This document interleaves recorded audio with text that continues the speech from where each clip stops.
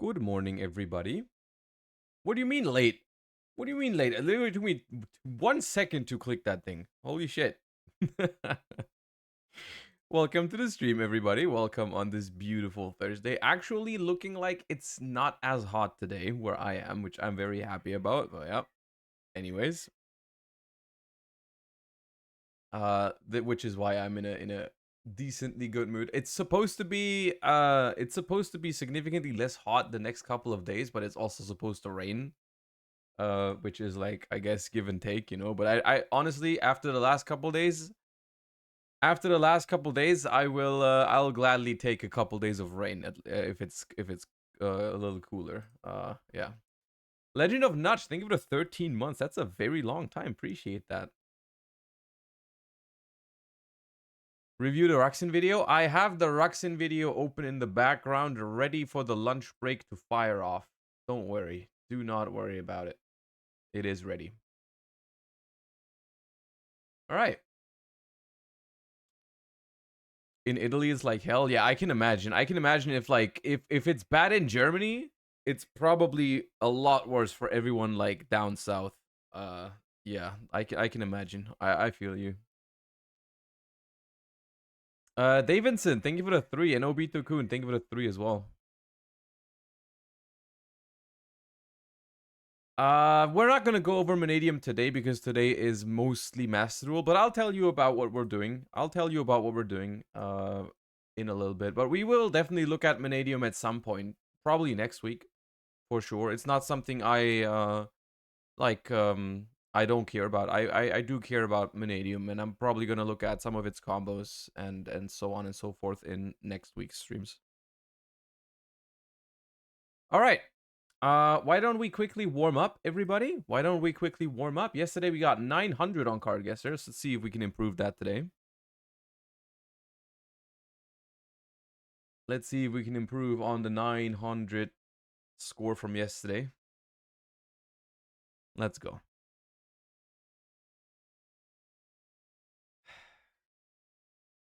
If it starts like that already, I'm already mad. Oh, I got it. Okay, no, I'm not mad. I'm not mad. I saved it. Beatdown Master. Thank you for the 11. Almost a full year.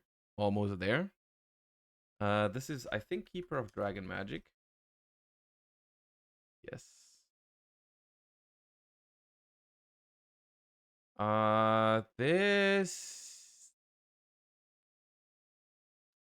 This could be the one that revives Dark Magicians, but I'm not sure. Oh, it is that. I could have just typed it. I knew what that was called. This is looking like a Zombira if I've ever seen one. Yup. This looks familiar. Is it a Valkyrie?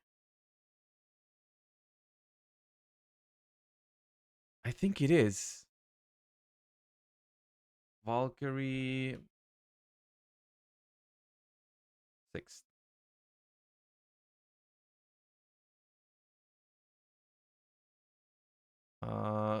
XYZ thingy, I think.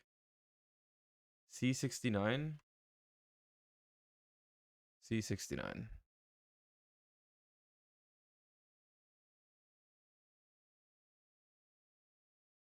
Can't quite tell. Oh, Megalith. Oh, Megalith, but which one? Oh god, I don't know which one that is. Opio? Nope. Ok? Ok. It is Ok. Here. Oh, Ancient Warrior. But it's not Double Dragon Lords. I'm skipping.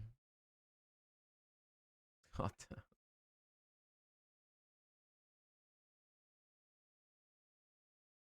This is a crawler. This one? Crusadia crawler? Crusadia crawler. All right.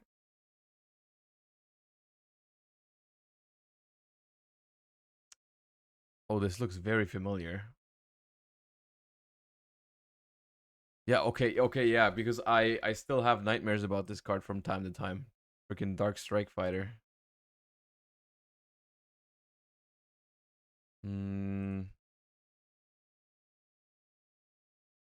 Is this the Warrior XYZ?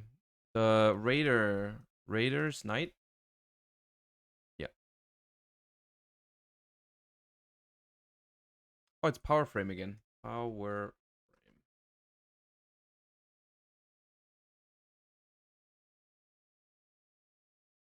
Fabled Kushano? Yeah.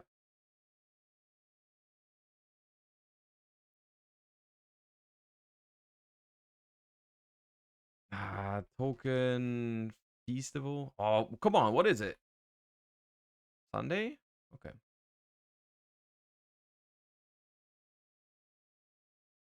Oh, this is Springans. Oh, is it Springans or is it just the field spell that's called differently? Is it Tallyho? No, it's not. Blast? Is it Golganda? I don't think it's Golganda.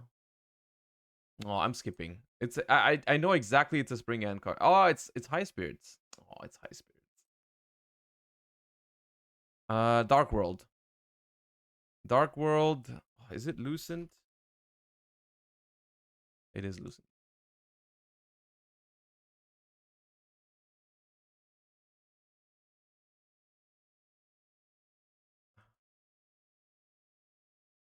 I was gonna say it looks like Medolce, but it's definitely not Medolce. Okay. Satellar. I think this is serious. I think we had it. It's not. It's definitely a Satellar. What is it? Unuk? It is Unuk.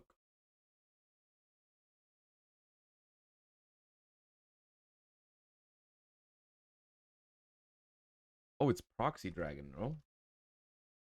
Yeah.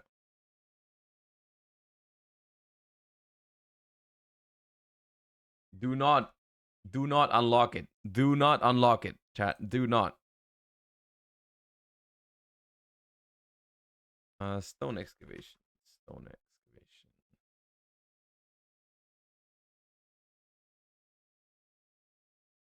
excavation. This one I do not know. Photon slasher. This is twin-headed thunder dragon.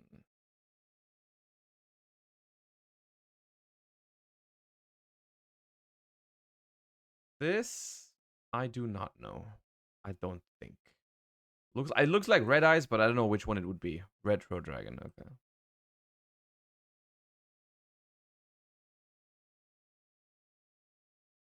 Oh, this is something Orbit. I think.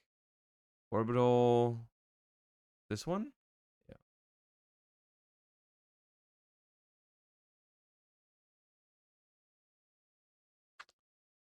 Nope.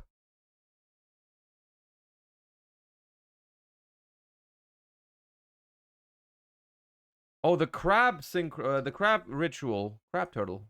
Yeah. I think this is Acro.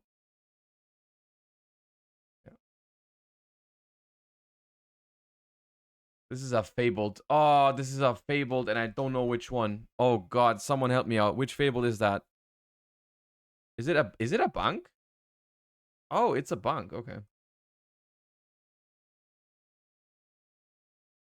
Rika, right?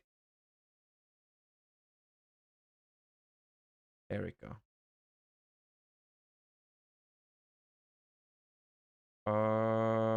Ooh. Oh, Dynamorphia. Dynamorphia.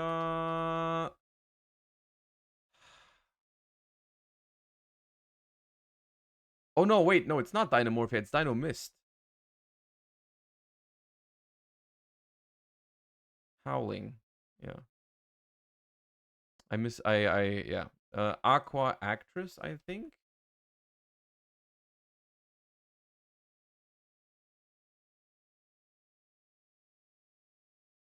Deep Sea. Deep Sea. Nope. I have no idea what it is, dude. Freaking Ariel. Oh no, I have seen this. Deep Sea Minstrel. It's the one that rips from hand, I think. Oh, we wasted time on that. That was bad. This is Crimson Shadow Armor Ninja.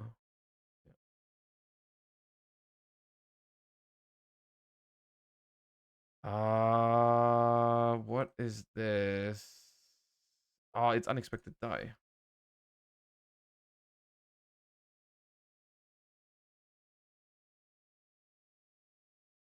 Whoa, this Crusadia Crawler again. Nice. Freebie. Take those. Thunderhand.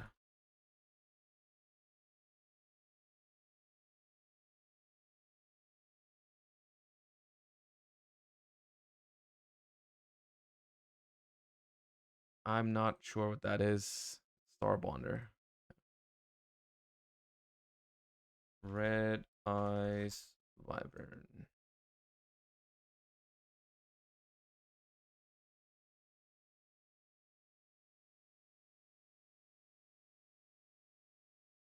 Aegis.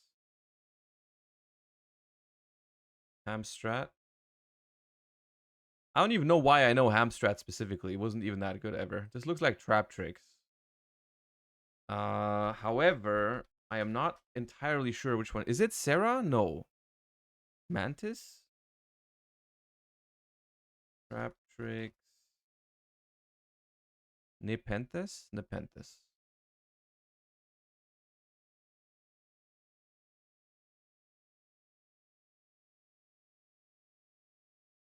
Uh, oh, dude, what are you called? I know exactly what you are. Like little stoic of prophecy. Yeah. This is Dark Magic Veil again. Yep.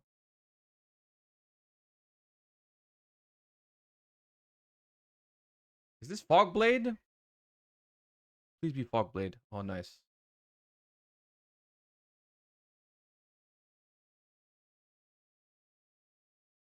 Oh, is this the Simorg field spell? It is. Nice. Baba Bamba, thank you for the prime. Appreciate you.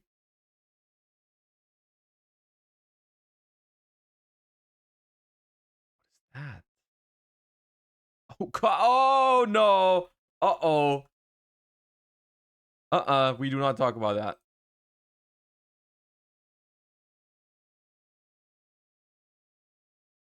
This is the Raccoon XYZ, I think. Yeah. Hieratic. Hieratic. Oh, God, it's a hieratic, but which one? It's not Sue. It's not Eset. Maybe it's Eset. Oh, it's Eset. Okay, thank God. I guessed it. Uh, this is Morphtronic, but I'm gonna skip it because I don't know what it's called. Yeah, engine.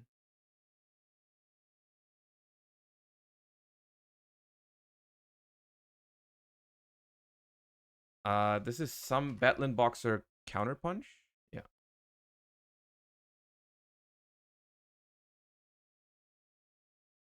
Ooh.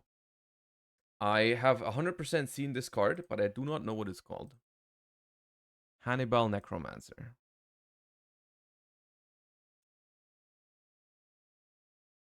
Oh, I think it's something torpedo. This maybe. Full salvo could also be that. Yeah.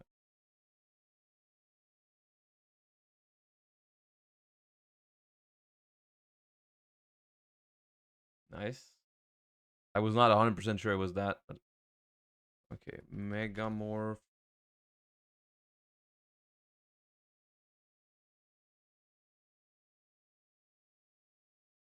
This is DD. Oh my God. Yeah, it's the dark. This one. Yeah.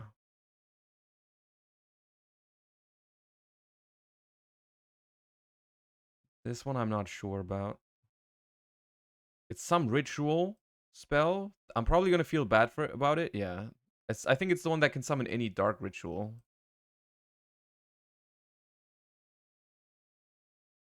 This one I don't know. I guess it's Twin Saber.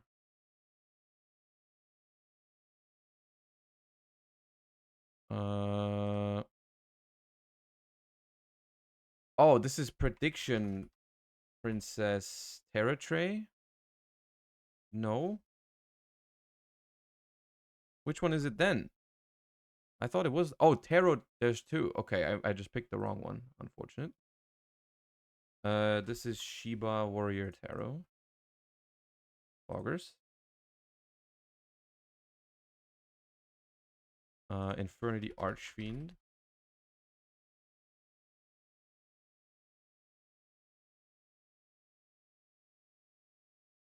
Dragon Ravine.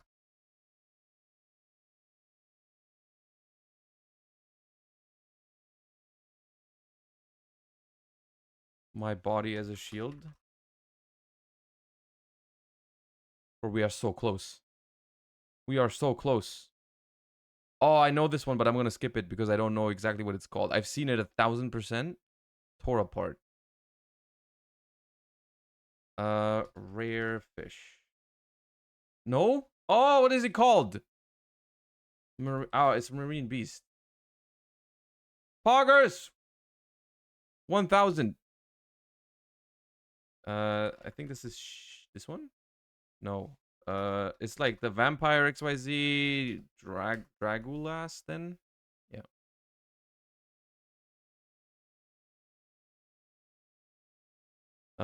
This is Zeaman.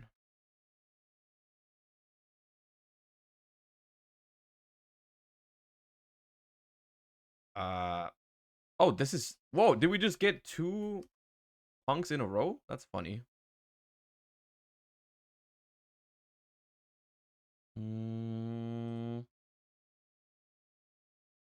I think I've seen it, but I don't know what it's called. Oh, it's a Constellar. Okay, I was never gonna get that.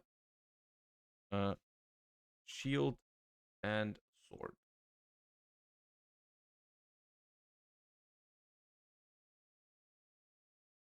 I need to skip this one. If we're fast with the last one, maybe we can get to...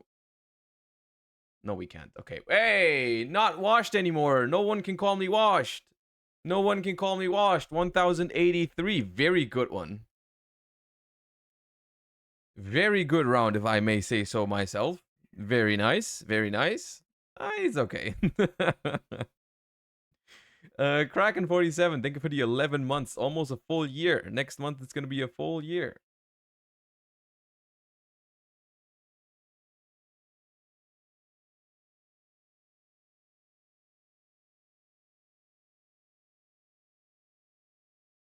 Is that a YouTube thumbnail? What do you mean? Prepare your Time Wizard decks. There's a lad playmat winnable for Time Wizard events at Gamescom. They might have arrived in EU now and come to Dortmund. See, the thing is, I've already purchased a Light and Darkness Dragon mat after they announced that it will come to Europe, or before. But yeah, I guess that'd be very nice. The Master Duel Banlist will be for post Banlist, yes. I'll tell you more about it once we have guessed this card today. Let me see. All right, Dark Effect Monster, low level, low stats, but relatively new. What do we have? Linkuriboh? Oh, holy shit, my favorite type. It's a link. It's a dark link monster, Cybers. I can get this. Hold up. Dark link 2 or 3 with less than 1500 attack.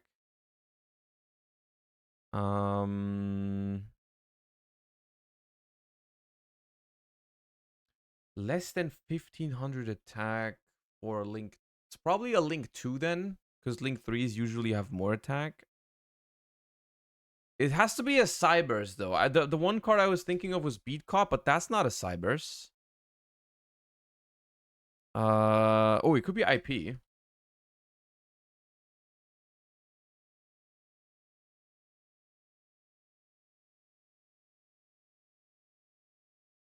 Bro, everything is green.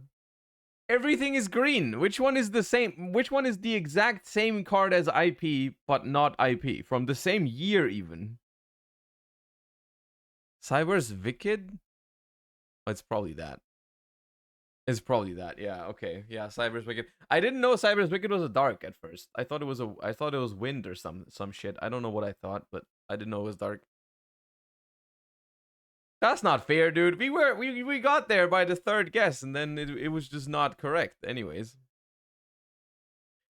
green hair equals wins. That's what I'm saying, right? That's what I'm saying. That's how it should be, right? That's how it works. That's just how it works, no? I thought that's was how it works. Anyways, you know why? Because you never played Math Mech, and I'm proud of that.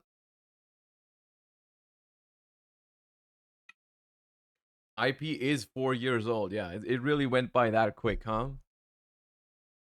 It really went by that quick. Toss format is 4 years ago. Goki is 5 years ago. Spiral is like what, 6 years ago? It's crazy. It's genuinely crazy. All right. Warmup out of the way, quite successful today, or over 1,000 in card guesser, and guessed the card in 4 tries, arguably 3. Honestly, if you're not rule sharking, it's in 3. It's in 3 attempts. Let me tell you what we're doing today. I was thinking, since we've been doing TCG all week basically, and we've been, you know, why does Steam want my password? We're gonna be playing some Master Duel today, but we're not gonna just go into Master Duel ranked and play old format, because that's boring. What we're gonna do is, if I can get Steam to work, what we're gonna do is we're gonna build decks for the new Forbidden and Limited list in Master Duel, which is not in effect yet. It's in effect in a week, but it doesn't matter. We can already build decks for it, and we might even play some games with it in ranked. Like, we're gonna play like Tearlaments without Merrli in ranked and see how it goes against like current full power decks, something like that. But Steam is, why is Steam not working? Just open Master Duel, dude.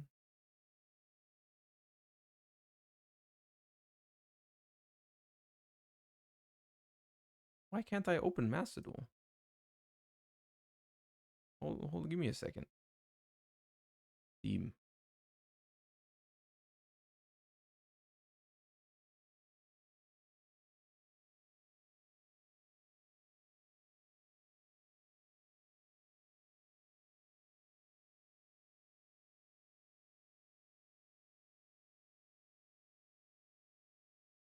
Steam is being weird.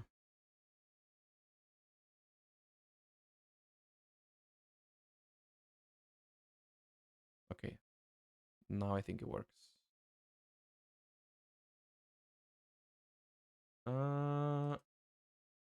Yes. Okay, now it works.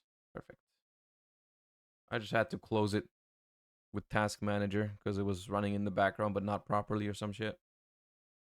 All right, so that's what we're doing today. We're gonna be playing some new format in Master Duel. Even though it's not technically the new format yet, but no one tell anybody. We're still gonna do new format. And then after testing some of the new stuff, we're gonna do a tier list for the new Master Duel meta after the ban list. Which is something that I'm personally excited about this, because I think it was a very interesting ban list. So I am excited to just dabble around with some decks and see how powerful they still are, or maybe have become with this ban list, and then rank them for a tier list. I think that's cool.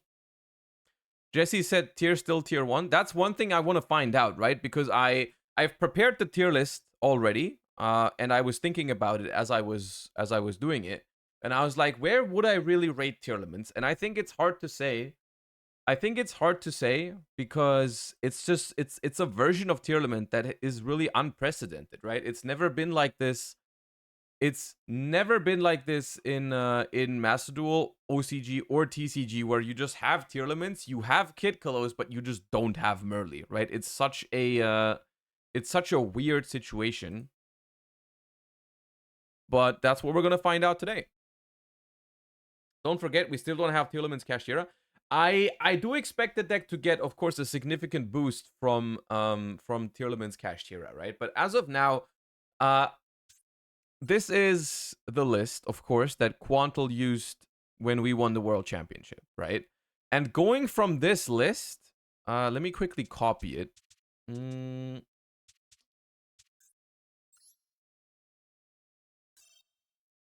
Copy.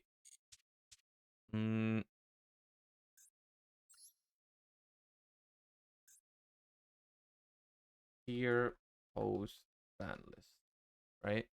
So post ban list, we're not gonna have Merrli, and we're not gonna have these, right? This is technically only what we lose. I do think it changes the way you approach the deck, though, right?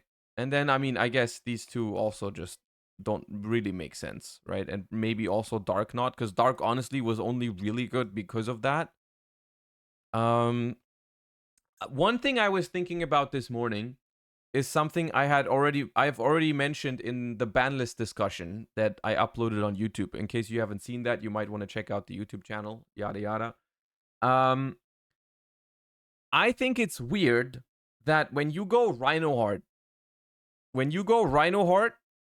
and you send Sharon or Havness to make Kid Kalos, because you don't have Merrli anymore, you cannot really use the Tearlament Kid Kalos tag out effect very beneficially, right? It's really hard to do something with it, because if you go, let's say you search a Rhino Heart, and then you tag out into that Rhino Heart, you cannot use it. You cannot use the Rhino Heart, which is weird. So one thing I thought about is that maybe one card that really benefits from this ban list in Tearlaments is the Seahorse. I forgot what it's called. Is it even called Seahorse? Seamare, not Seahorse. Because if you start with Seamare, you can send a tier name. You can make Kid Kalos. You can search Rhino Heart, and then you can tag out the Kid Kalos for the Rhino Heart. And because your normal summon was Seamare, you can still use the Rhino Heart, right? Which I think is interesting. That is one way to approach it. Right? That's one way to approach it, is to just play Seamares and go for that way. What are you guys talking about with freaking Laundry Dragon Mate? If this card's normal or special, you can send the top 3 cards of your deck to the graveyard. What is... Stop. It's not Merrli. It's not Merrli. One other way I could honestly see this deck being played is more as because this deck now, looking at it, has significantly less good mills, right? There's significantly less cards you can mill and that are good, because you lose 2 Merrlis and 2 Ishizu cards. That is 4 cards out of your deck, 10% off of a 40 card deck that were very good mills that are now no longer available, right? And I think that might change the way you approach the deck, right? Maybe you just play a less aggressive version of Tearlaments, where you don't plan on doing the Kid Kalos tag out, right? You just summon Kid Kalos, search a trap card, and you pass. Which is like the play you make under Maxi could just be your go-to standard play now. The other option is, of course, you could play Branded Tier, which I think is a solid option, right? You can play Branded Tier, which is also a solid option. Another way you could do it is you could try to make Chaos Ruler, which is not awful. But I'm not sure. I'm not sure how you would even make Chaos Ruler.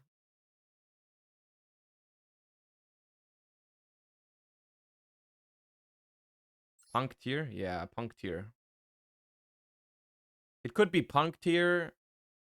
So there's in my mind right now, there's like 3 approaches where you can either it's Punk Tier, it's Branded Tier, or it's like a pure slash control Tearlaments, which I guess let's try that one first. I'm not too convinced by it, but let's try that first. You might not even play Diviner, because I'm gonna be honest with you, Diviner into Kelbeck does not even seem like that good of a play.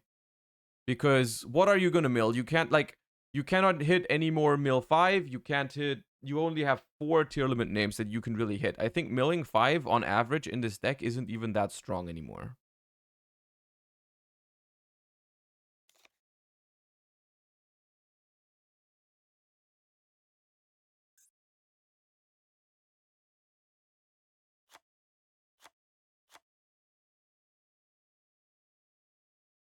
Hmm.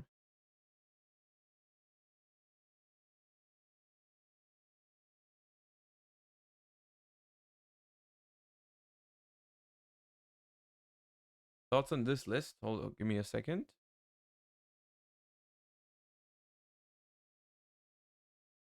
I don't hate it. I don't hate it. This is basically OCG Tearlaments. Right? This is basically OCG Tearlaments, where you just try to make Chaos Ruler, right? Which is not terrible. They're not playing Maxi, which is wild. This deck has only 3 hand traps, which is crazy.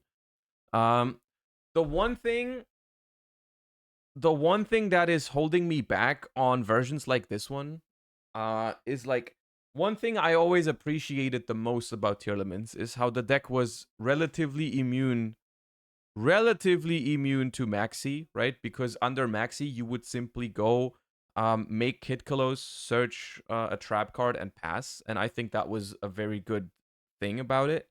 In this version, if you end up going for, like, I don't know, activate Rite of Aramesir, or something like that, right? You are just in such a weird spot if you get Maxied. Um, so I don't know. I don't know. But it's definitely got potential. I wanna try this first. I don't know if we even go with snow here. Probably not.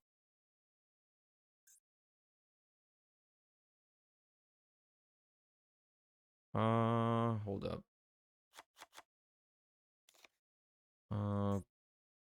I wonder if there's a world where we can go for Beatrice somehow consistently. If we add, like, the Magna and Druis in here.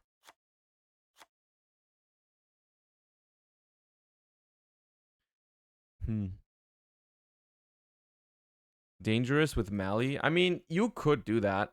You could do that, but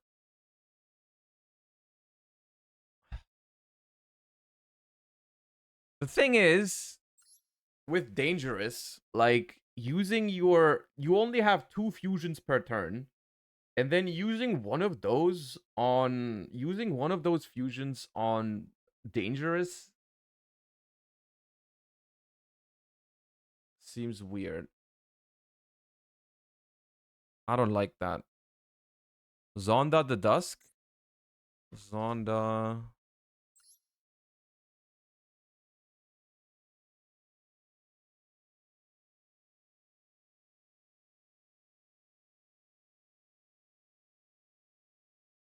It's Mali at home.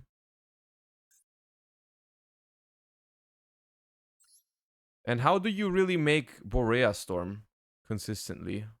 Like, which dark tuner do you even run?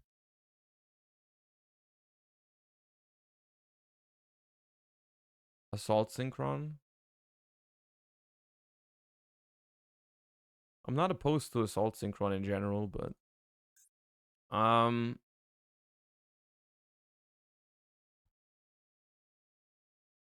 let's just play a game with this and identify what the problems are. I kind of want to. That's kind of where I'm at with my head. Where, okay, what is, like, one good card we could play in the extra deck? Is there one fusion that I'm missing, or like a rank 4, or one link monster that looks really juicy? I'm not sure which link monster you would even run now. Like, yeah, you can run Dark, but what's the point of Dark, honestly? Lugaris seems fine.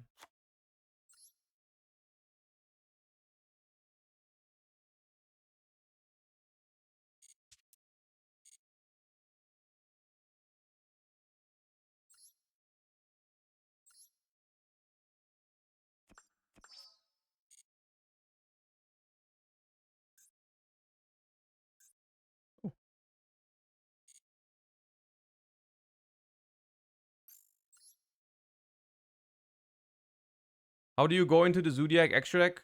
You just make 2 rank 4s into a Chakanine. Oh. Holy shit, I have not logged into this thing yet. Since last month.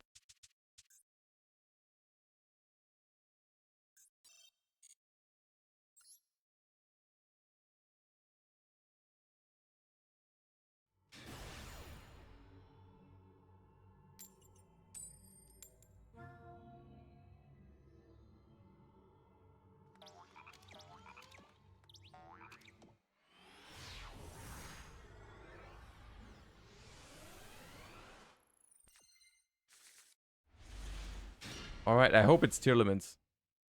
I hope it's Tearlaments.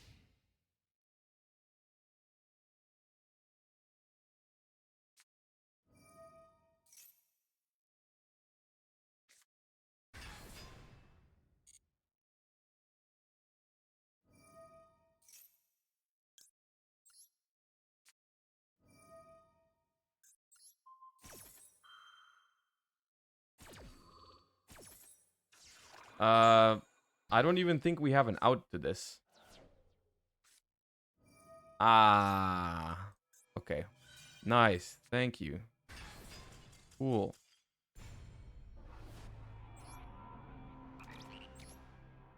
Good start.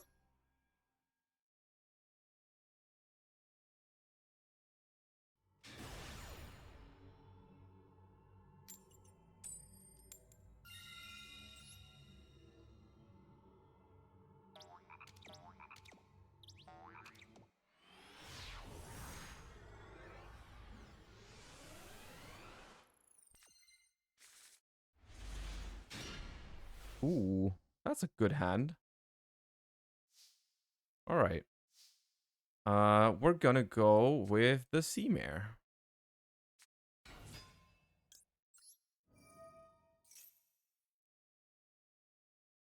Not gonna lie, this hand would have probably even won the last game because it has Heartbeat.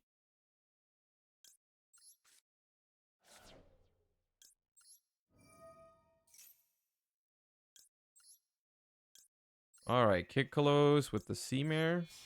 Instant Fusion, thank you for the 8 months.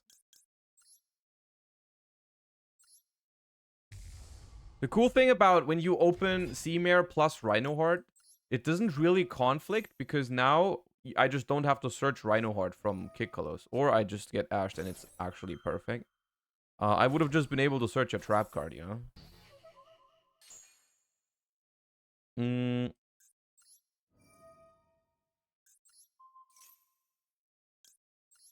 Here is one thing that's going to change after the next ban list.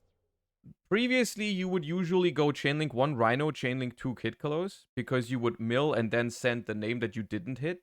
Now, because we only have 2 names, you want to go chainlink 1 Kid Kalos, chainlink 2 Rhino Heart, because then you just send the name that... Because you don't want to mill the name, actually. You want to mill other cards, like Scream and such. Right? I'm going to mill the Havness because that's what I need anyways, and then I don't want to mill... Right? I want to mill these cards. Poggers. So this... Kelbeck. Actually, you might not even have to use Kelbeck there, since what the hell am I going to hit? What the hell am I going to hit with Kelbeck? I probably shouldn't have done that.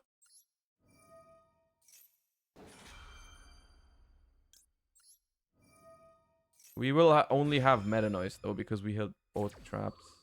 The other traps. That's fine. I guess we can hit Shufflers. And I just hope he's not on tier.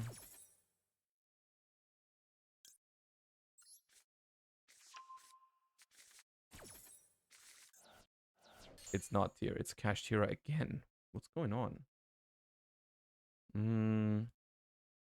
Against Kashtira, is it even worth it ending on Rulkalos? Rulkalos doesn't seem to do anything against Cash. It's probably just Dragos Tapelia, no? Probably just Dragos Tapelia.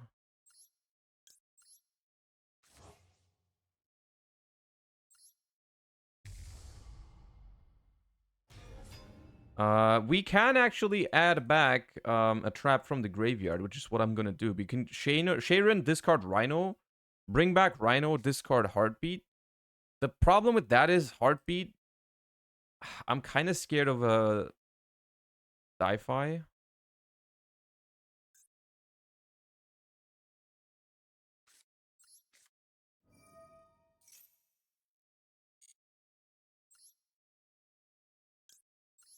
I'm kind of scared of a potential die-fi here. But I'm gonna be honest, Meta Noise plus Dragos Stapelia against Kashtira. I can probably just win. I can also make a Trident for the Floodgates. Yeah, I like that. Pitch Rhino. Rhino effect.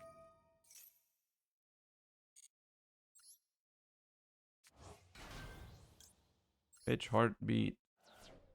Heartbeat effect. I'm gonna target Crime.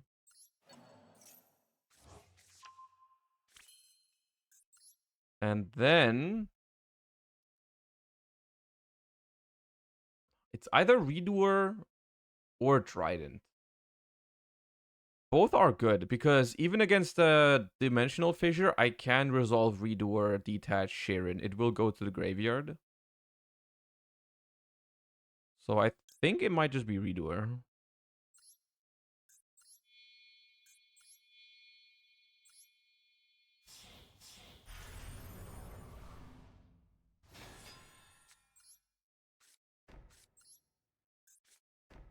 The hell is this, by the way? Face up XYZs you control cannot be targeted by card effects. Alright.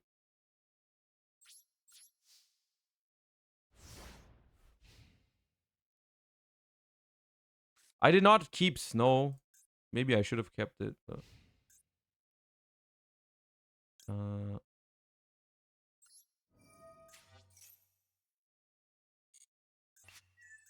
Okay, we got a Rise Heart.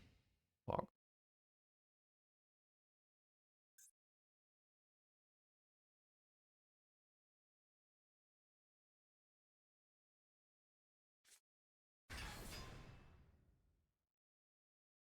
I mean, it's Kashtira.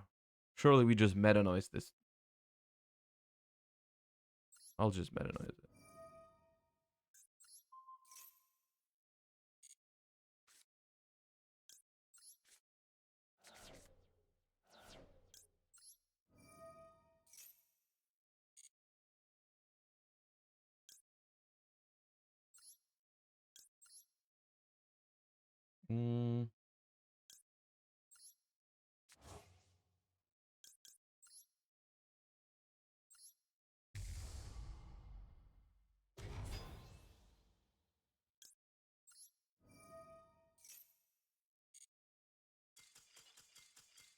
All right. There we go.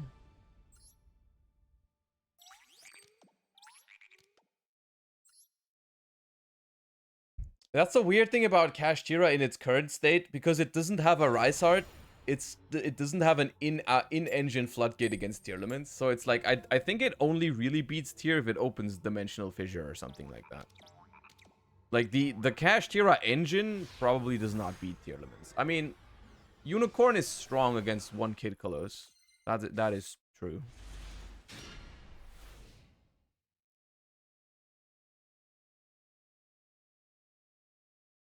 Diablosis also hurts, I guess, if they make it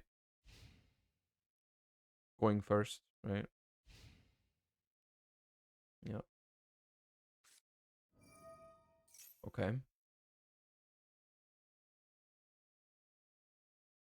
I mean, we have a phenomenal hand. It's just we don't have any hand traps, but I mean, looks like their turn is not going to be too long.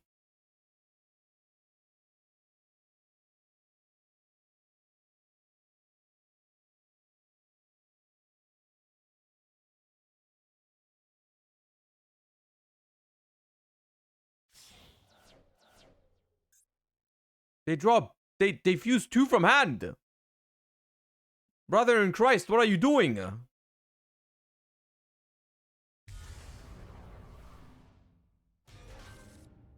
That is a crazy hand you drew. Oh my god.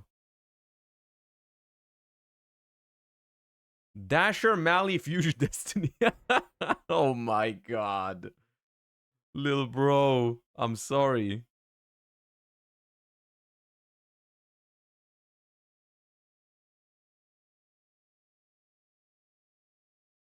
Yeah, that was literally polymerization. You just used Fusion Destiny as a polymerization with a drawback. That is crazy.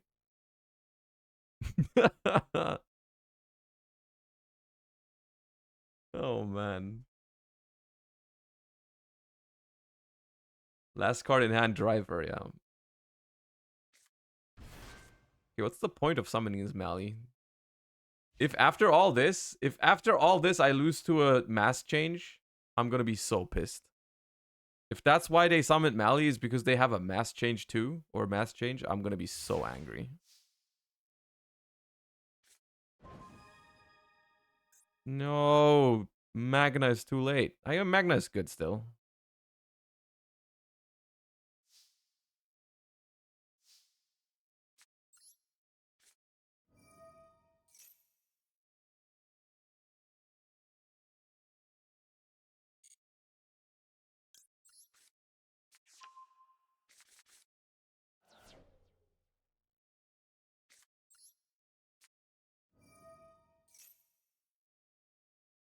Probably not mass change then, right? You would mass change in response to Rhoda. Oh, that seems a little aggressive. Probably the right word.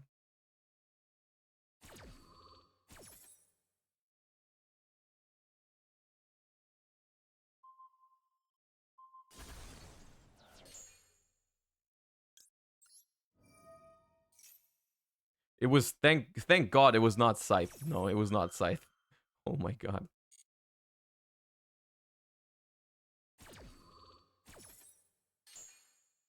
People are trying Cross Sheep. Cross Sheep does not seem terrible. No, Cross Sheep seems alright.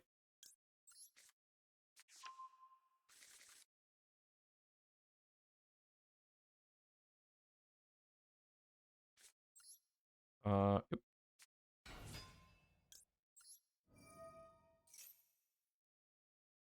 I don't think it is Hero, because Hero would probably just fuse from deck, right? Even if they draw Dasher. Even if they even play Dasher first.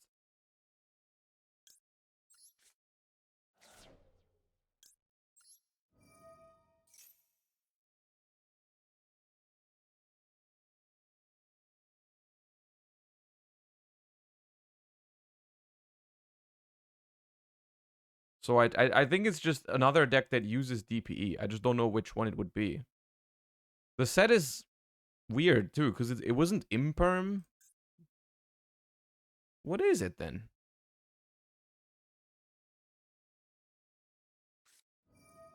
Max C. Alright.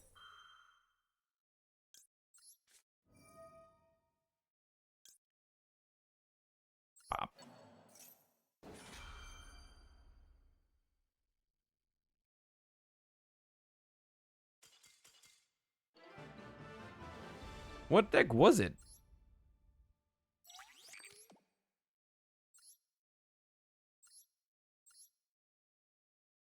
Oh, it was also Cash. Bro, is everyone just playing Cash Tira? Freaking 3 Cash Tiras in a row. What's going on? Everyone is playing Cash Tira. The deck's not even that good yet before the support.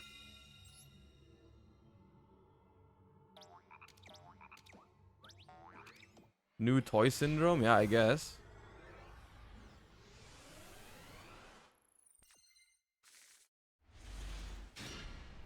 Whoa, we're drawing hands like nothing changed.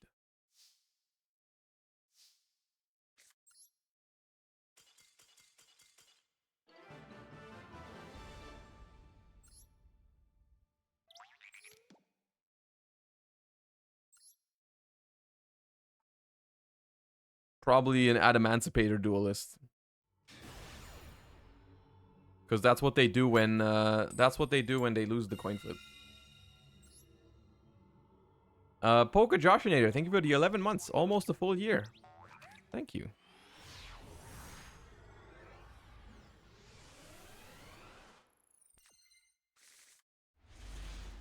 Ooh, that Sea-Mare needs to resolve. If that Sea-Mare does not resolve, we are in trouble. Like, Rhino Heart would not be that big of a deal, because we would have a Tearlament for Meta Noise and Saliak, but if this Sea-Mare does not resolve, it is an issue. Antis Havness also needs to resolve. Easy.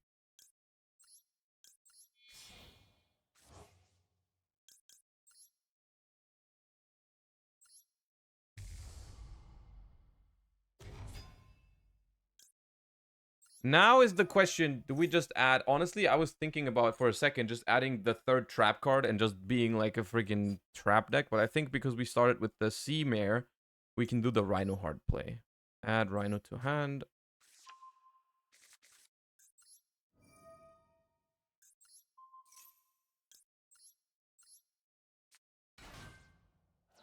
And here, once again, chainlink 1 Kid Kalos, chainlink 2 Rhino Heart, because we know exactly what Rhino Heart is going to send, because there's only one name left. So Rhino Heart will send the Sharon is the one that we haven't used. Yep. And then Kid Kalos mills 5, which is nothing.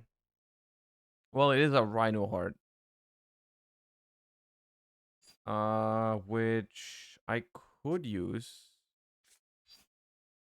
Using the Rhino Heart would give me a rank 4. And rank 4 would be nice here. But I would have to discard one of my trap cards. Which is not great. I'll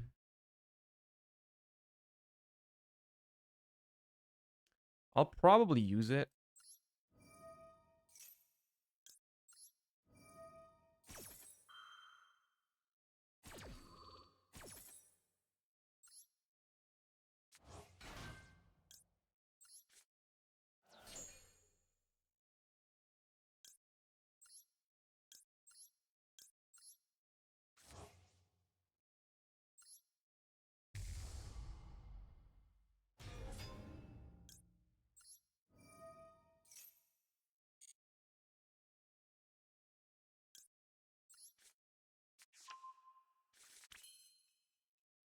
Jesse is on Night Sword Serpent for rank 4 plays. Yeah, I could see that. There's a lot of experimentation to be done. It's just a shame. I mean, I'm probably just gonna make a Trident. Because Redoer with 2 Rhino Hearts doesn't seem that juicy. Probably just Trident. I mean, we have Rulkalos, Trident Pop, Meta Noise Book, Havness in Hand, and Ash. So it's like a decent amount of interaction.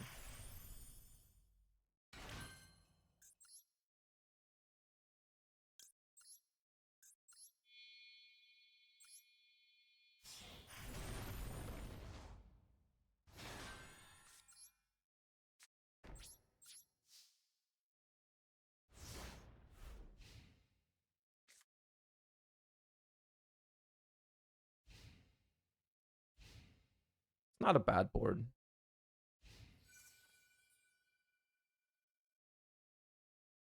Okay. That's not that bad, actually. That is not that bad.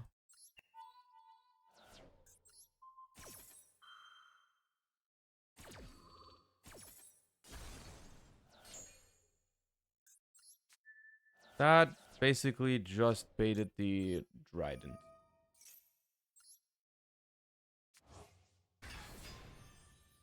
Not that bad, really. Okay, now it starts getting bad.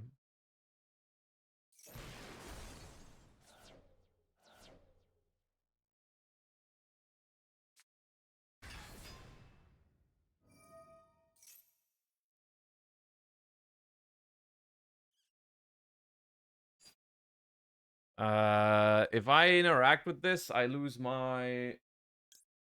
I will lose my... Unless I hit a tier limit name. If I hit a tier limit name, they go chaining 1 unicorn, I go chaining 2 tier limit name. I did not hit the tier limit name. Oh.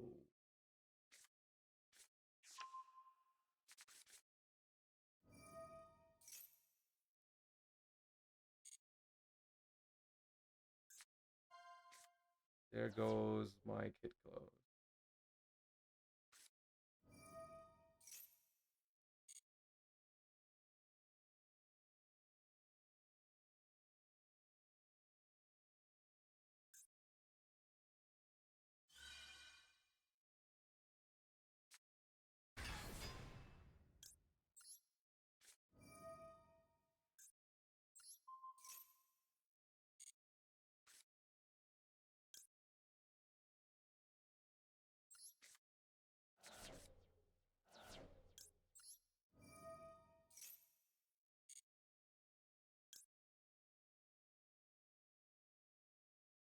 Probably Kaleido Heart, Shuffle Birth. Or tough.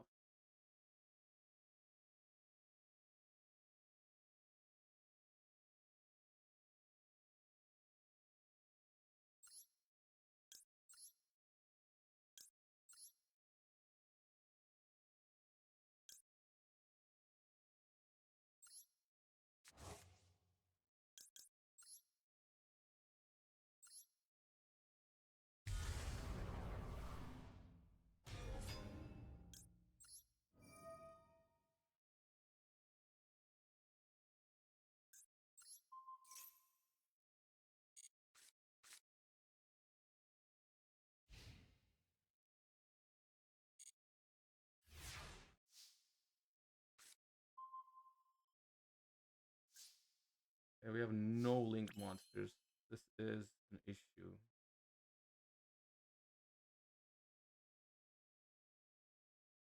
Because we can't clear both.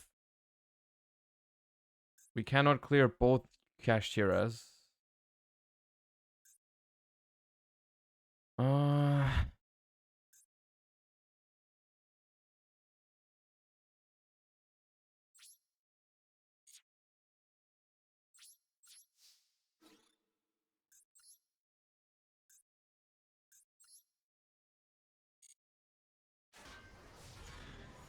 I'm more annoyed by Fenrir.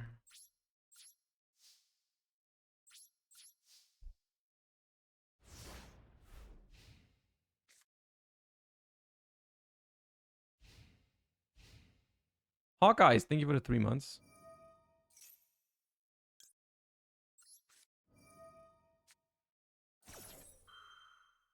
We lose another card from the extra deck. This unicorn is annoying, but maybe Kaleido Heart will carry.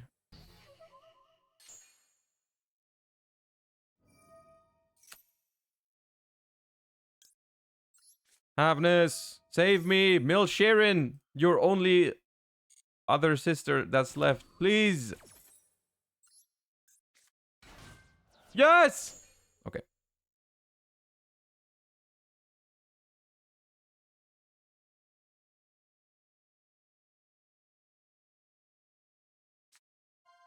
Rip Dragostapelia, you will be missed.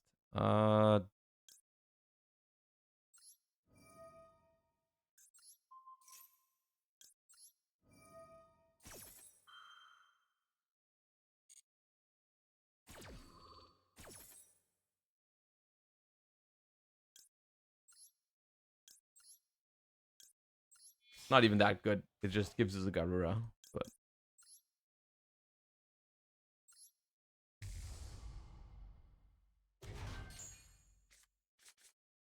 they will simply not have Fenrir, number 2. Because that card is semi-limited. That would be unreasonable. Okay, Ogre's fine. Ogre's fine.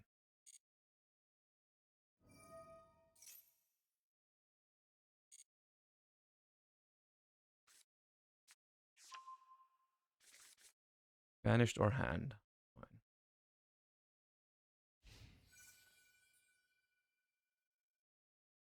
Ooh, attacks the Garura. Gives me a draw. Interesting.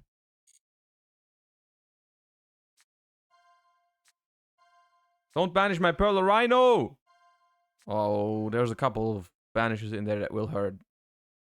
Pearl Rhino and Crime will hurt. They banish Pearl Rhino.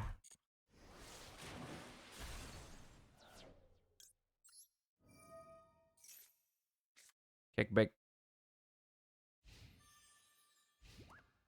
Wait. They did not set the trap card.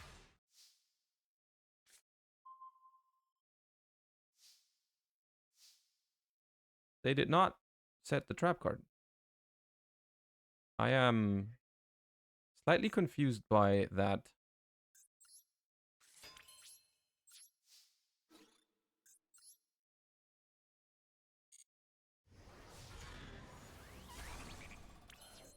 Euler, thank you for the 15. And Welshie, thank you for the 4. Hawkeyes, thank you for the 3.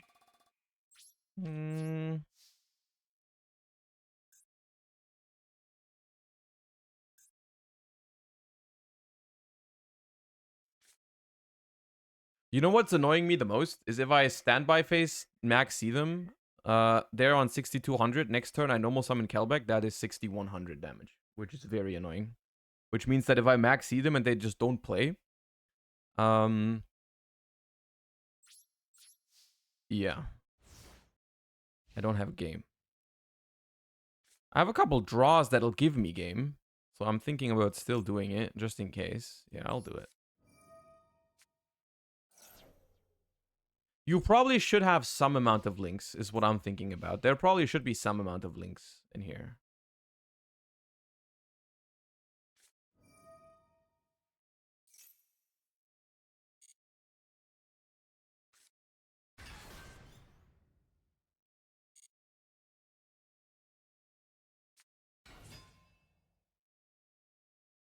What is that? What is happening?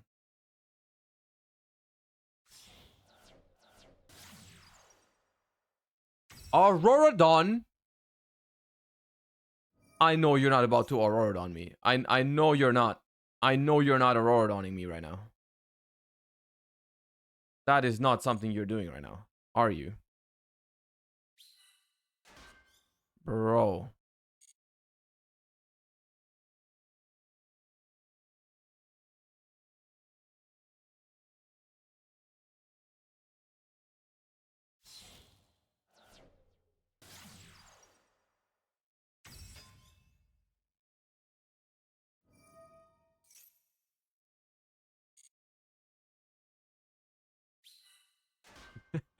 Why is this card legal?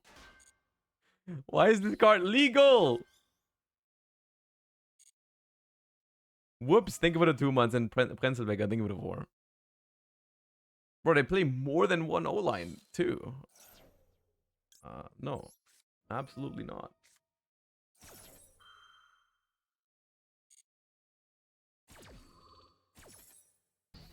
Okay, one of the cards in hand is the Kashira trap card.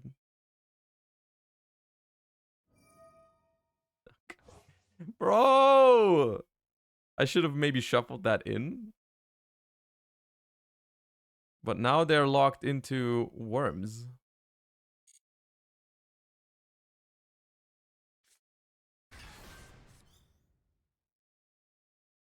This is so weird. What are you doing?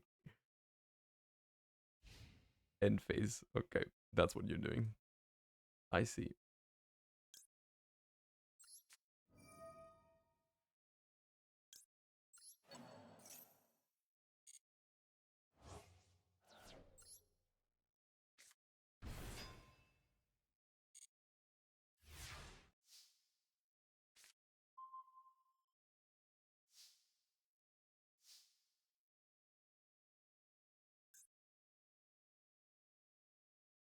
Uh,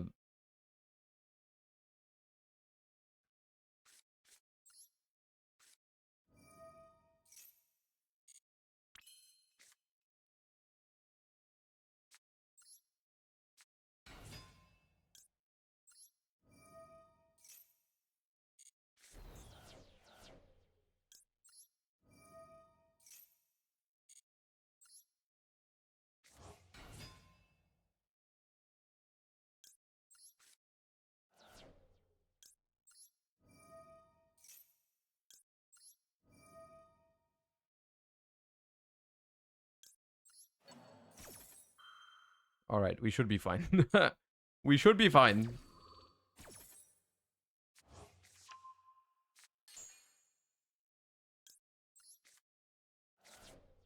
The thing about Super Poly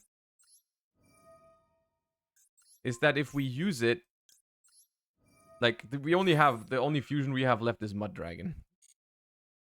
So if we use Super Poly, we can't use the graveyard effects anymore. But we can recycle Garura now, and then that changes.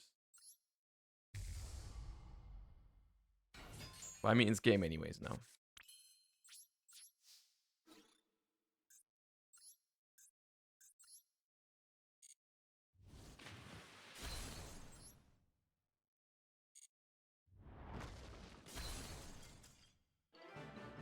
All right. That was a game. That was certainly a game.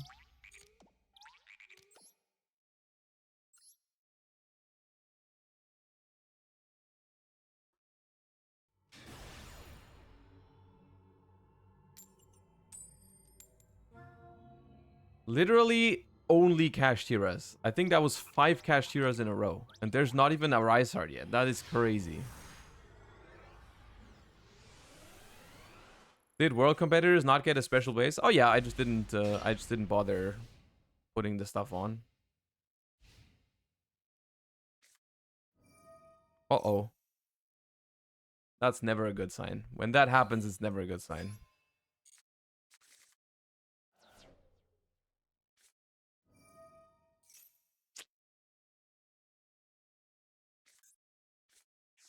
Oh, that's an even worse sign. Uh-oh.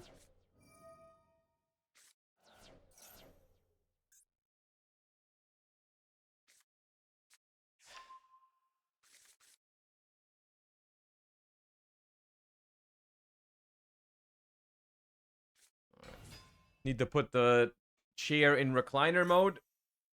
Lean back. It's synchron time. Chad, what are they gonna do? Are they gonna... How many cards are they gonna rip out of our hand? How many cards are gonna be left?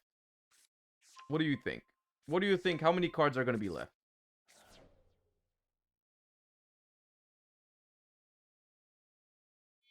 I'm gonna make a prediction. How many cards will I have left? In the end phase, out of the 5 that I have right now. 1, 2, 3, 4, 5, 0. 1 minute. Predict.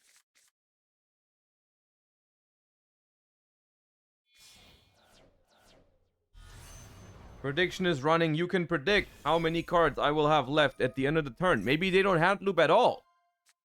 Maybe they don't hand loop at all. It's possible. Also, they just almost whiffed with Chaos Ruler, but of course the last card was a light monster, because why would it not be?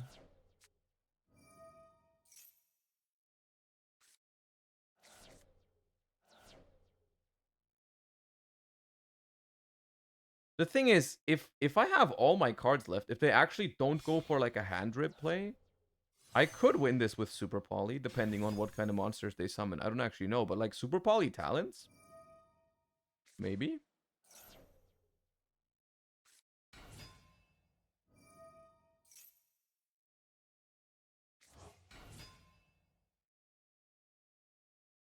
They did not make Librarian either.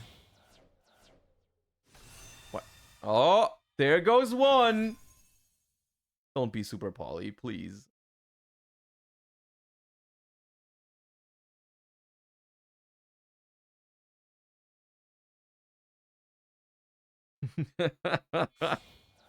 All the people that voted 5. Oh, they didn't use it! Oh, they did not use it! Oh my god! That is so... Oh my god, dude! The suspense! They didn't use the Omega! Oh my god!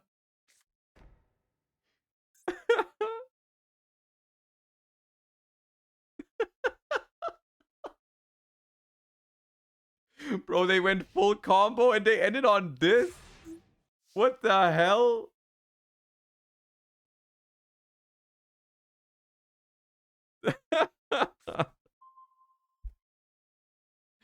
This is just super poly. Super poly and it's gone. Super poly and it's gone.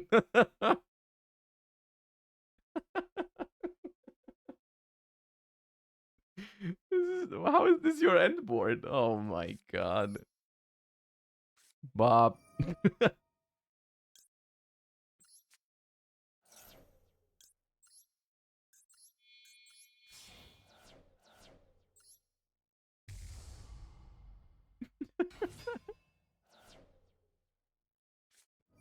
Of course. Of course. Yes, I know. I know. I know.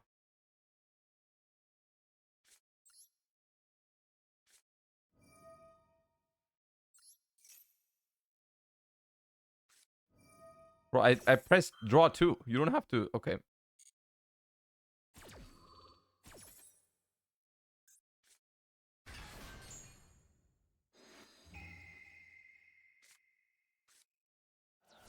Phenomenal hand, by the way. Phenomenal hand.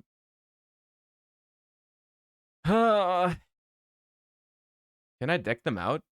No. I don't know. I don't play snow. I don't think I can deck them out. I can mill 5, and then I can't summon 14 times.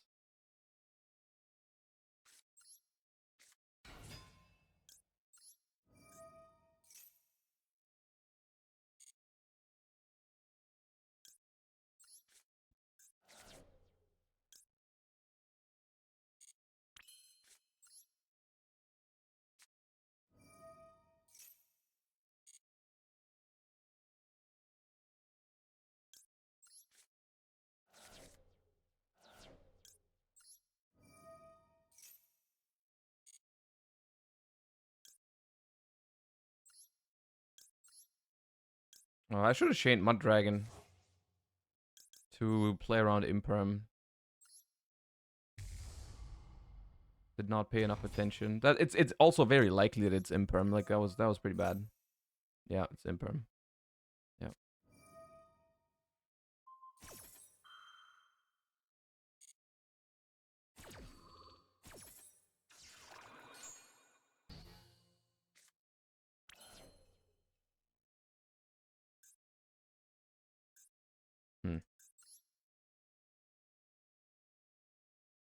Come on, I don't want to lose this game. I might lose this game actually. Ugh, that's frustrating. I should have used Mud Dragon.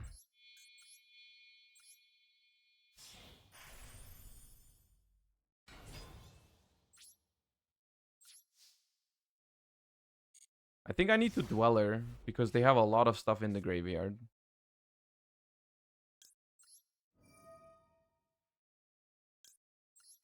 Like they have Jet Synchron already. They have Assault Synchron. They have Chaos Ruler. They have Fateful Search Enchantress, discard Enchantress.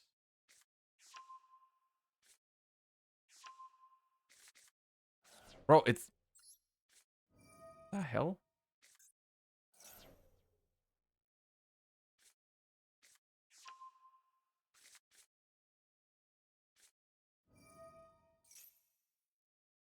I thought this was finally a game not against Kashtira.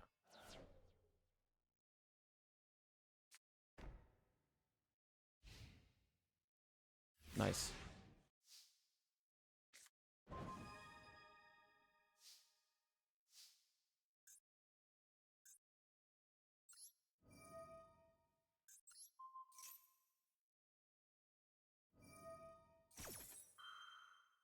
Okay.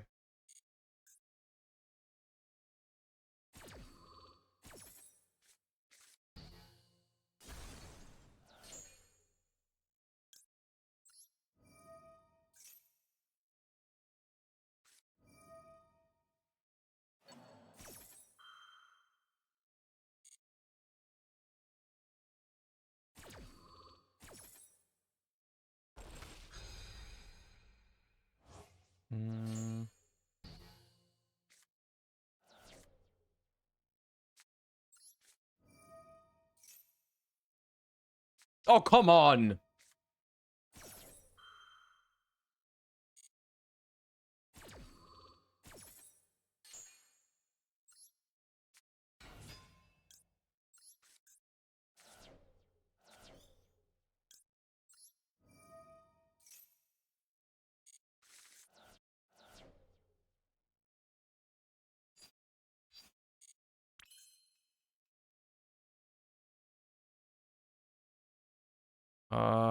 Is one of them game? No, because I didn't mill any names. 9. I don't think I can do 9 special summons, guys.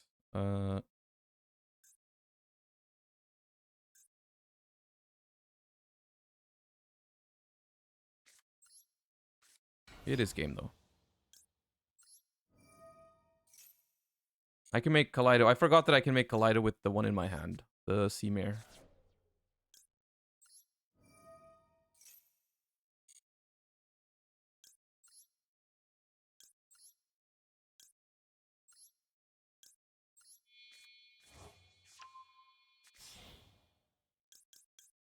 This is game unless they draw into another Griffin Rider.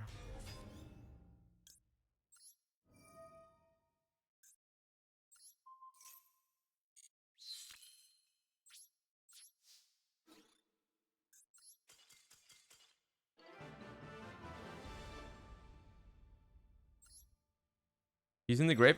They might have been playing multiples, but I mean, the thing is, tier, it still kind of works, but we're also somewhere in diamond, and we're playing against only cash Tira decks, and cash Tira decks are not that good. But Niels, thank you for the 18 months. Appreciate that. We have not made the tier list yet. No, I wanted to play first to have a better understanding of the format before making a tier list.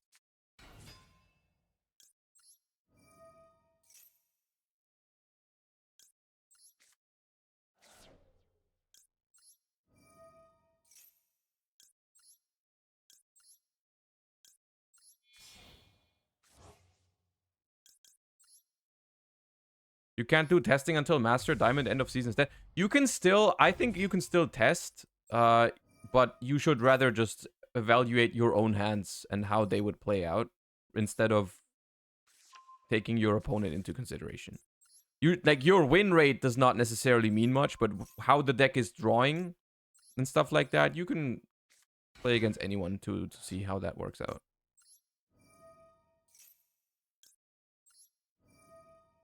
So this is where Night Sword Serpent is interesting, because if you mill it here, you get a free rank 4 XYZ.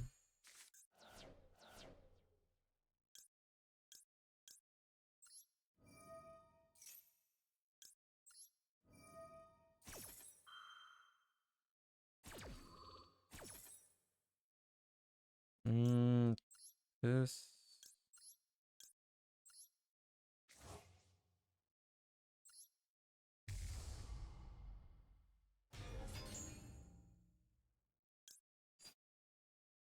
There seems to be a decent amount of evenlies. I'm gonna add crime.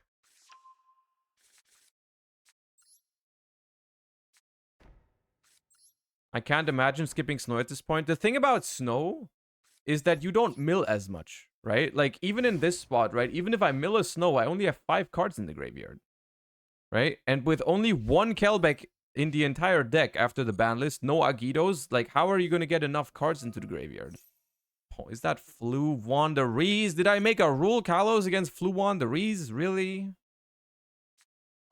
Oh, no, it's not. Oh, my. That is probably even worse than that. Oh, man. Well, I'll take your alpha. But at least Rukulos is good. At least Rukulos is good here.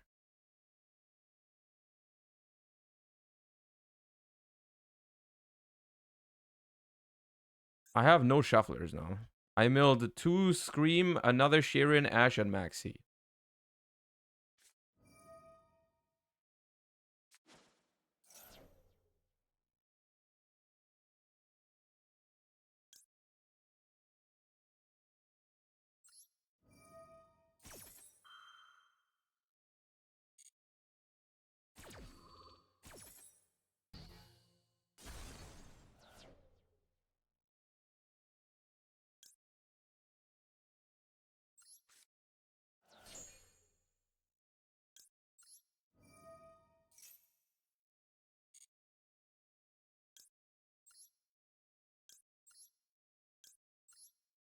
Hateful, thank you for the tier 1. Welcome, appreciate that.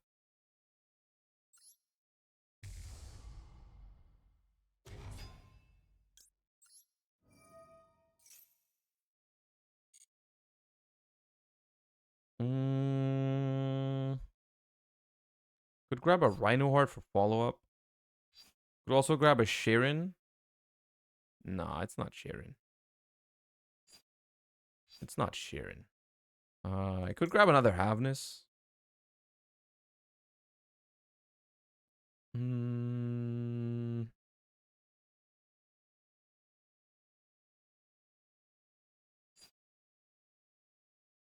I could mill one and make Dragostapelia, but I don't think I need to.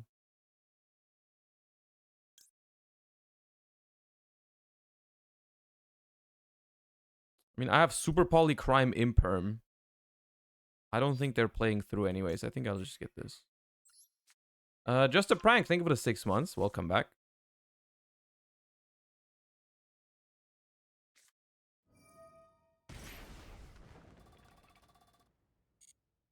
Sure.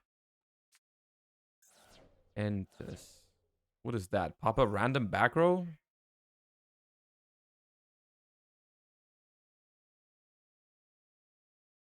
Sure. Whirlwind, thank you for the 4. Go for it. Of course, they hit the crime.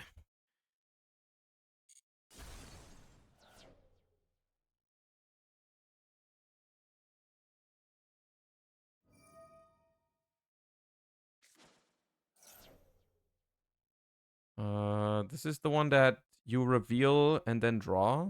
Yeah.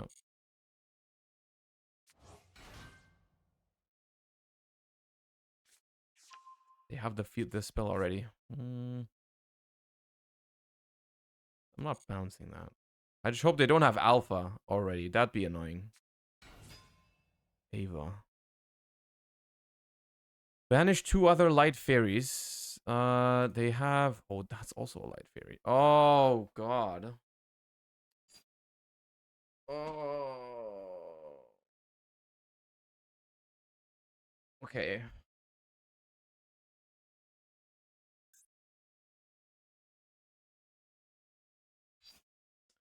The thing is, if I don't super poly, I get Zeused, right? By the thingy. I get Zeused. But it's not that bad, actually. Shubinator, thank you for the 5 months. Appreciate that.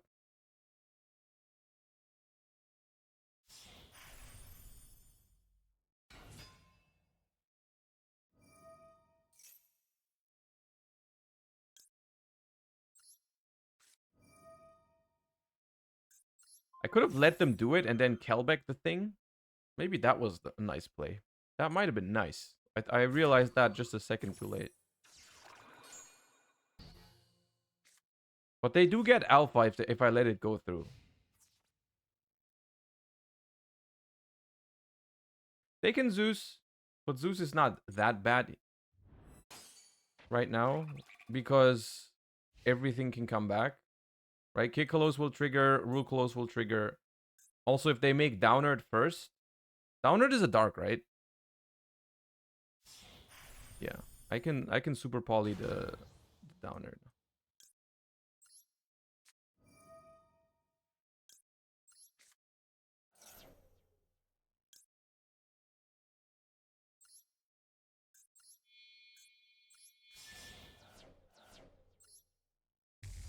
Now they have Ritual Spell plus 1 card.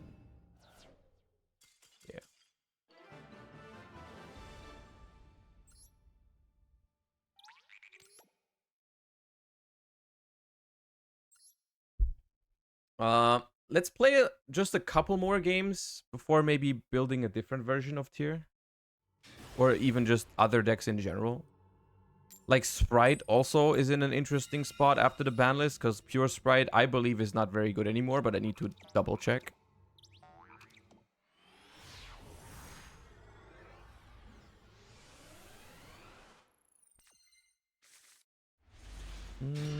That's a lot of Ash Blossoms and Joyous Springs.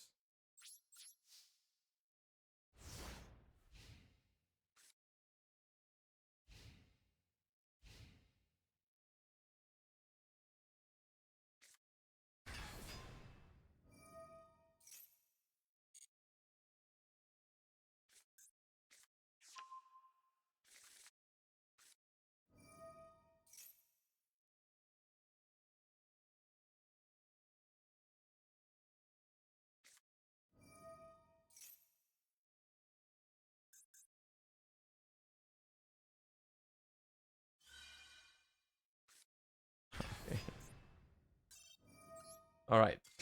All right.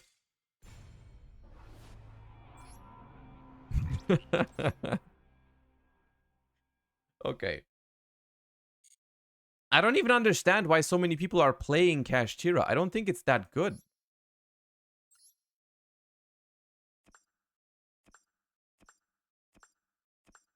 I don't feel like Kashtira is that strong.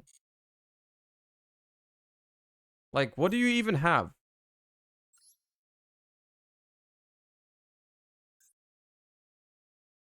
You have 2 Fenrir, 3 Unicorn, you have Rice Hard. You have Shangri Era. You have Birth.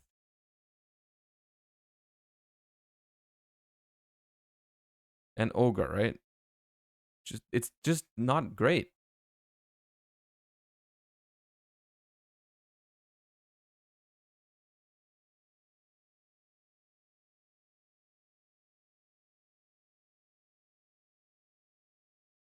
I mean, okay, I'll give you that. I don't think it seems like it's actually without some of the really broken cash cards, it seems almost like the deck is more fun than it is with those cards.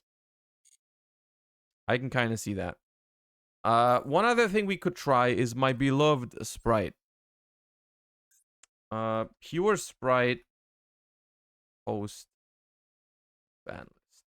Now this deck, I'm gonna be honest with you. I think this deck, I have very little hope in this deck because I do not think that this is sufficient for Spright.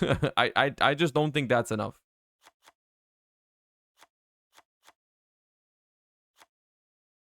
For pure Spright, I don't have that much hope. Like,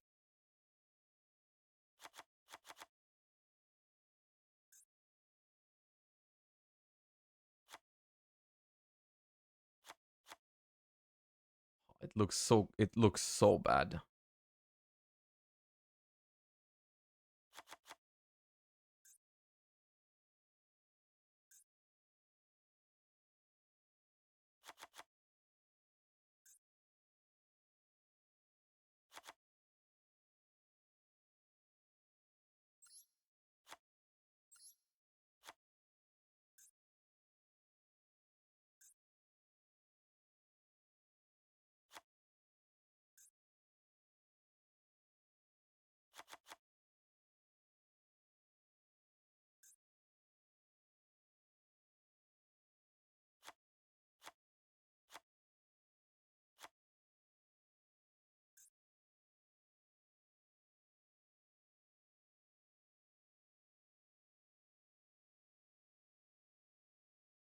I saw some Japanese list use 3 hero kids.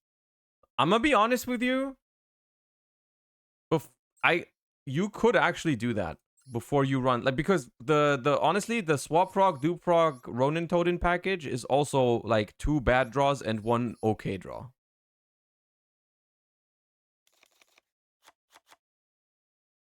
I'm down.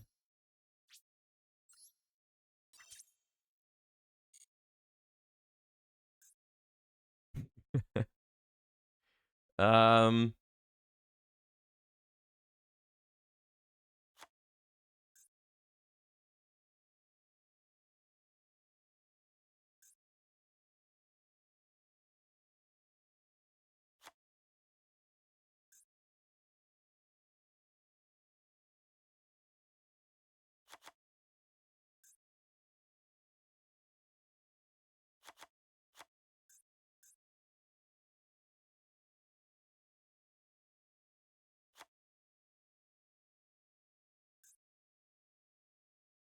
hmm. um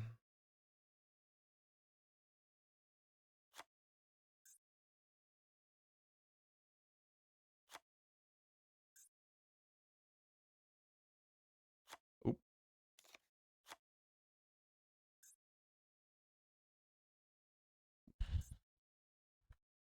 Noam, thank you for the prime. Herald.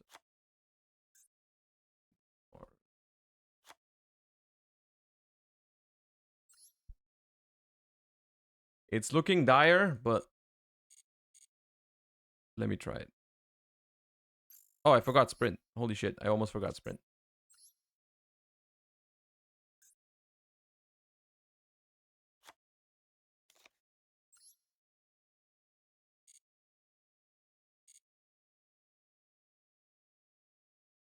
I think the reality is I'm gonna do a couple games just to see how it feels. Like, not many. Just 2 or 3 maybe. But the reality is, I think Sprite just needs to be paired with something now. Like, different Runick Spright variations, I'm pretty sure are still fine.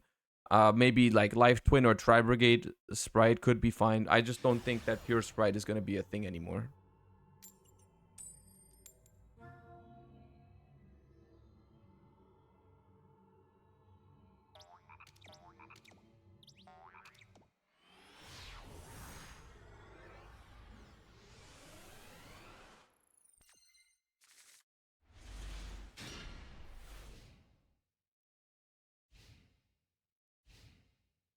There's a lot of extra deck options that you can use. I didn't focus on making the perfect extra board.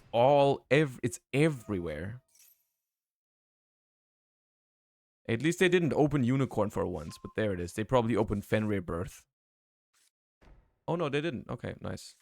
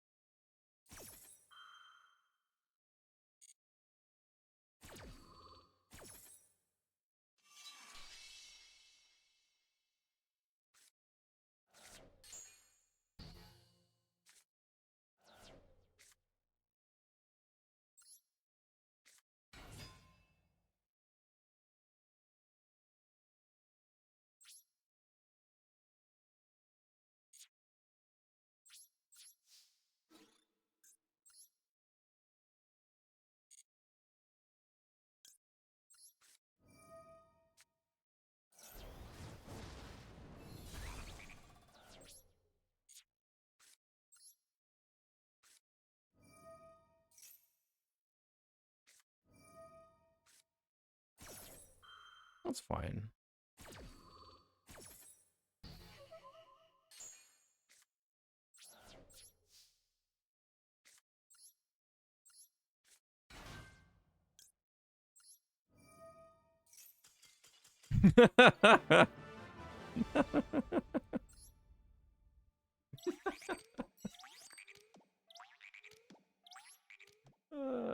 When there's 2 blue, 2 starter, 1 jet, and you still open 2 starter, 1 blue.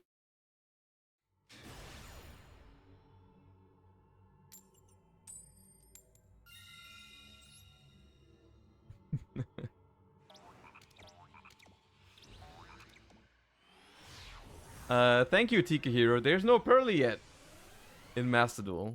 Do we know when it's coming? Bro, these hands.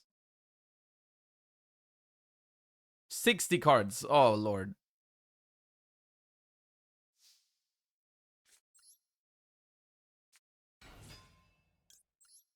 Next pack is Pearly? Ooh. Allegedly? Nice.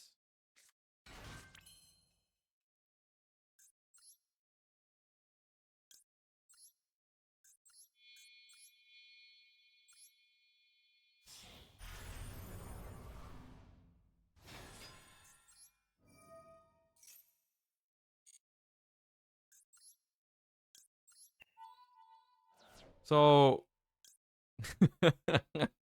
it's not Hero Kid. This time around, it's not Hero Kid. Because we don't have the Sprite cards.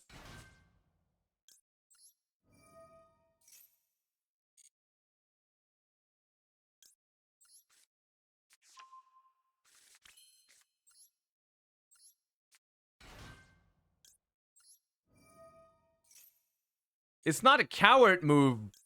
It's not a coward move. It's just, it doesn't make sense. It's both 3 monsters, but these are way better monsters than Hero Kids, chat.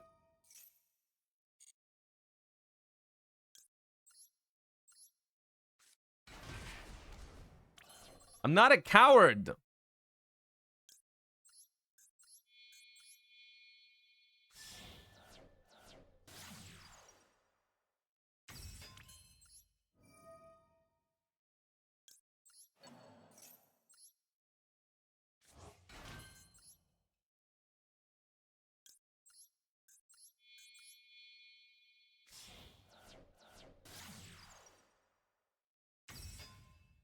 I did it this way around because I like having Sprint on the board as an end board piece here. Otherwise, our end board would be a little bit weak. But because we're gonna end on an XYZ anyways, it's nice to have Sprint around.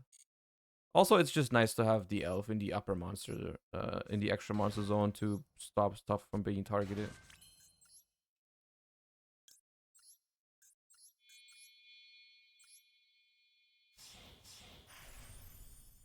I mean, even if blue and jet are limited, or blue is semi-limited and jet is limited, this is still for one nimble beaver. This is still an impressive board, right? This is one nimble beaver does this, right? So it's like it's I don't think it's great, but it's certainly not awful, right? As long as the beaver obviously resolved. One hand trap would have destroyed us here. Specifically imperm, because we had called by them.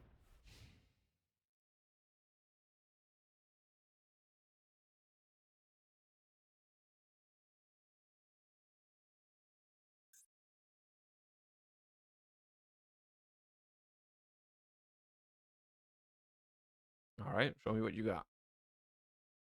One awkward thing in this position is that you don't really have something you want to tribute off of Carrot. So I'm just going to use Elf to revive Jet as soon as I can. But let's say they start with something that baits Carrot, I'd have to tribute Caddy probably, and then bring back Caddy with Elf. With the consistency hits to Sprite, is it also good to play it with Life Twin? You can.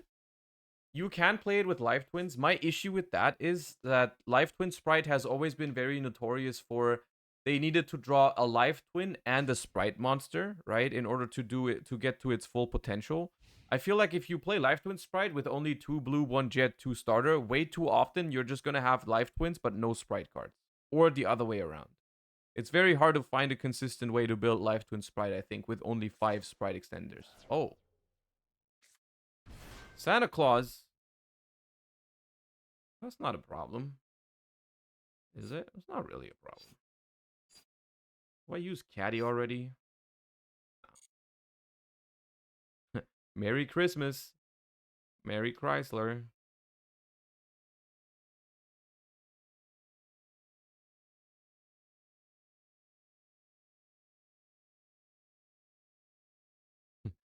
It's purely.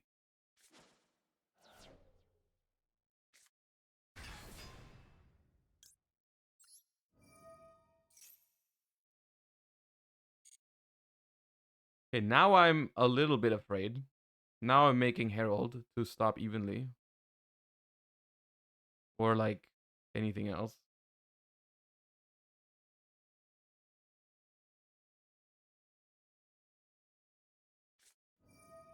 Bro, what is your hand? Stop it. Please.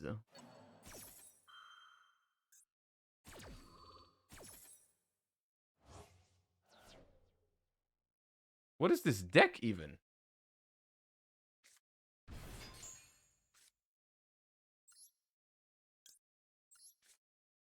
Well, now I don't have to be afraid of evenly anymore. I don't have to shotgun or like, you know, lightning storm. I guess one of Duster in 60 cards would work. But surely that's not it.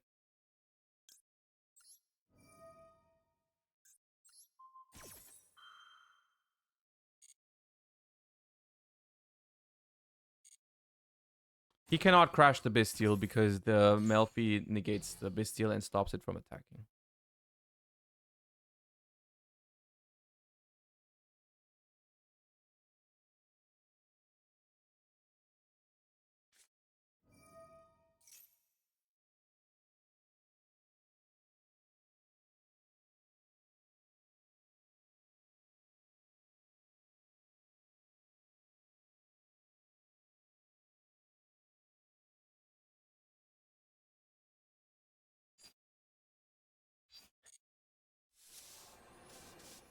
I just said it. I just said it.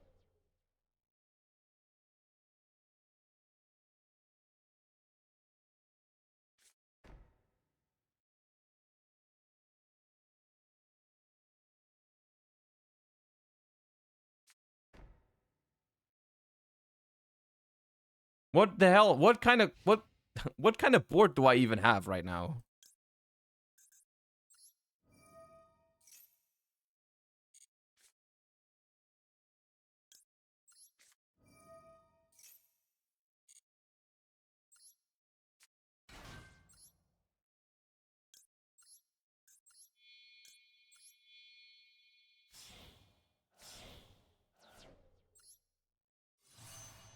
The hell is this board?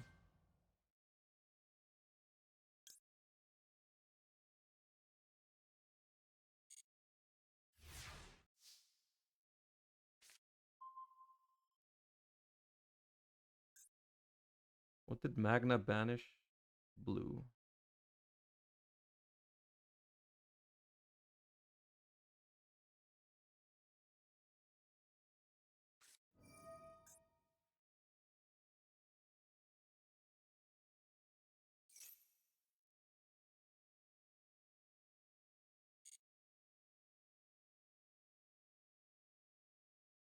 Okay.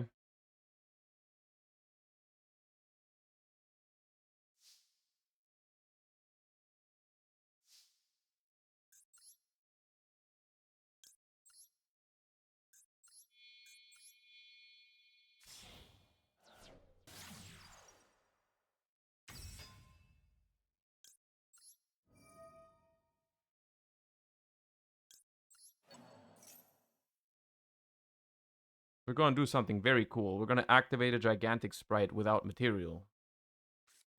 Oh my, yes, well, but we're not attacking.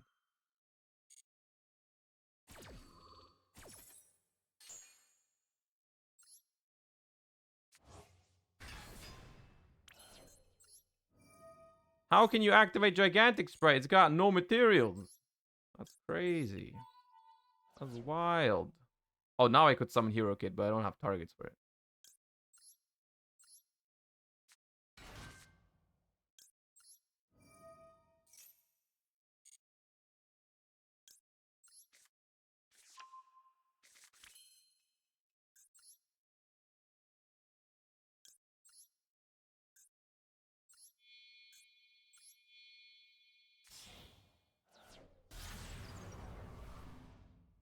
Oh, they made different animations for different versions of IP. That's crazy.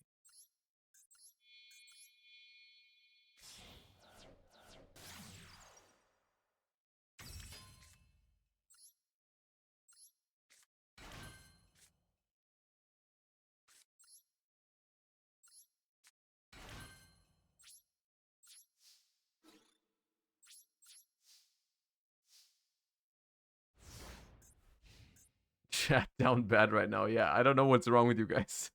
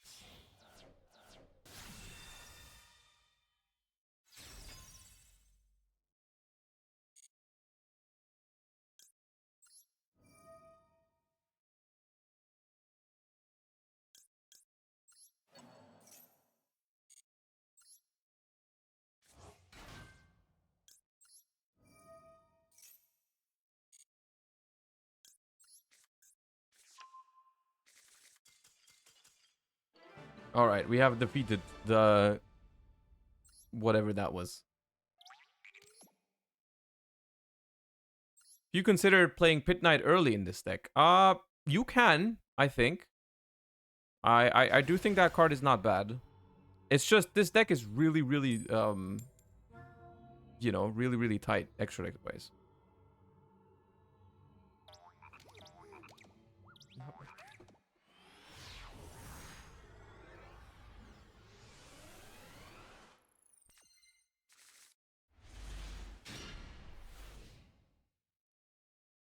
I will never draw hand traps.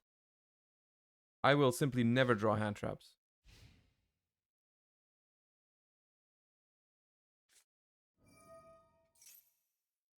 Hmm.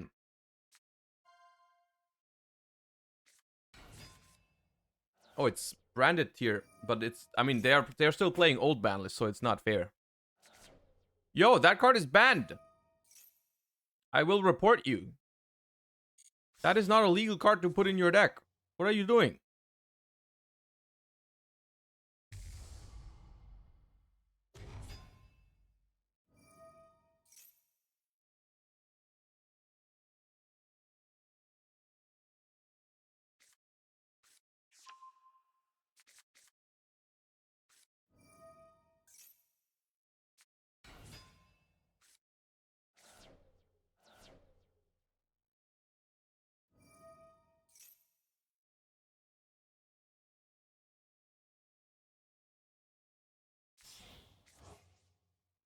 That is not the ideal use of Tearlaments Kick, Carlos. You can get a little bit more out of it, but okay. Ah. Ah, yes.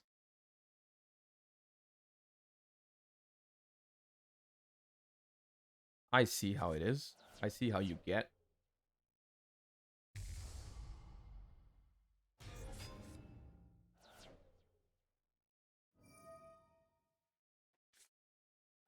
Oh, you drew both. Okay. Mm-hmm. Mm-hmm.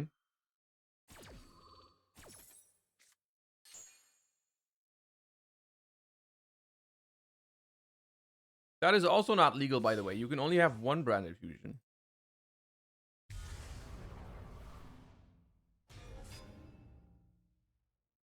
I'm very upset right now. Oh my god. Come on. Come on. What is this?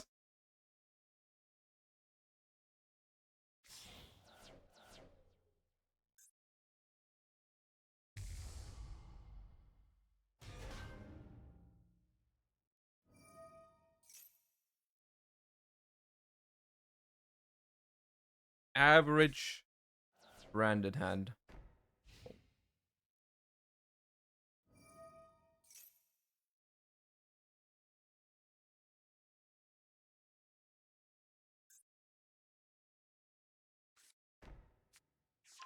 Opening.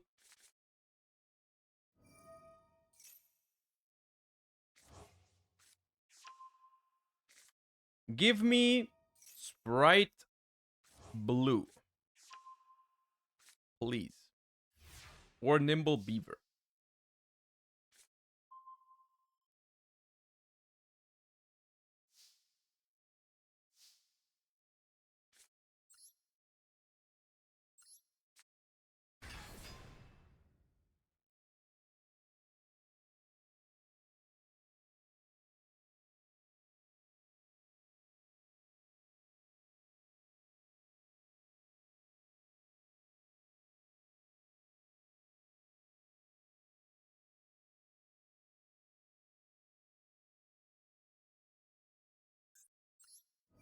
Okay, letting me add.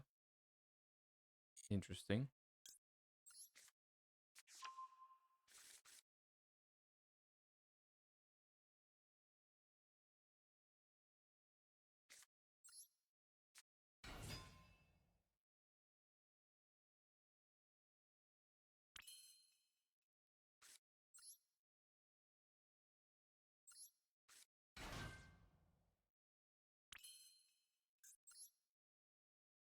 Hmm.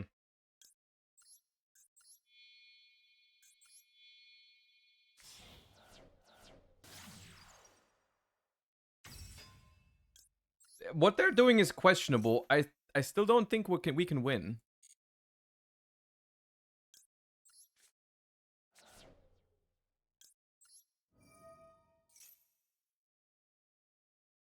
Yeah.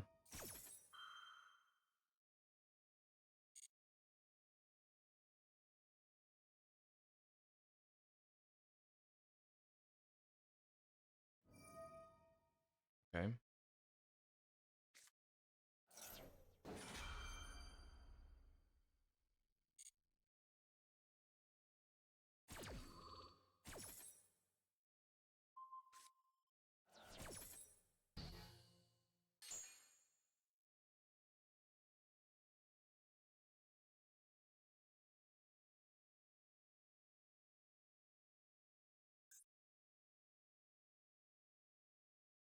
Cartesia opening.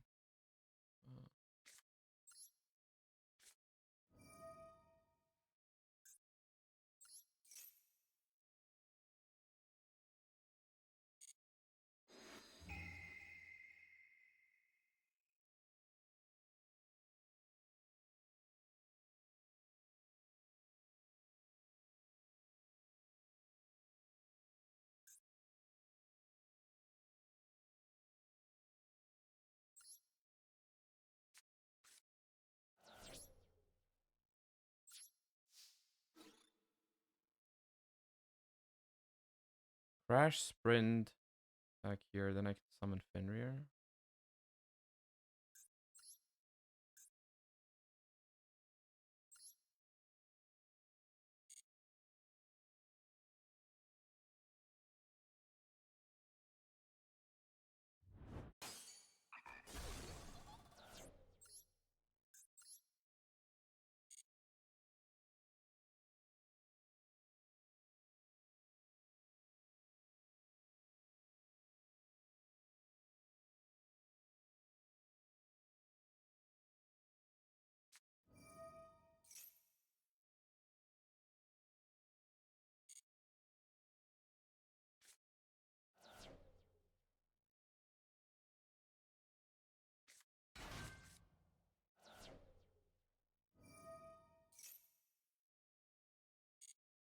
Won't Mirror Jade wipe our Fenrir? I don't think so. Mirror Jade says it needs to be destroyed by an opponent's card. I don't think this counts as it being destroyed by an opponent's card.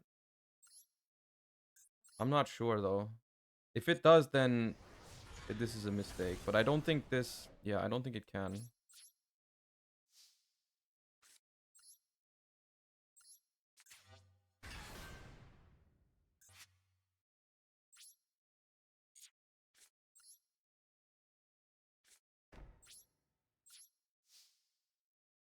Not looking great, but...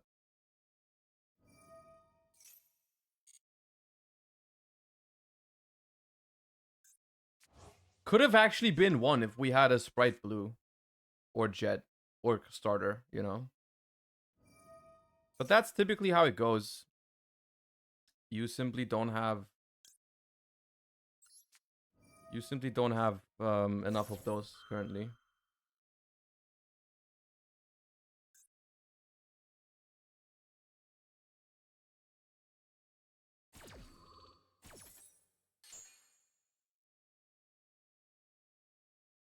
I know this is end phase. What do you mean? I know it's end phase. This.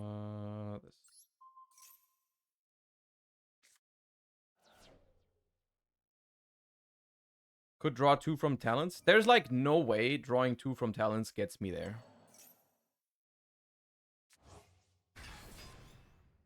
There's no way drawing 2 from talents gets me anywhere.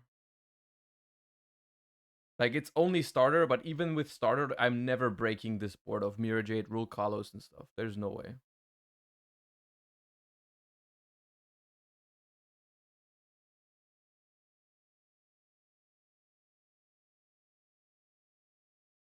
I still don't know why they didn't... Oh, they couldn't use it. What?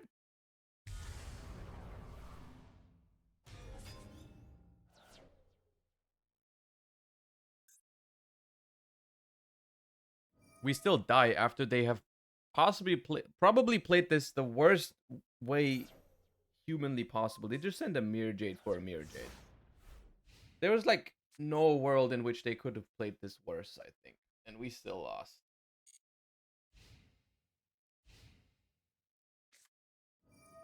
Yep. Okay, I think it's time to give up on Pure Sprite. I think it's time to stop coping on Pure Sprite, everybody. Alright. Okay. Before we move on, we can try some other stuff before making the tier list. We can definitely try some other stuff before making the tier list. But I have a lunch ready, and I have a couple things ready that I wanted to do during lunch break. So let's do that really quickly. So the first thing is I wanted to tell you about this. We're not going to watch it. Some people have been asking me to watch it, but I mean, I'm in this video, so I didn't want to watch. I was there. I was on a Team Sam video yesterday. It was really fun. He was playing against me in the World Championship format, and it was a pretty fun thing. So you can check that out later if you guys want to. It was him being coached by Nesh against me with my. I was using my Worlds decks, and he was using two other decks. It was fun. And then the other one that has been making hella numbers since yesterday is the new Ruxin video, which is, I think it's fitting that we talk about it a little bit.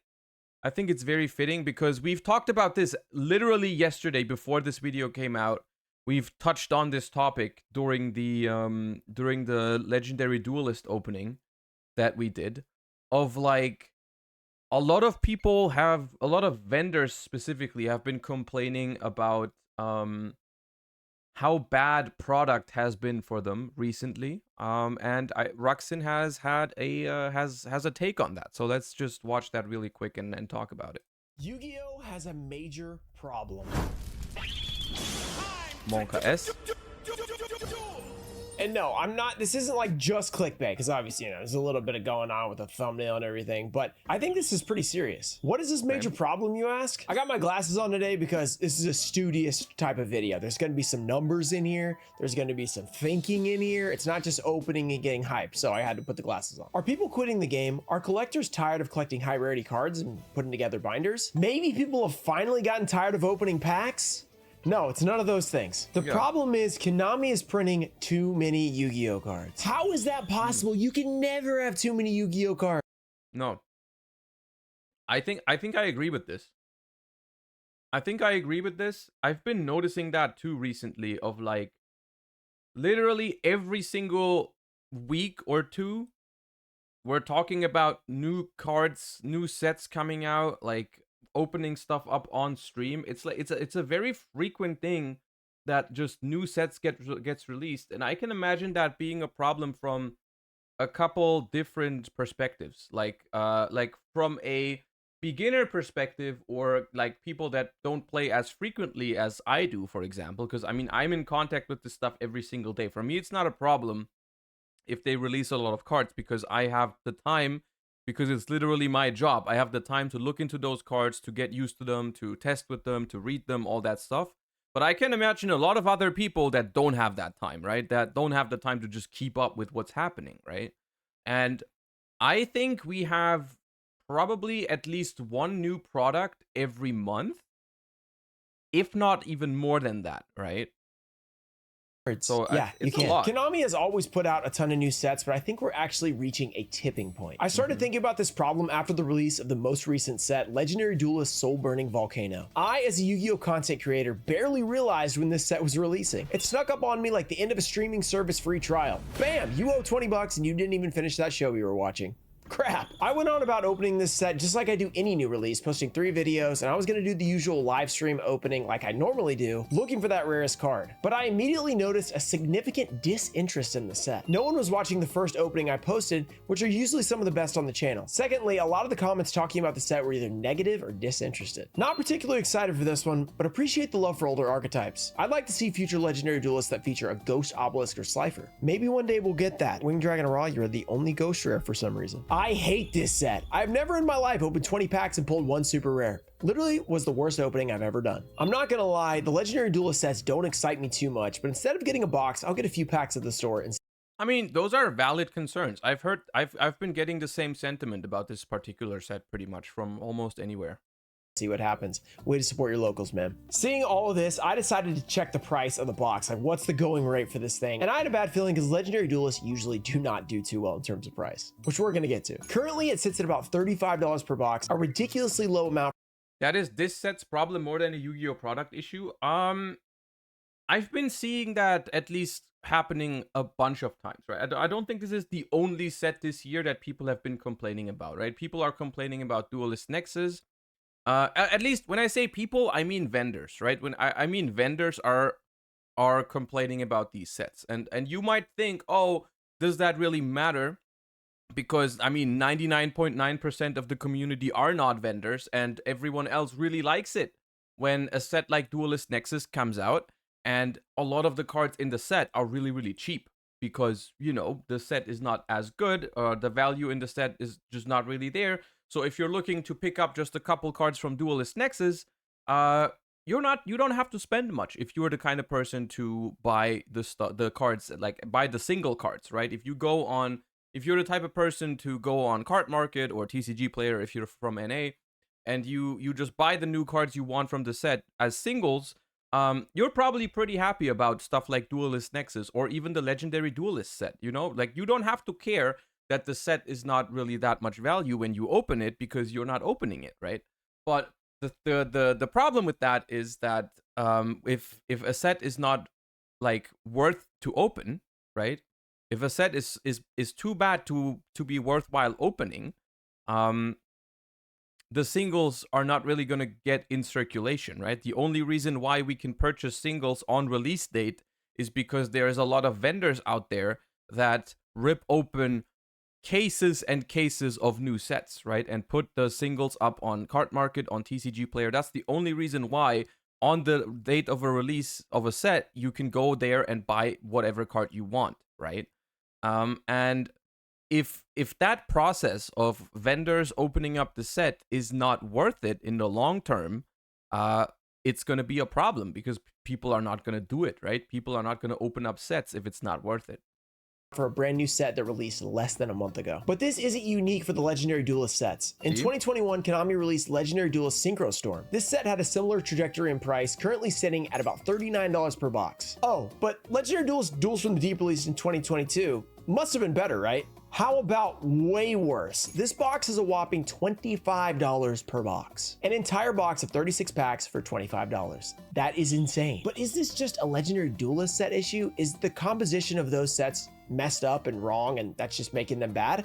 Yes, yes, there is, but it's not the only set that's struggling. While they are the absolute worst offenders of the last few years, nearly every Yu-Gi-Oh set released this year is losing value from its release. And here is the big issue. And that's the thing, right? Because one thing I said yesterday is like, I think it's fine if there are some sets that are worse than others, right? As a vendor, I feel like you're kind of signing up for this kind of thing where sometimes you have really, really good sets like Power of the Elements or the Megatins or whatever, where you will be making a lot of money from them. Like that's how it is, right? As a vendor, you'll make a lot of money from some sets and you will lose a little bit of money or maybe break even on other sets, right? That is what happens, right? But when there is too many of the one kind, like I think there needs to be a balance, right? And I think recently there's just been too many bad sets in comparison to the good sets, right? I was alluding to. While I was pondering making this video, I saw a post on Instagram by Beckett Castle TCG, which seems to be a TCG hobby store of some kind. I don't follow them, but someone shared their post and it piqued my interest. They posted a product line update with 3 different TCG updates. One of them referred to Yu-Gi-Oh! They wrote, and I quote, "We have made the unfortunate decision to discontinue carrying Yu-Gi-Oh! In our opinion, the market rates for boxes at release are just absurd, and we are losing thousands per set." And this can't be. Right? This can't be. This is a local game store that is deciding to discontinue one of the top 3 trading card games like out there, right? That should just not be the case. I think we can all agree on that, right? Like one of the top 3 trading card games out there should not be in a situation where game stores are deciding to not carry it anymore because the boxes are just losing too much money, right? There's no way that should be the case. We have our current product in clearance on our website with extreme below cost discounts. For example, Soul Burning Volcano released this past Friday. It's literally been a week, guys. Our average cost is $48. I assume that means per box. They didn't say that. They're selling on TCG for $35. Fees and shipping are another 30% of that. I think 30% is a little high, but we're going to do the numbers after this. Duelist Nexus had an average cost of $61 and are selling for $53 before fees and shipping. This is not sustainable. We will carry Yu-Gi-Oh! Through the 25th anniversary rarity collection on November 3rd, but that will be our last set. Our apologies to our Yu-Gi-Oh! Fans. Come clear out our clearance. Now, obviously, that is an extremely sad thing to read, that a hobby store that is literally the blood, sweat, and tears of Yu-Gi-Oh! I mean, that's where you go to play. That's where you go to find your product at your local place. You see your friends there. You, experience all the new decks and everything before you go to like a YCS and stuff like that. And they're literally unable to buy and sell the product because it's too expensive. They claim to literally be losing thousands of dollars per release. It depends on how many cases they're buying and everything, but they're losing hundreds to thousands of dollars. This is just a bad thing for Yu-Gi-Oh! In general. If these hobby stores, who are literally the most passionate people in the world about Yu-Gi-Oh! And other TCGs, can't afford to buy and sell the cards, who is going to sell them? I know a lot of people think stores do not buy for as much as I buy. Like, I buy a box for 60, stores buy them for 30. That is not true. Distributors do not. The margin is not that big. Sell boxes for $30. They sell them for what they said was $48 on average for Legendary Duelist. We're going to estimate $45 on Legendary Duelist. We're going to do $55 on core sets, which they said was like 61, I think, which is probably closer to reality. But we're going to do 55 just to give them a little bit of a chance, right? We're going to see if that $55 a box, can they make money? We're going to assume that they're selling on eBay, and there's going to be eBay fees and then shipping costs. Let me show you just how dire this situation is. First set released this year, Amazing Defenders, selling for $55. First of all, that's how much it costs from distributors, so we already know we're going to lose money on this one. After that whopping 13.25% eBay. So essentially, just to preface this entire problem, just so we're all on the same page, the issue is that Konami is producing sets and they are selling them at a certain price point, and they are setting an MSRP for those sets, right? They are saying, hey, you should charge, I don't know what it is, $4.50 for a pack, and you should charge this much for an entire box, right? And we are basing our prices on the MSRP, right? The price that a vendor pays for a box is slightly below MSRP. I don't know how much exactly, like a couple percent under MSRP is what a vendor pays for a box. That way, they're making just a little bit of money off of distributing the product, right? But the reality is that people are not willing to pay MSRP for the current Yu-Gi-Oh sets, right? The current Yu-Gi-Oh product is not worth MSRP, right? People are not willing to pay MSRP price per pack, right? There's no shot. Right? That's the problem. Like the MSRP for a main set booster, I think, is around $4.50 or even $5. They increased it recently, I think. But no one is willing to pay that amount of money for a pack of Duelist Nexus, right? Because the set is not good enough for that. The set does not hold up. There is, of course, people that will buy a pack of Yu-Gi-Oh at a store sometimes, but it's not the majority of their revenue. I don't think comes from selling singular packs at like the store for $4.50 or whatever. Most people will not go about purchasing Yu-Gi-Oh product like that, right?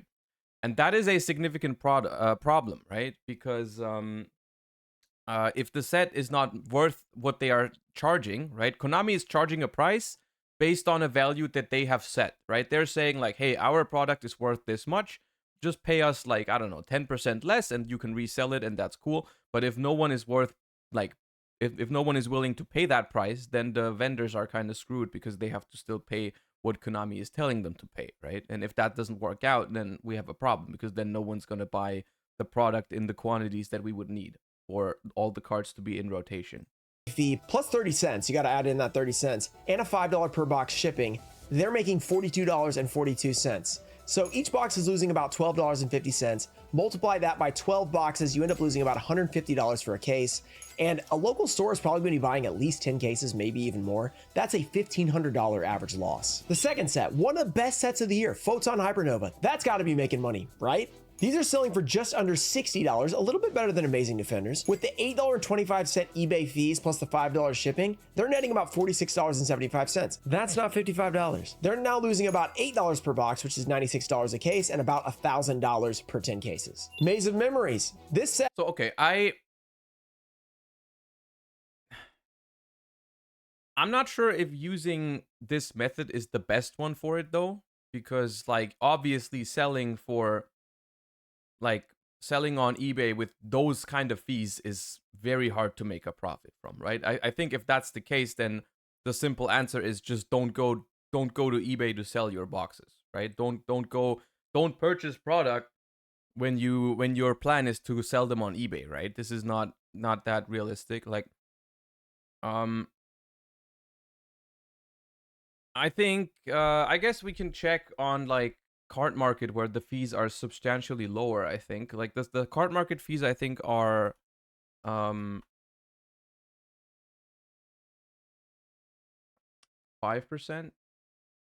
Yeah.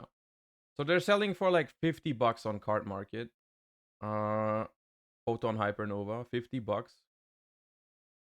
Which is I think that's about break even for vendors. I don't know exactly how much vendors pay for in Europe in euros. I'm not sure, but yeah, that's roughly break even, right? which is $96 a case, and about. However, I will also say I think some of it is not.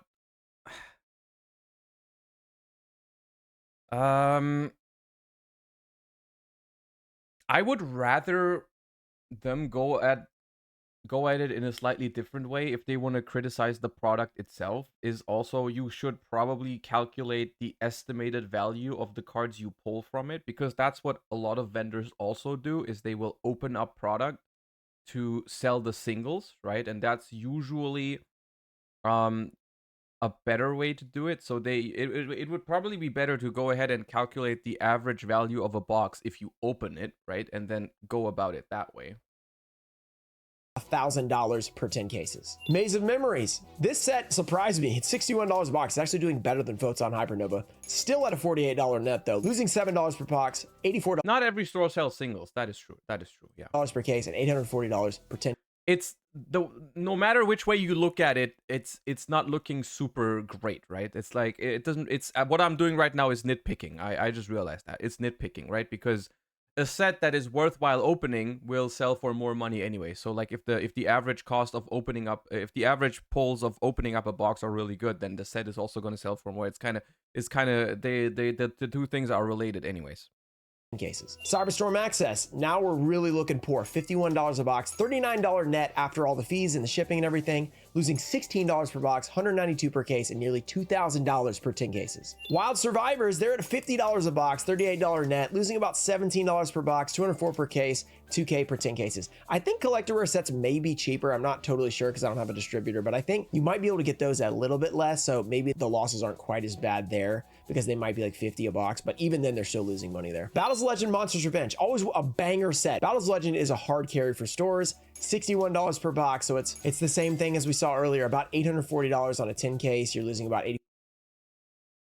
Right, so it's just every single box you rarely have something that sells for more than 60, and them charging, basically Konami charging $55 for a vendor, then being able to make $60 off of the thing is just not worth it, because they have to pay fees, they have to pay employees, they have to pay rent if they have a store, all that kind of stuff, right? It just doesn't add up, right? There, the gap between what the box costs the vendor and how much money they can make from it, the gap is just not big enough, right? $4 per case and $7 per box. Now, LOB 25th anniversary, they reprinted the first set ever. It's got to be doing well. And guess what? It is actually doing well. $79 average cost per box. Okay, that's a good They're one. making about $63. This is the first actually good one, right? After fees and shipping, $63.25, profiting about $8 per box, $96 per case, and $1,000 per 10 cases. That's a banger. It's one of the best sets of the year, and it was just released. But guess what? It was released in July, the first set in the entire year that a store is making money selling on eBay. Oh, but I forgot to mention, you probably had to buy the MRD and SRL and all those with LOB, and let's see how those are doing. MRD is at $58 per box, which is a $45 net, losing. Because it was a bundle deal usually, right? Most people would probably buy all of them together, and the other ones all go neg, right? So they it's not even good as a whole. Box. Like the entire thing together is not even good as well. Yeah. It's $120 per case, $1,200 per 10 cases. There goes all the profits just from Metal Raiders, and I'm sure Pharaoh Servant and Magic Ruler / Spell Ruler are not doing much better. Duelist Nexus, $52 per box. We kind of saw. That's the thing, right? That's one thing you guys have to understand. I'm not sure how exactly it works because I'm not a vendor, but I have friends that are vendors. You know, I've been sponsored by vendors. From what I've heard, you don't get to pick and choose which sets you want, right? From the distributor. You're kind of if you say, hey, I think this set sucks, I'm gonna skip it, I think you're being punished, because then you will just not be allocated as much of future sets, right?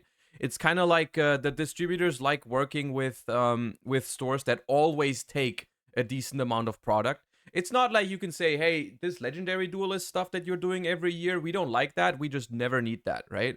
And like, if you do that, they will also give you less of all the good sets, right?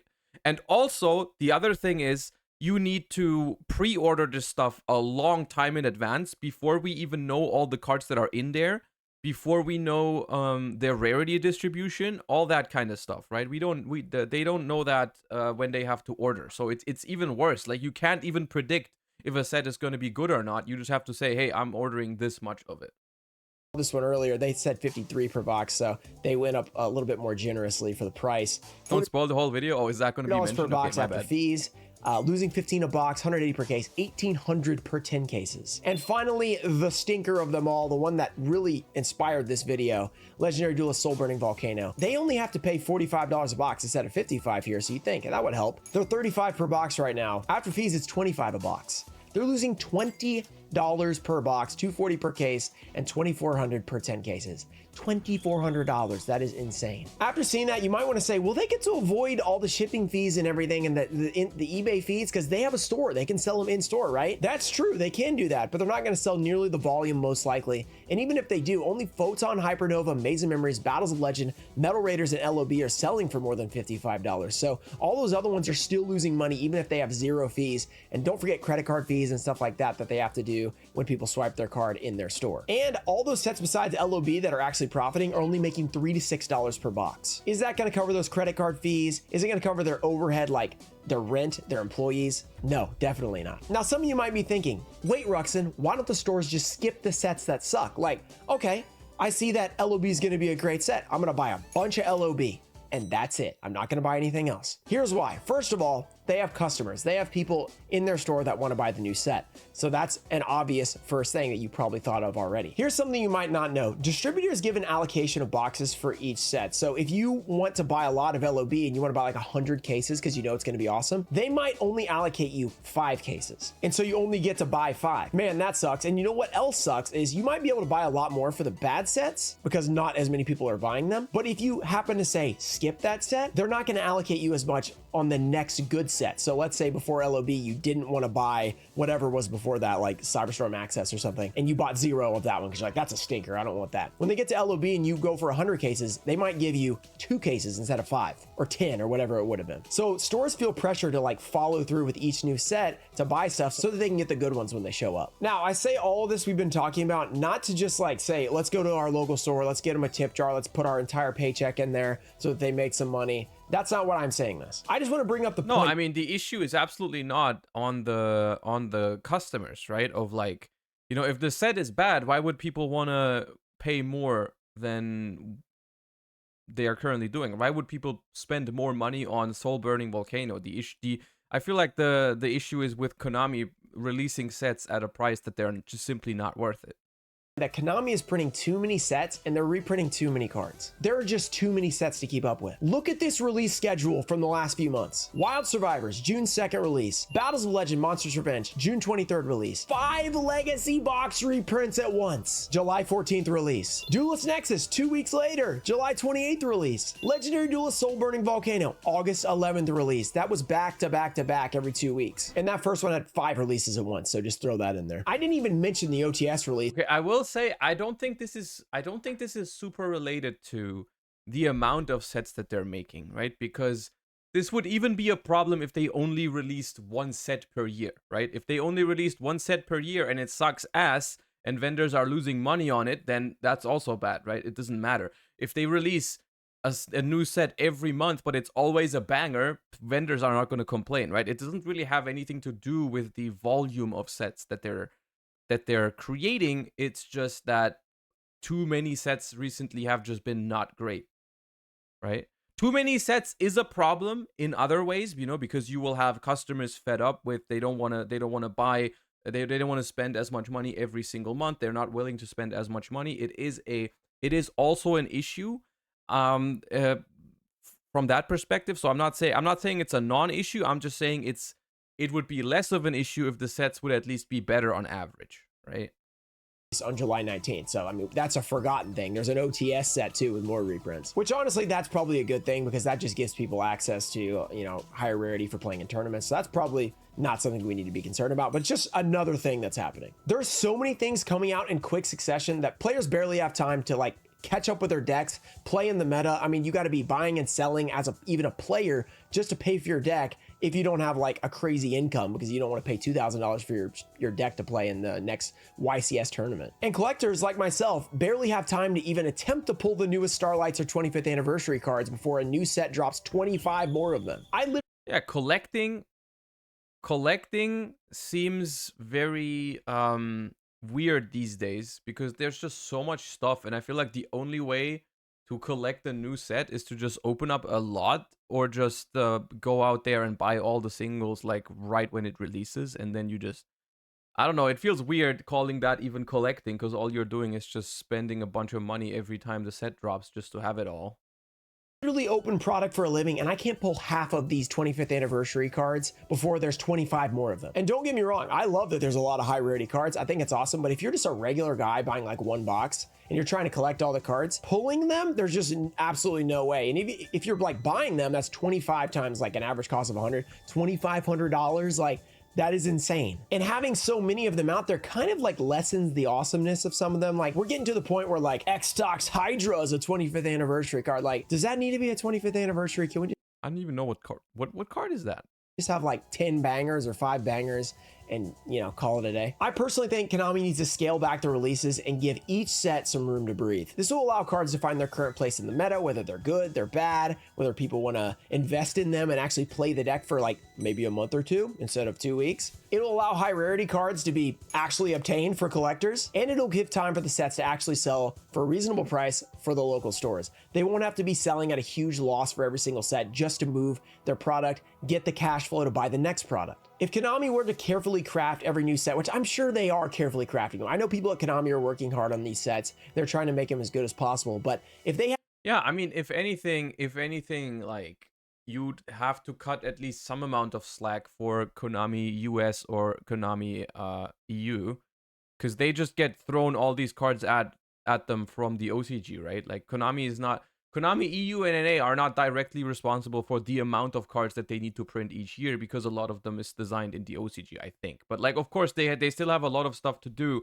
in terms of pricing, rarity distribution, and stuff like that. There's a lot of stuff that they can improve on.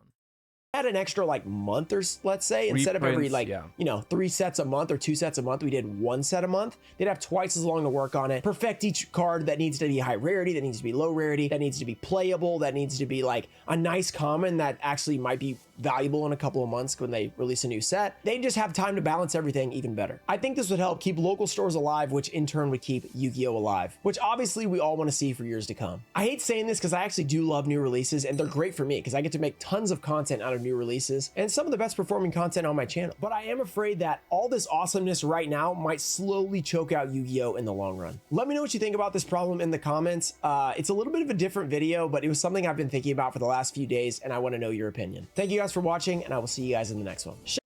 I think it's an interesting point to bring up, at least. Like, the thing is, I'm not a vendor. I'm not in the shoes of a local game store. I cannot really, I can only estimate the gravity of the situation, you know. But yeah, I some of the stuff that he raised as a concern did make sense in my eyes. Like, I feel like that those were valid concerns for the most part, I feel like, you know. So yeah. All right.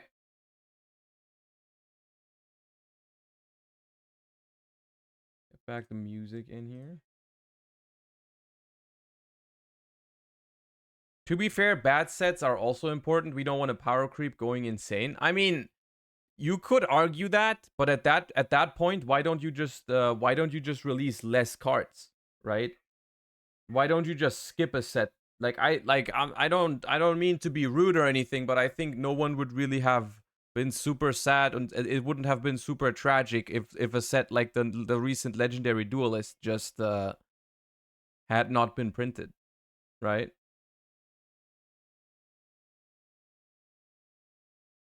But less cards is less money. Well, yes, technically you're right. Technically you're not wrong.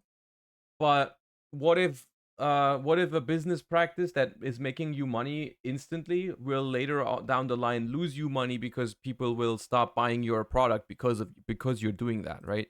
There needs to be a balance between, you know, when you're being too greedy, eventually you're gonna end up having no customers anymore or less customers, right?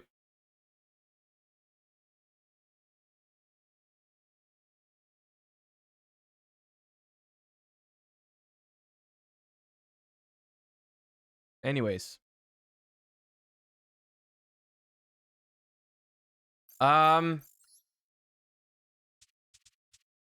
okay, so Pure Sprite kind of sucks ass post Banlist. Tearlaments, I'm pretty sure, has a way to be playable. What else is like very interesting after the new Banlist in Master Duel? What's like a really interesting deck that you guys are wondering whether it's good or not?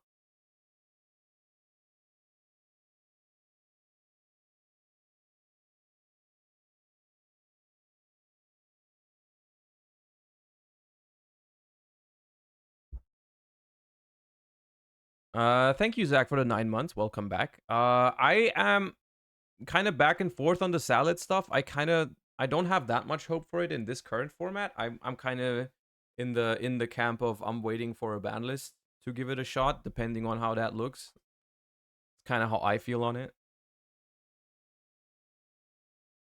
So the thing is, for example, this deck right now, this deck is very, very strong, right? Naturia Runick, I think, is without a doubt one of the biggest winners of this ban list because it simply was not hit. So this deck is going to be very strong, I think, but there's no real reason for me to just test this right now because I know it's strong. The same is true for Dragon Link, right? The same is just kind of true for Dragon Link. Dragon Link didn't really change. The only thing that changes about Dragon Link potentially is like if people start playing Kashtira and people stop playing as much Tearlament, then Dragon Link does get a significant hit from that, right? Just like randomly losing some very good matchups. However, this deck will now completely destroy Tearlaments. After the new ban list with only 2 fusions per turn, you will be completely annihilated by Dragon Link if you play Tearlaments. I don't think there's a way around it. But yeah. Doomwake, thank you for the 8 month. So I guess since we just played Sprite, I can talk just for a little bit about which kind of Sprite versions I think remain playable. I think one obvious version that is still gonna be good is Runick Spright. I'm just gonna build it. I don't think we need to play it because, you know, I know how it's gonna run out. But like, Runick Spright is definitely strong, I think. That is 11 Runics. Probably something like this.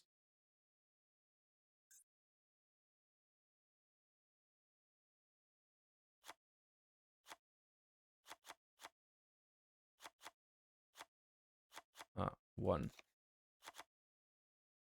So you're kind of low on these Sprite cards, but I think that's fine. I think you can manage.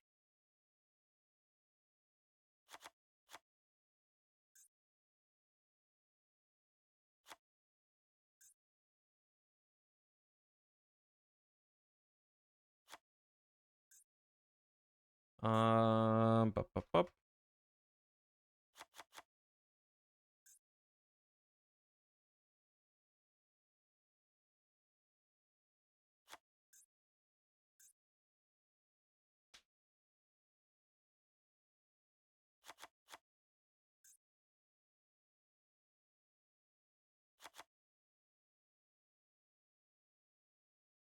Like, this is absolutely playable.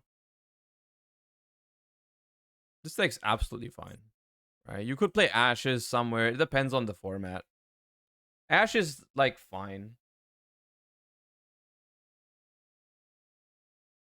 That's one way to play Sprite, I guess. Let me just quickly finish the extra deck. What else is there? Onibimaru. Mask.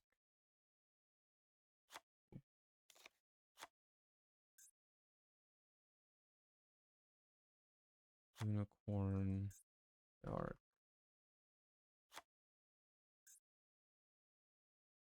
Something like this. Something like this. Why 3 Hyperia though?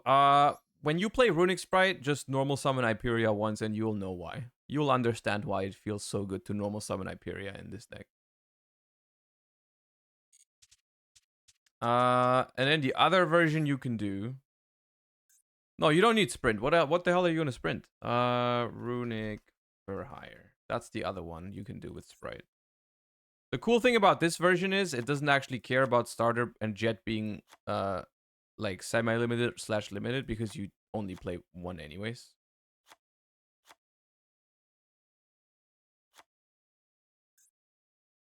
Not that much of a Sprite deck, to be honest. But with Daddy Folgo, Donpa, 3 Rex, Mayhem Rookie,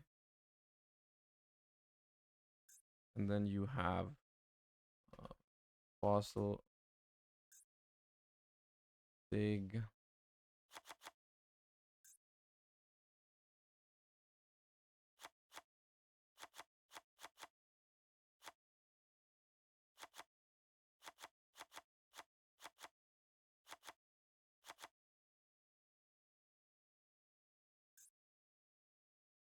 I mean, it's kind of like the same.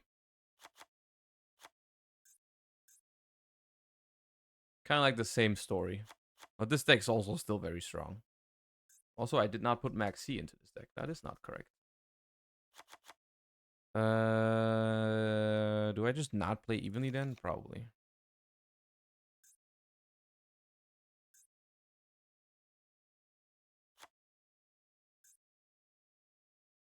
Mannequin.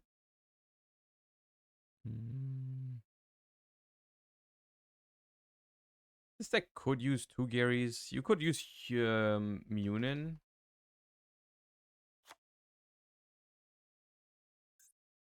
Oh yeah, IP. IP.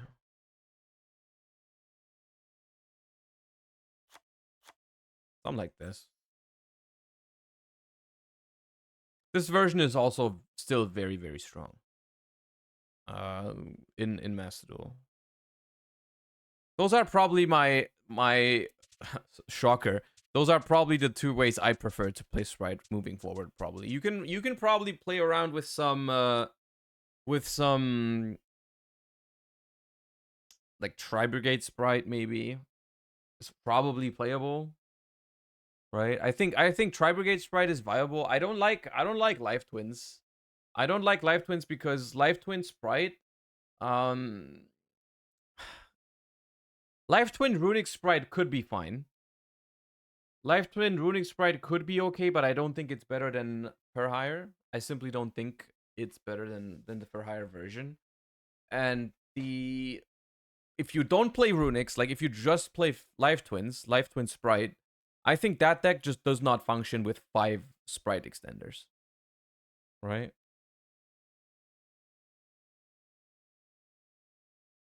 Synchro Sprite? I mean, Synchro Sprite is kind of the same problem. What the hell is the goal of Synchro Sprite when you only have 2 blues? Synchro Sprite was kind of like the main purpose is like open Assault Synchron plus blue. That was like the best thing you can do. But yeah. Another deck that I think is in a very solid spot for Master Duel is Labyrinth. Like, what is it? You lose one extravagance, that's it, right? There was nothing else on the ban list for Labyrinth, right? If I remember correctly. Yeah, you can just do this, and it's pretty much the same deck as before. No, it's completely reasonable deck. So that deck's fine.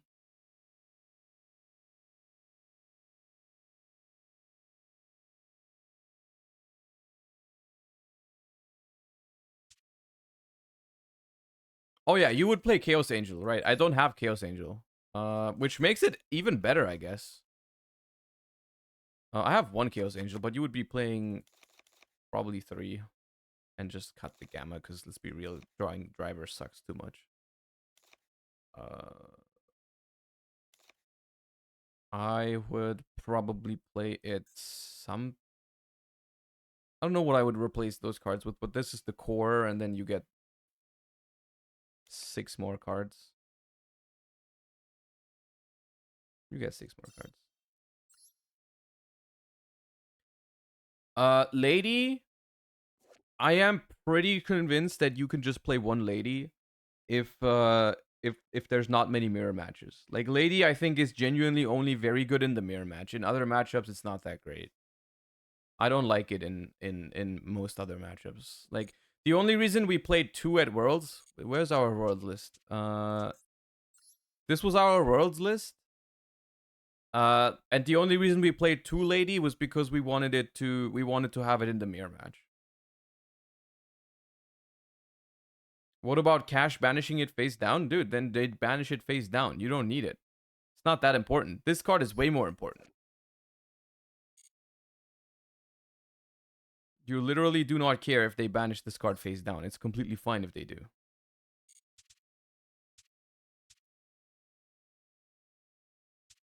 You're not going to play too lovely. That's not what I said. That's not what I said. Calm down. Calm down.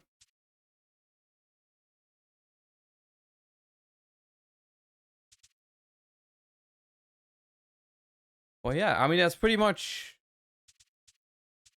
How does even... I hate that I'm asking this, but how does Kashtira even look right now in Master Duel? Is that a deck I need to even include in my tier list? Because I have not included it as of now.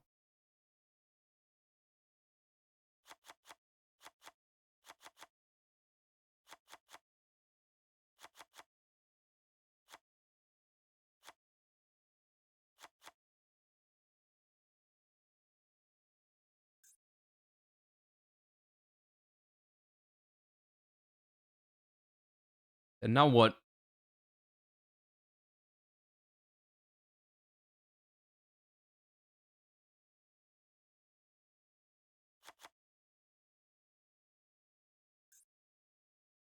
What do we even do?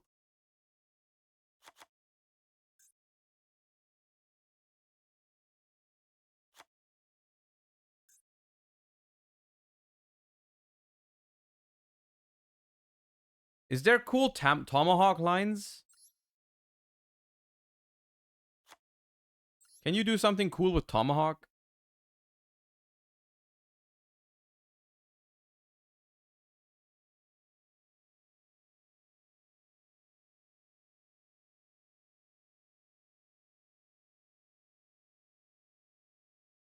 You make Tomahawk. You make Auroradon. Okay, now we're talking.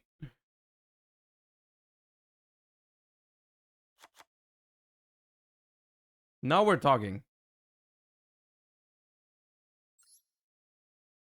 What do? We play level 7 extenders, right? We need to play level 7 extenders, like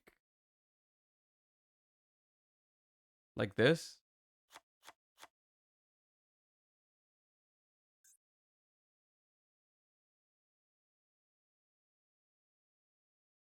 And what do? We go Tomahawk. Tomahawk makes level 6 tokens. You get 5 level 6 tokens. You make Auroradon with the Tomahawk and 2 tokens. So you have 3 tokens left. Wait, no, that does not work. You don't have room. You need to make Tomahawk in the main monster zone, right?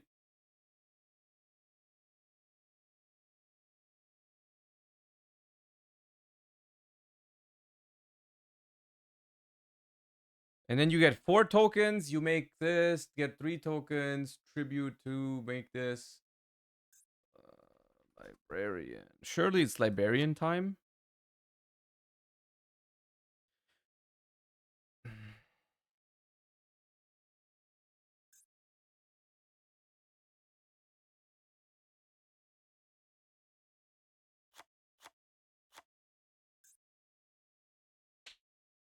I don't think this version wants 3 of this even.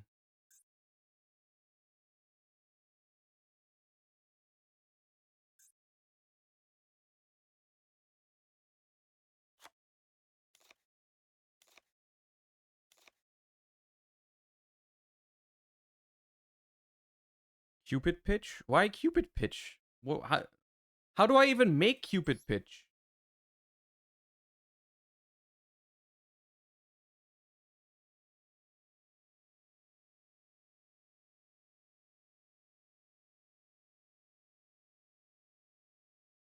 I don't... Okay, chat, one rule. One rule right now. We do not put any more bricks into this deck. Because the plan right now is just we start playing with the Kashtira cards, and if our opponent does not have Max C, we go for Tomahawk. And then if we get to Tomahawk, we get Aurora Dawn, we get to, what is it? We will have 2 level 3 tokens, 2 level 6 tokens, and that anti Phantom Beast. And then we need to, okay, we need Jet Synchron. That's what we need. We need Jet Synchron, but not more. No more bricks. And then we go Axel Synchron. Axel Synchron sent this. Bro, I don't even know. We don't even have any tuners. I think this is garbage. I think this is garbage. We don't have enough tuners, do we?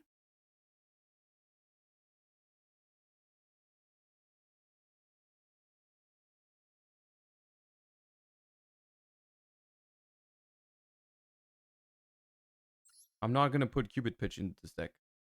Stop saying Ascended of Thunder, dude. Please, for the love of God. Stop saying Ascended of Thunder. I'm aware that card exists.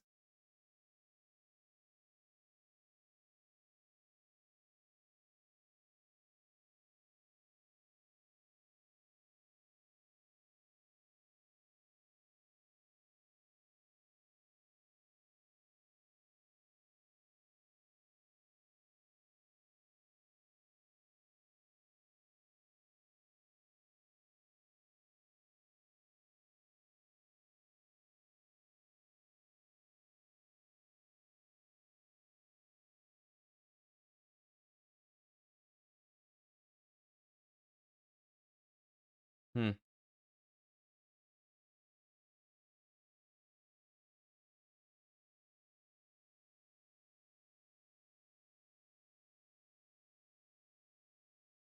I don't know, dude. This seems very copium. I don't even know if I want to finish building this. Okay, Kashtira, I'm pretty sure it's copium before it gets new support. Let's just leave it at that. It doesn't even seem better than the freaking Karakuri deck that we've been using. That's like the same. It's just Aurora on Turbo, right? That's not good. Runick Cash is possible. Yeah. But I don't want to. I don't think that's very good.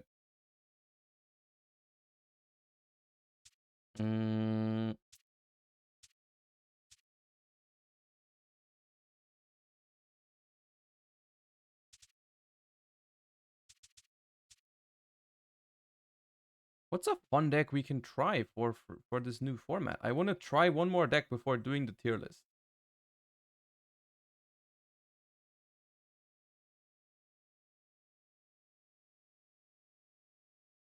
The thing is, I don't even have enough cards to make a Kashtira deck. If we want to make a Copium Kashtira deck, I would need to pull like 2 unicorns here.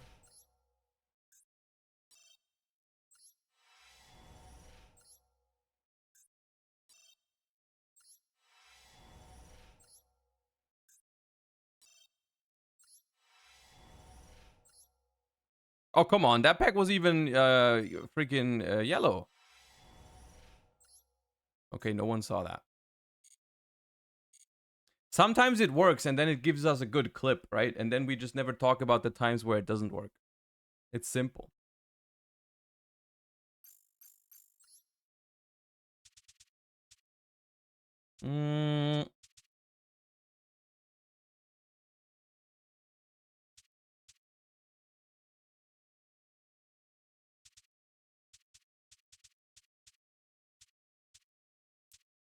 Let's play some more Sprite.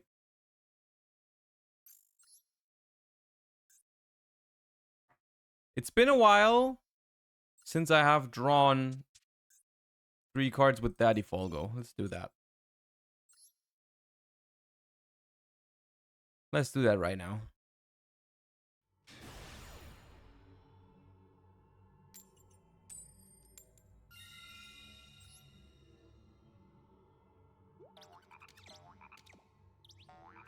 Draco Pals with second Luster Pendulum might be an okay tier 2 deck. I think it is okay, yeah.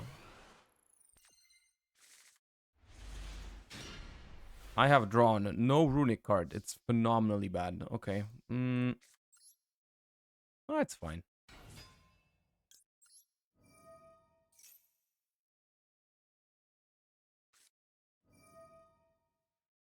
Ha!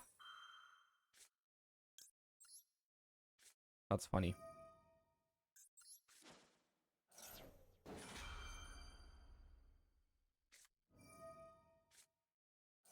Not so funny anymore, but it's fine. It's less funny now than it was before, but...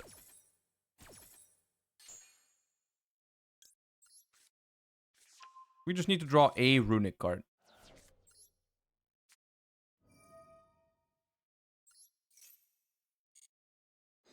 That's not just Fountain. Okay.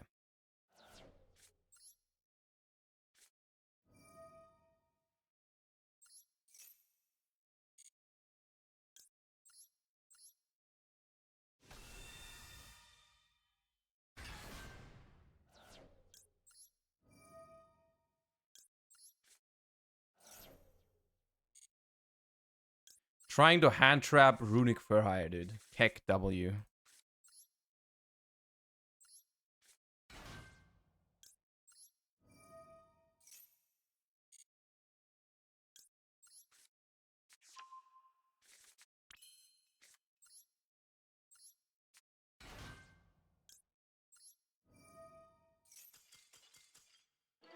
Didn't even let me draw 3 with Folgo. Rude. Rude as hell.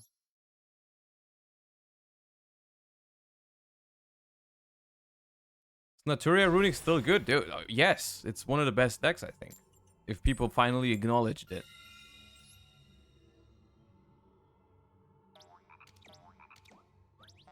Runick Naturia is insane.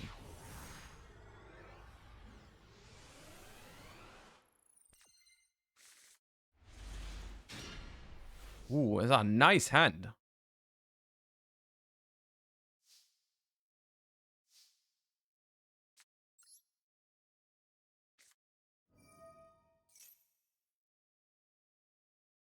Will you try Rika? I don't know. I'm not the biggest fan of just playing Solitaire on stream.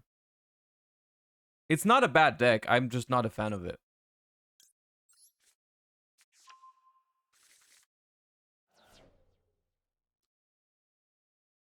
What's up, King Oblivion? Nice to have you here. Thank you for the kind words. There's a response, but I'm not too mad about it.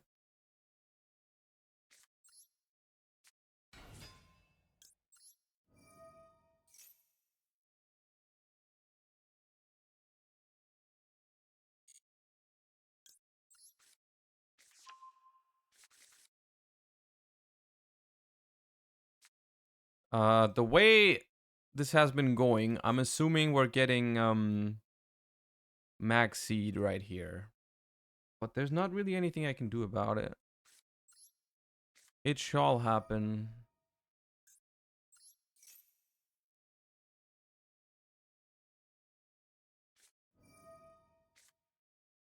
Yeah.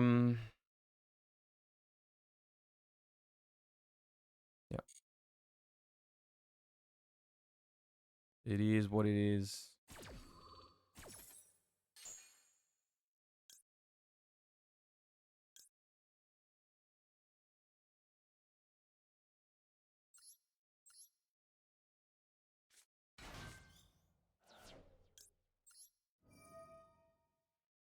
I hope I draw a Runick.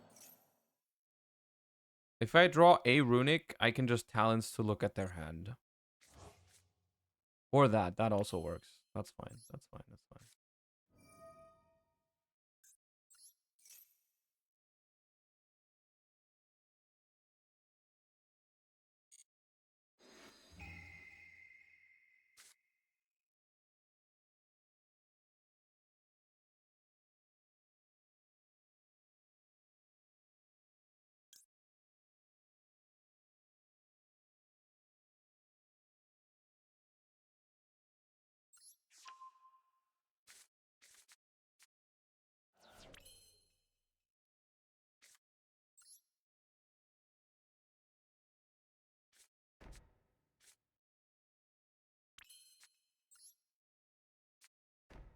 I think they drew into Shifter with Maxi, guys. You can calm down. They top decked Shifter after Maxi.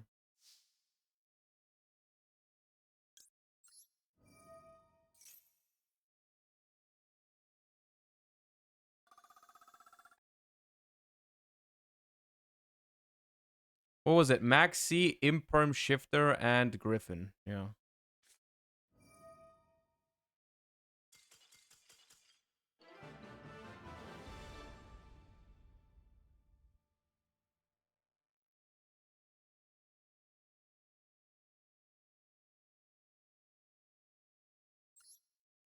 Don't worry, I won't tell anyone about this. I will not tell anyone about this. Your secret is safe with me.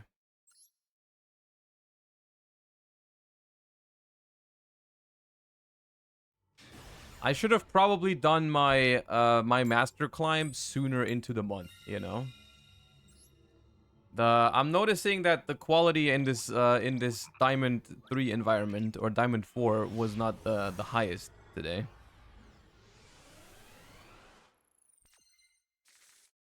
I see my mistake now. Oh my god, I've misplayed. I did not open Rex. Ooh, that's a big misplay.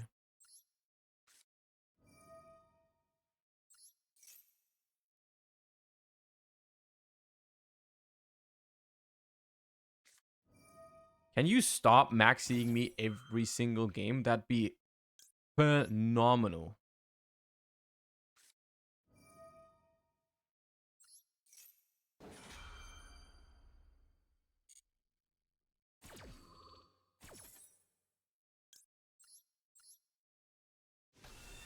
I did this to play around Joel and Lockbird. I should not have. Like, in the draw phase. In Master Duel, it's probably better to just do it main phase because I'm playing talents.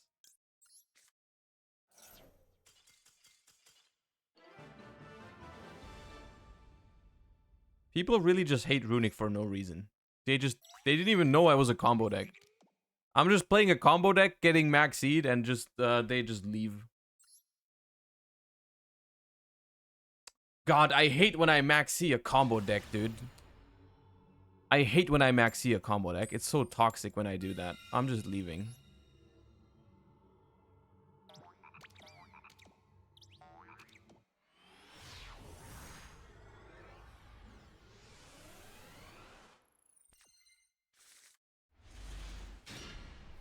Okay, 60 cards. Surely we are not getting max seed this time.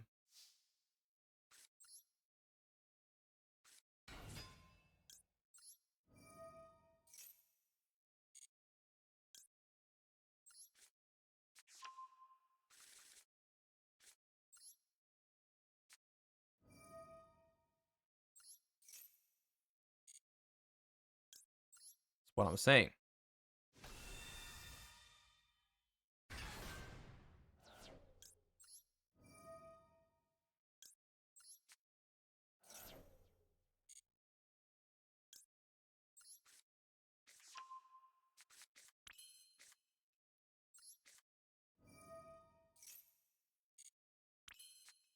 I missed this deck.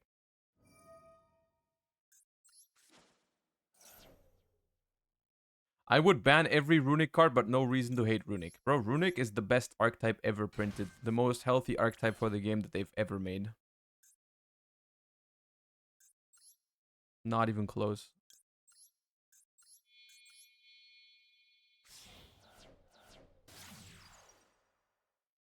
Not even close.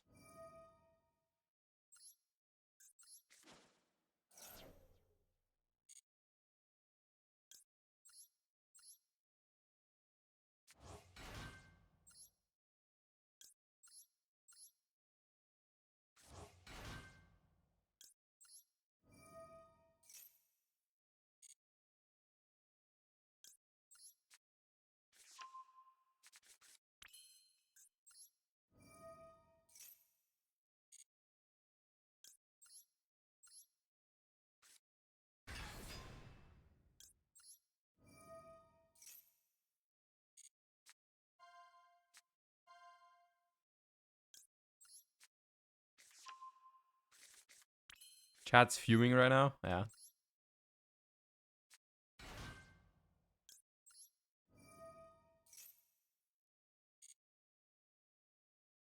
I don't know. I'm having a good time. I don't know what you mean.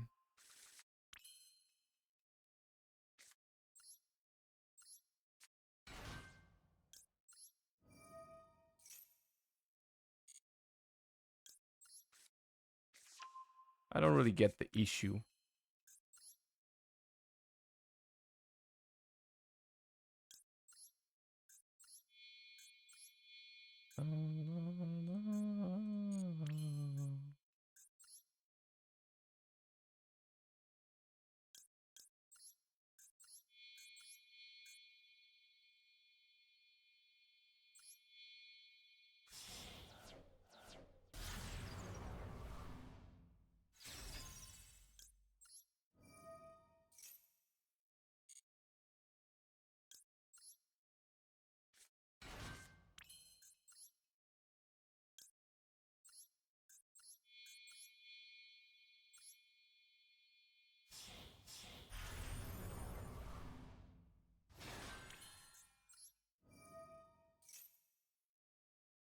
Is it worth it bringing something back with Rex? Since I have 2 Rexes, I could bring something back right now, but it's probably not worth it. I could get back Rookie, but it's not. Nah, we'll keep it for follow-up.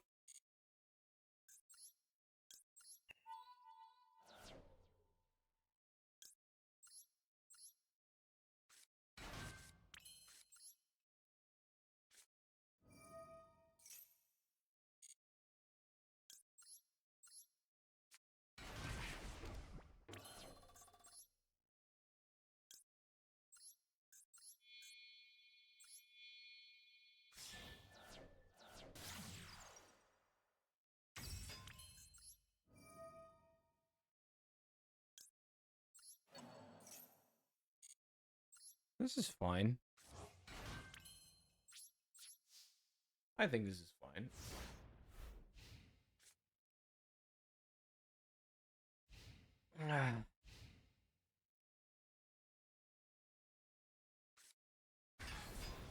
Oh god.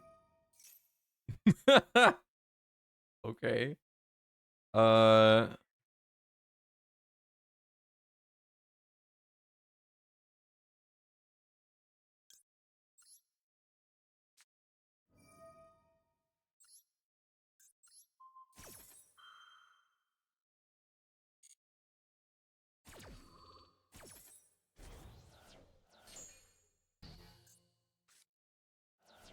It's the Giga Chat machine deck, dude. I love this deck.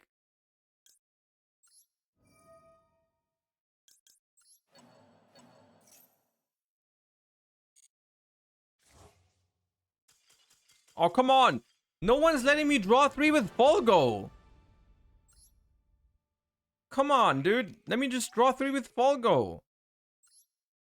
The stream does not end until I have drawn 3 cards with Folgo. The stream will not end until I have done that.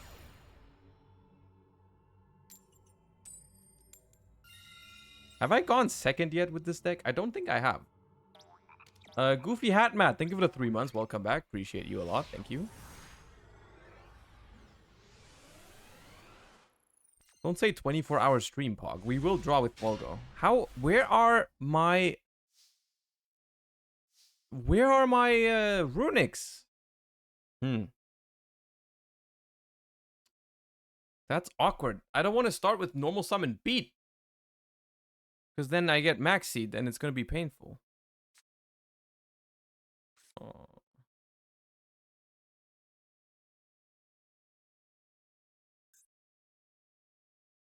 This can summon from hand, right?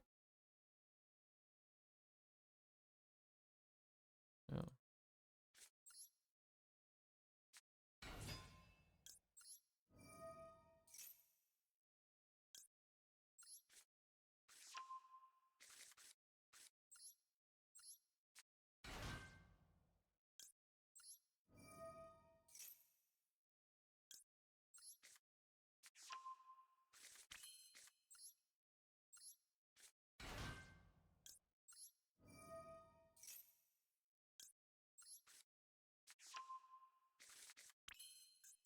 1 Hyperia to draw in these cases. It would not be bad, unironically, to have an Hyperia here, but I mean, I think we're fine even without it, but it would be nice, yeah.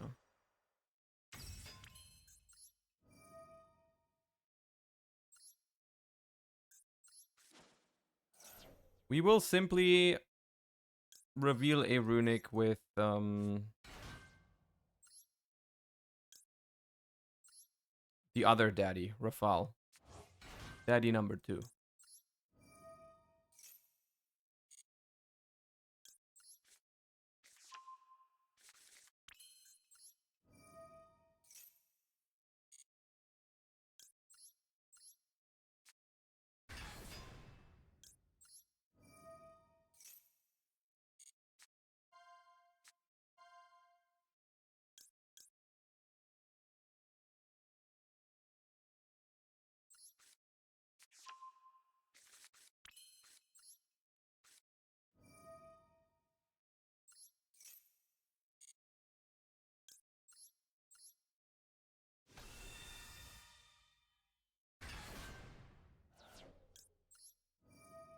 Why not Dawnpaw before Rafal? You could, but you don't need to. It's just one less card you have in hand.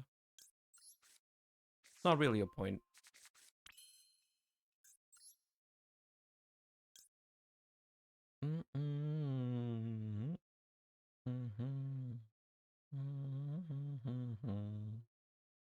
Papa. Elf. Make.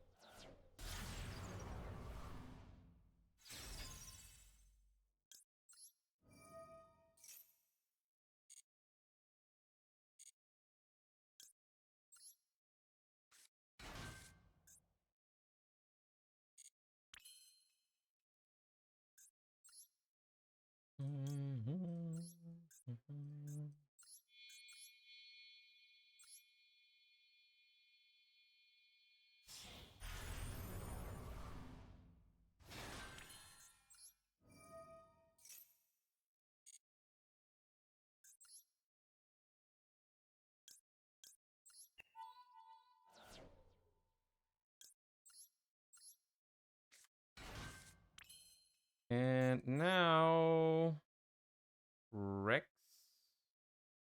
brings back Dawnpaw. No, we can just do Carrot.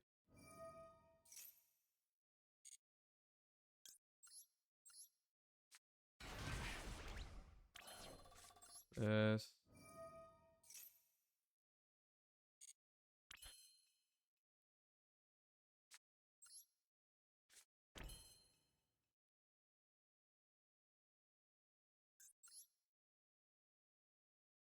I kind of wish this Gigantic was just gone. But I guess I can just negate with Carrot or Red. Negate with Carrot or Red, then use Elf to bring back Dawnpaw, then bring Rex to bring back Rafal, and then go from there.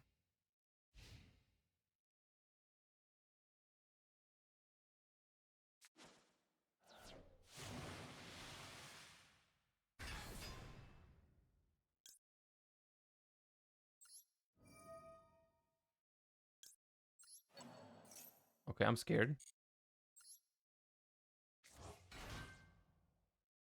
I'm scared now. You have officially scared me.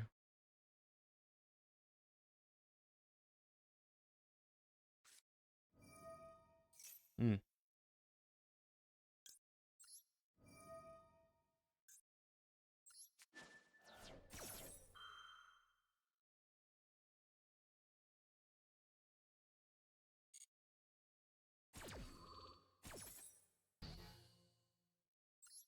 I can draw 1 here. It's such a coward play to draw one. But if there's an evenly, I'll draw one.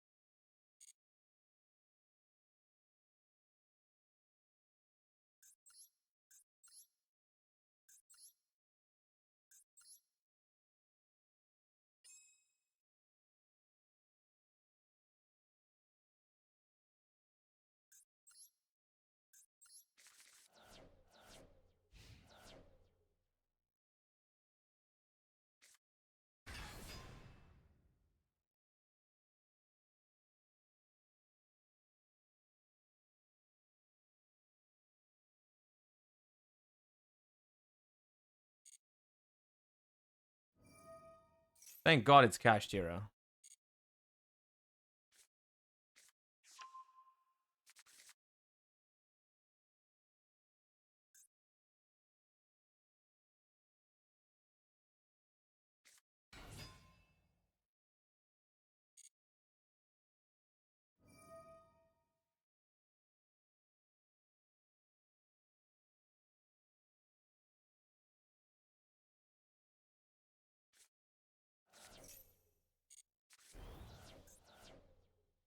We've lost the second fountain. Oh my God, we lost the second fountain.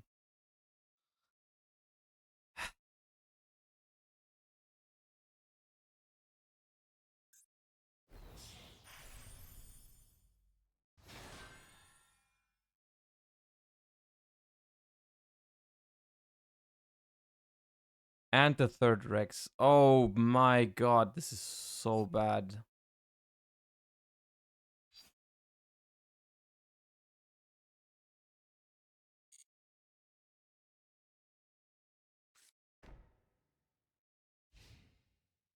Wait. Why did it not ask me for end of main phase? I was... Oh, I'm so tilted right now. I'm so tilted right now.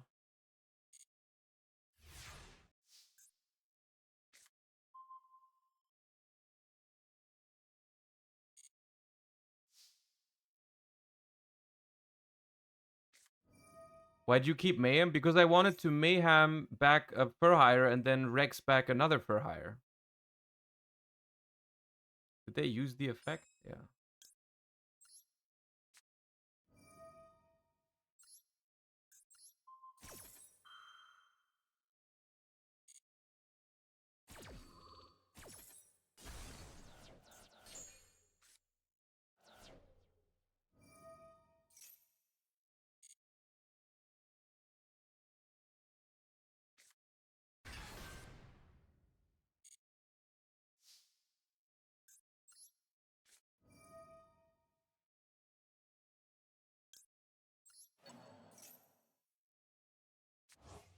This is what I wanted to do on their turn.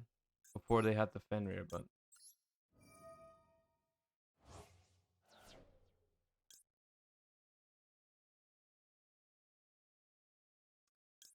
Getting Donner back before there's a Fenrir would be really sick, but...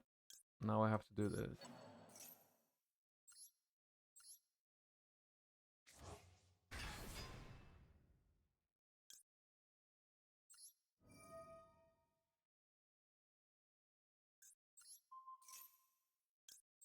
You lose? You guys are out of your mind if you think I'm losing this game.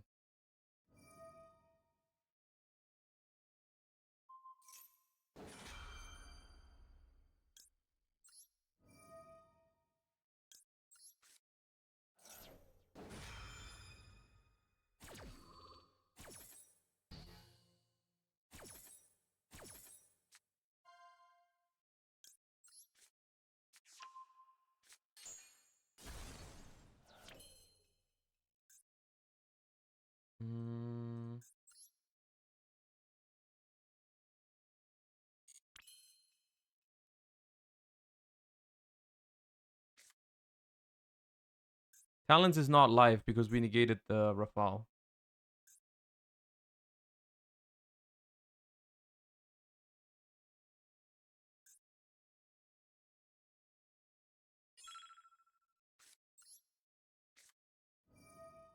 Yeah, it negates activation.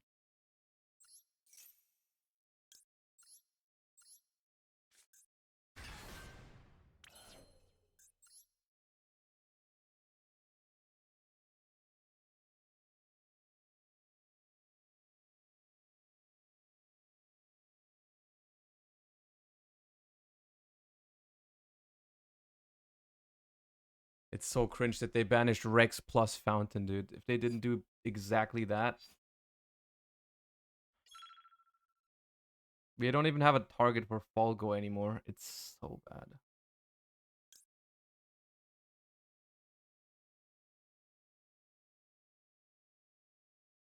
I don't even know what to do.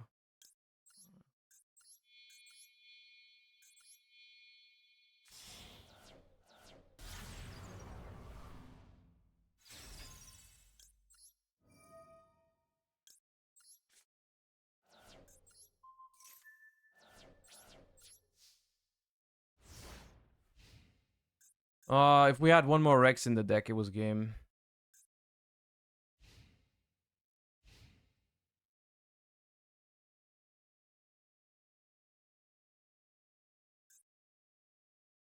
Problem is, even if they don't have a thing this turn, it doesn't really do us much. Like, it doesn't help us much because we don't have that many top decks. We don't have as many top. Like, we would need a monster. If we draw a monster, we're fine. But we would have won this game anyways if I had the toggle on in their turn.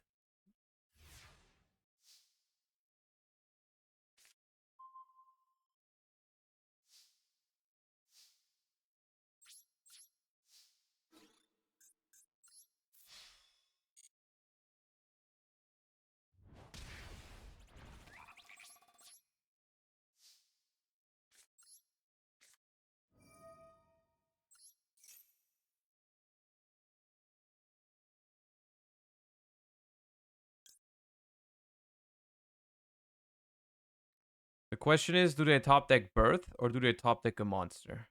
If they top deck Birth. Oh, I don't have any more destructions? Why do I not have destructions? Oh, they're both in the graveyard. Okay, well then it's that. That was a monster. That's gone now.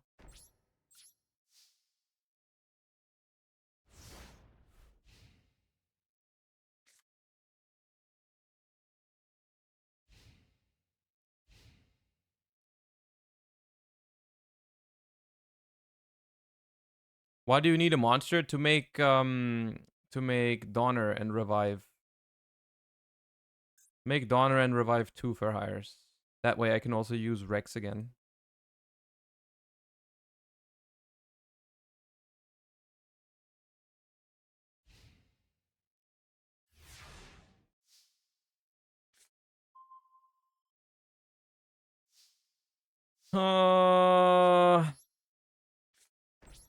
Runick's without Fountain, dude. Kick W.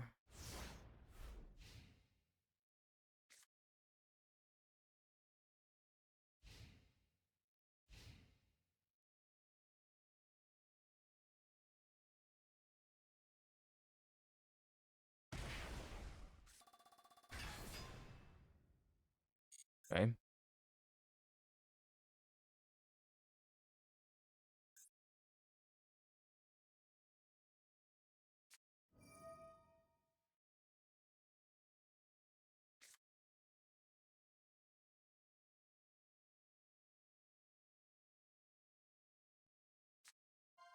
Well, I'm gonna have to...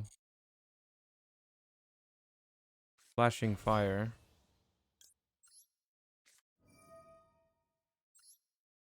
This.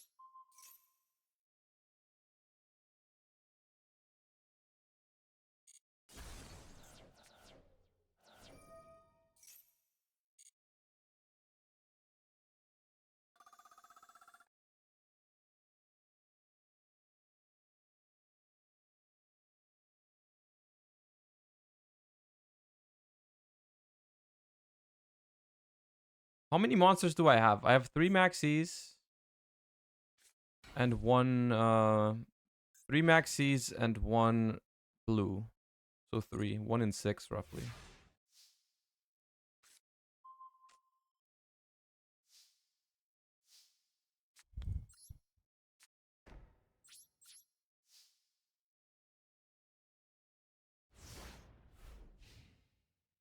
What's the set monster? Maxi? Ash?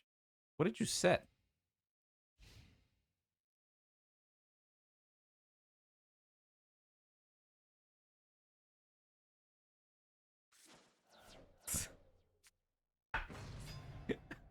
Come on, dude.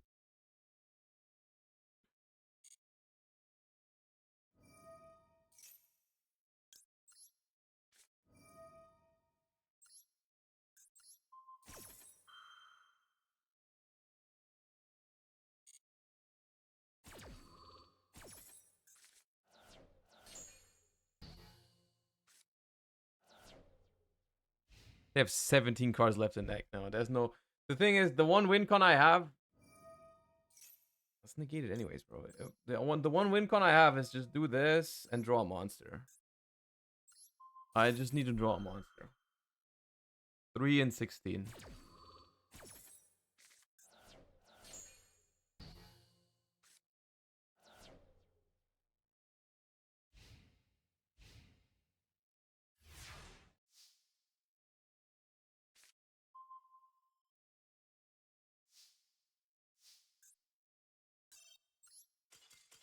What a fucked up game, dude.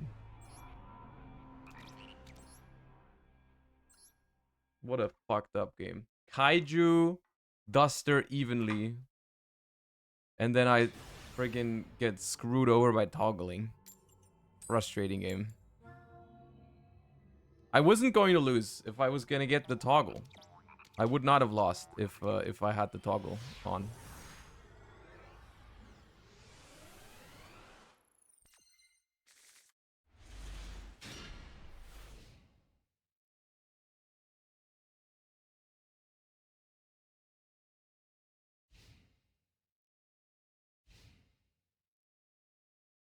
What if you let him keep Ascendant, he runs over Unicorn, you combo with any 2 Runick cards? How do I combo with 2 Runick cards?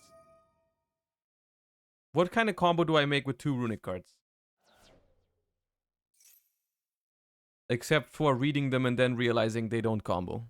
That might be the only combo possible.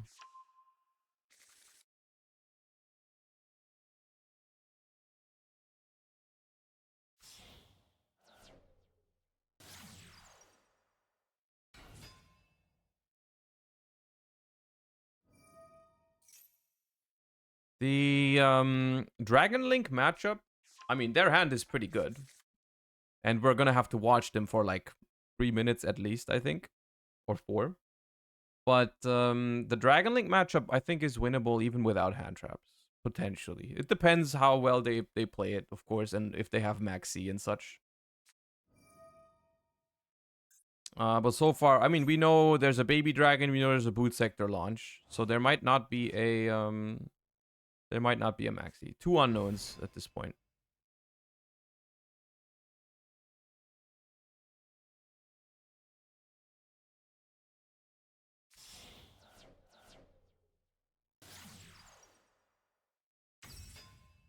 You can write in German. I'll just answer in English so everyone understands. But I don't mind if people ask some occasionally stuff in German, you know?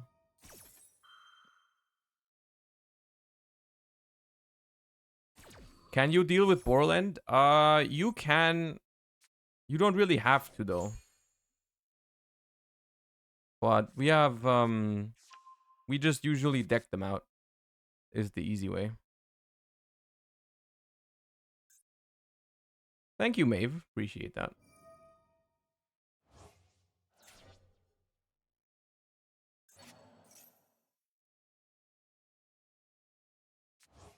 But we can also just flashing fire Borland or freezing curses it. You know?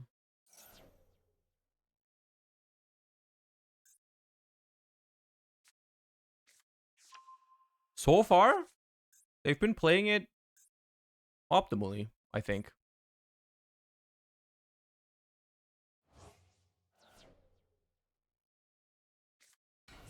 you know, so far it's been pretty clean.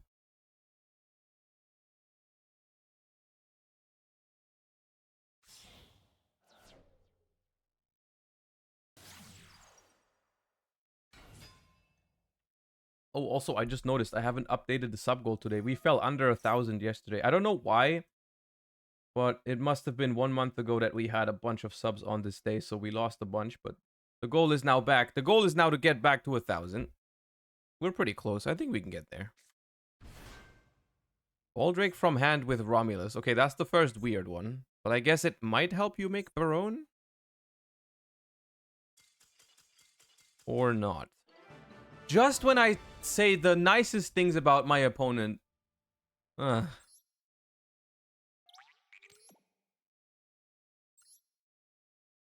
Bro, I literally, when I said we're gonna draw 3 with Folgo in this stream or it will not end, I said that 30 minutes ago thinking it would happen like the next game. And now it's 30 minutes later and we still haven't done it.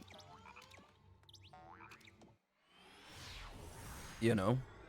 Papa Sanjay, thank you for the prime. That's one way to get to 1,000 subs if people spend their primes on the channel. Appreciate you. Thank you. Do you need to run evenly in Eteria Runic? I didn't run it at Worlds. I did not use it at Worlds. You don't have to, no. You can. It's not bad, but you don't have to. Okay, Fenrir for Fenrir. Probably not Kashtira then. Right. All right.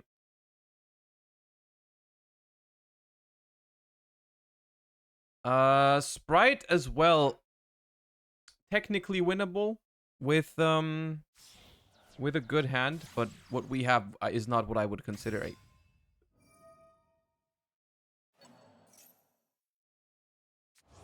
Okay. You must. Do you have blue in hand, right? Or jet?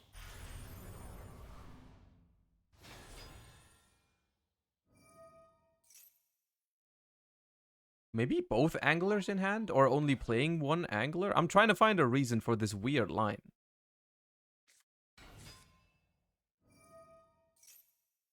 Where's Vishal? Vishal's been in chat recently. I've seen him.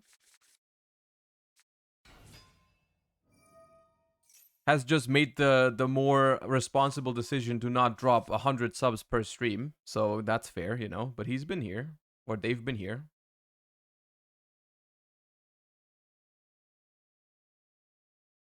Other than Dragon Link, what do you feel is a sound investment for a second deck with the new list in mind for someone starting out? I think right now you can get yourself... Like, Labyrinth is a solid deck. It does have a decent amount of hollows, though, so it's kind of expensive. Labyrinth is solid and probably gonna be solid for a while. Or you could also wait for just, like, 2 weeks when we get the next pack, or 2.5 weeks. I'm not sure exactly. And they're gonna release Merrli and the Kashtira support, I think, is what's been, like, rumored. Is that next up we get Merrli and Kashtira, which is both are very strong decks.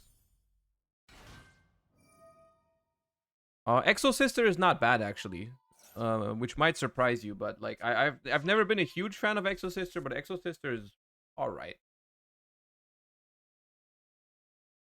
I'm kind of okay with Exo Sister now ever since we Emre won Worlds with it, you know. I'm respecting it a little bit more. What the hell? They must have 2 anglers in hand. So they searched a starter. Wait, that's not the Melpy you're supposed to add. Special summon a level 2 or lower beast. Okay. Okay.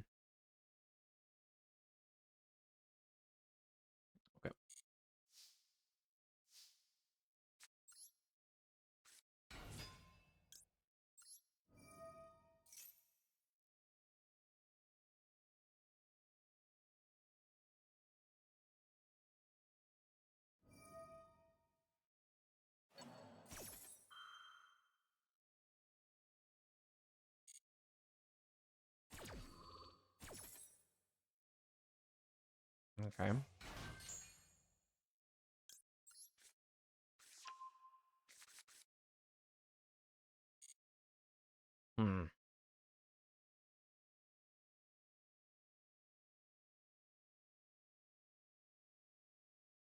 Interesting.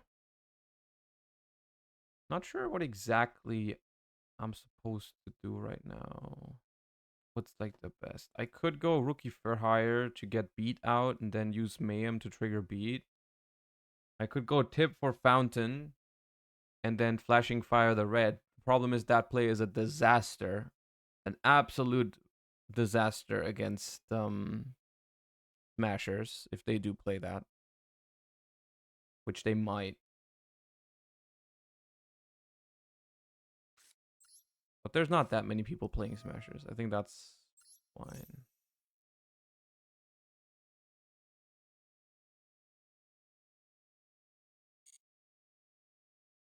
Just banish Smashers with Tip so that I can feel safe, please. Sag. Oh, Carrot is a good banish because they have starter down there. I think they're mad right now. They only play one. They only play one Carrot, they're molding right now with the set starter.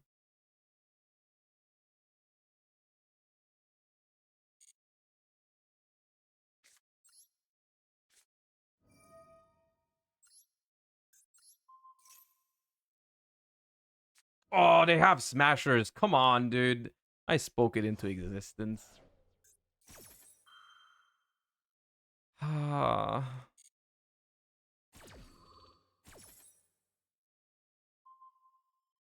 Did they search Smashers? Did I know about this? I don't think I did. I didn't pay full attention. No, they added starter. Yeah. Alright, we can take with talents. But that's not good enough, probably. Probably draw.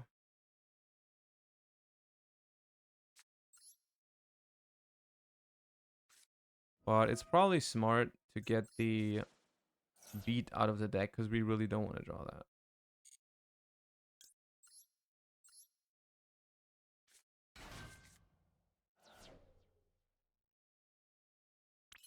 Oh, they should have really done this now, I think. They should have really bounced and negated beat, but okay, you do you.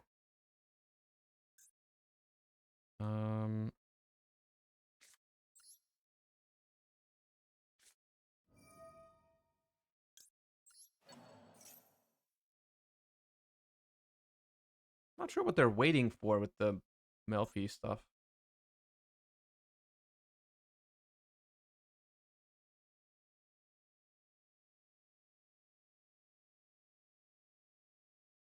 What changes would you make to your worlds if you weren't... probably none.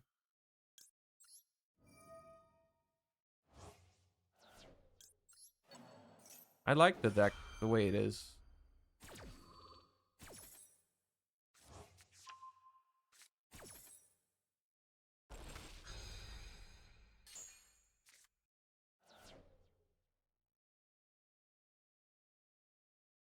Okay, but now if I take, they don't have any disruptions.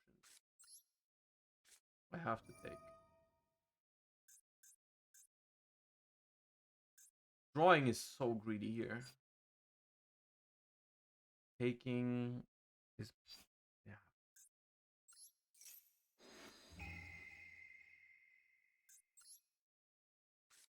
yeah. Sir Monza, thank you for the prime. Appreciate you.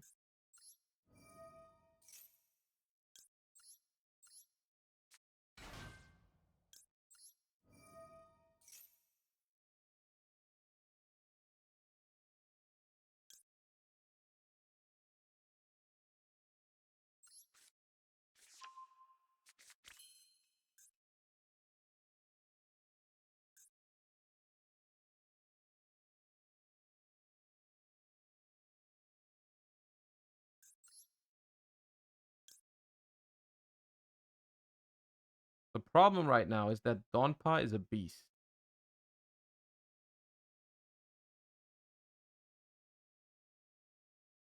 Donpa is a beast, right? I'm not misremembering that, right? Donpa is a beast.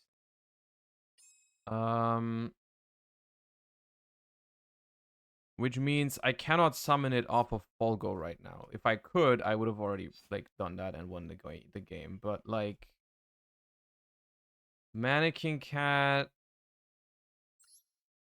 will get there.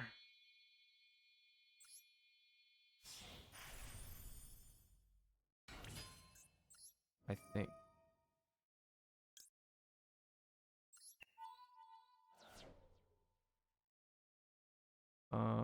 You can have an angler.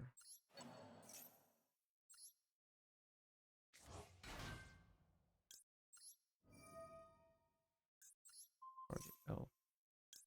Blue.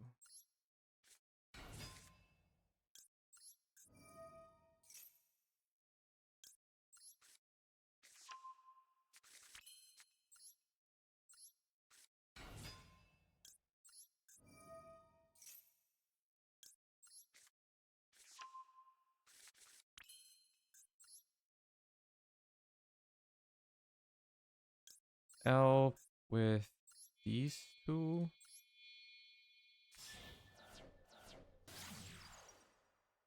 Okay, I don't have to stream. I don't have to stream until 24 hours because we will draw 3 with Folgo here.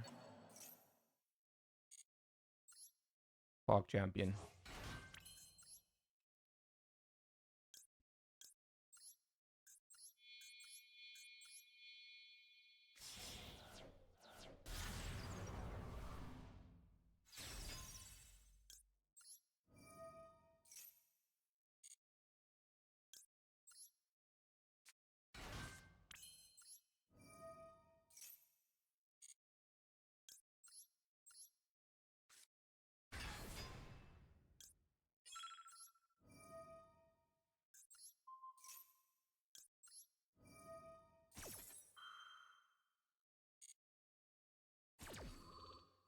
Easy.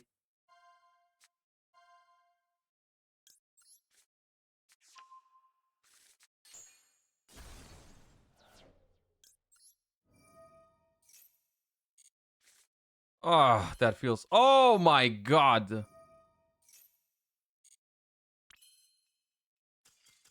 Oh. Whew. They surrendered 5 seconds too late. We did get the draw 3. That counts. That does count. 3 cards worth drawn with Folgo. They were drawn. They were drawn. We can switch decks, or we can do the tier list now. Actually, I think we're ready for the tier list. Just very quickly, like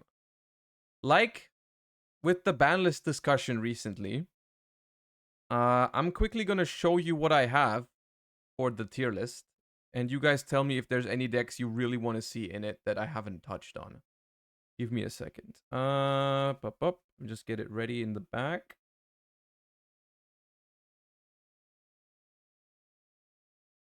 Did you play Cash? I started building it, and then while I was building it, I realized I really don't want to play that deck. I really don't want to play that deck. Okay, give me a second. I realized I also forgot Cash Tira in my tier list. I guess I should talk about it though. Cash Tira Unicorn.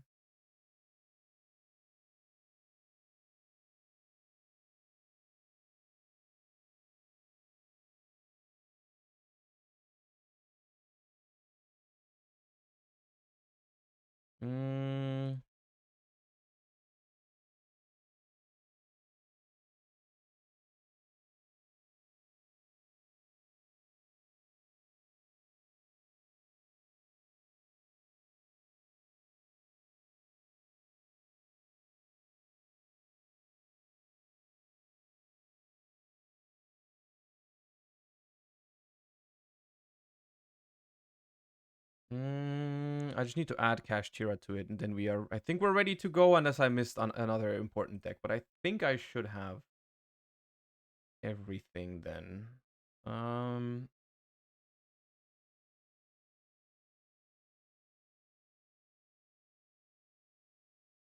Okay.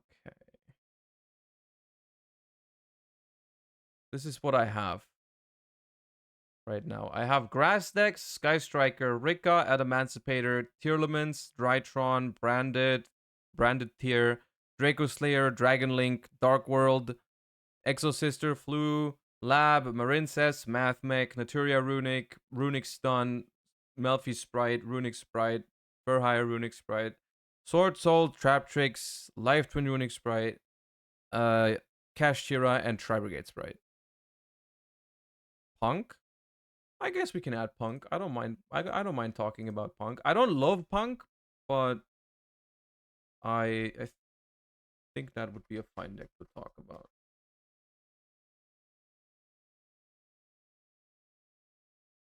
Let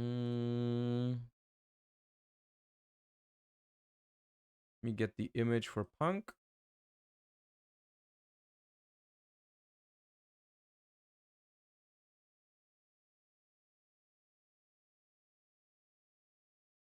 Okay, punk will be added.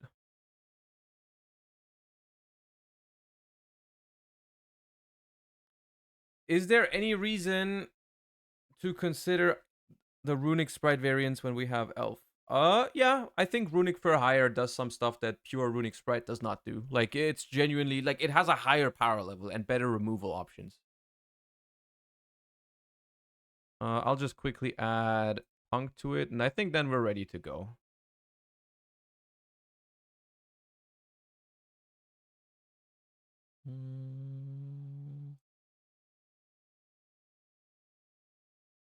Hero? I don't know what I want to say about heroes, to be honest.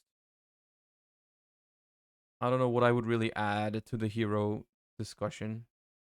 Unchained doesn't. This is for Master Duel, chat. This is for Master Duel. There's no Unchained in Master Duel, really. Not yet. Anyways, I'll go to the toilet really quick and then we will begin. Give me a second. I'll be right back.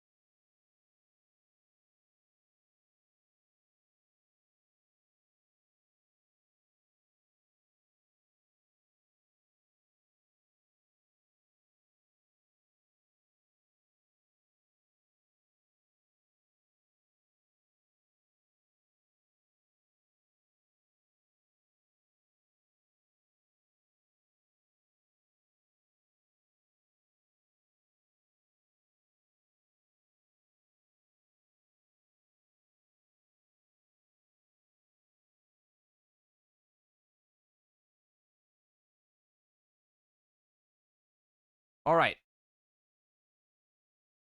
This is Master Duel tier list. Yes. I am torn whether I should make an updated TCG tier list. I don't know if I have. Have I made a tier list for Duelist Nexus format? I think I did. It's been like a very first impression kind of thing, but I think I have made one. Let me check.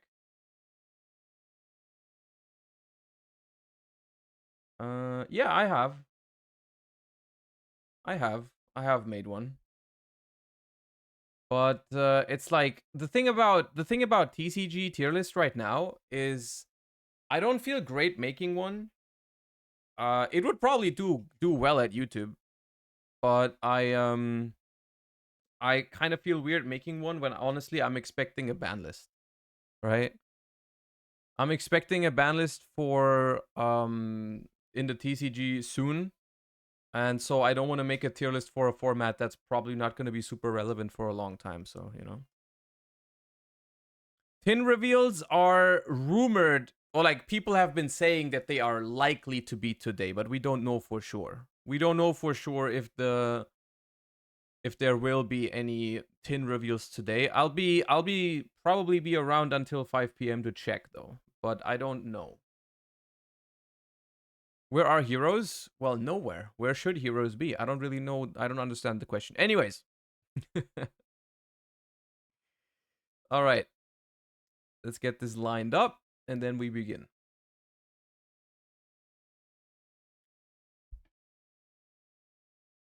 All right. Hello YouTube. It is finally time. I've been asked over and over and over again in the last couple weeks and even the last couple months that I present you with a Master Duel tier list. I've done a lot of tier lists for the TCG format, but I haven't done one for Master Duel yet, I think at all. But I kind of want to give the Master Duel community some love even over on YouTube. You know, we've been playing it a lot on stream. So I felt like it was only the right thing to do to also do some YouTube content on it, especially, you know, as we are the current world champions for Master Duel. Might as well do some YouTube content out of that. This tier list is going to be obviously for when the new ban list that we've talked about in a recent video already takes or is in effect, right? When the new ban list drops in a week, we will be playing with a whole new format. You know, no Merrli. How is that going to affect Tearlaments? Some other interesting hits on the ban list. And I'm here to talk about what I think about all kinds of different decks. So here we are. First thing first, grass decks in general. This is no particular sorting, by the way. I just threw all these images into the tier list and we're going through as they come up. Grass decks have taken a significant hit because there's only one grass. And honestly, in my opinion, playing a 60 card deck with one grass is not worth it. It was already kind of iffy, you know, like 60 card decks have already been more on the just for fun side before this ban list, but now with 60 cards and one grass, you're just not going to see it. You're just not going to see it, and that's why I think the grass decks in general, I'll put them into tier 3, maybe very low tier 2. It's like, you can still probably have fun on Master Duel ladder with like a Thunder Dragon, grass, snow pile, right? It's just not going to be consistent, right? And then like, the only actually good grass decks I felt like, or semi-competitive grass decks, were like the Adamancipator Block Dragon grass decks sometimes, and those don't even exist anymore because no Block Dragon. But we'll talk about Adamancipator separately. But like grass in general, with one grass, I just don't think is a very, very, like, I just don't think it's a very viable strategy. Sky Striker, I'm sorry to disappoint all of you, but Sky Striker is, I think, a high tier 3 strategy, not really much more than that. I don't see the deck being very strong. I personally just think Sky Striker cards are a little bit too fair. The only thing that speaks for Sky Striker in this current Master Duel environment is that it's one of those decks that's kind of immune to Max C, right?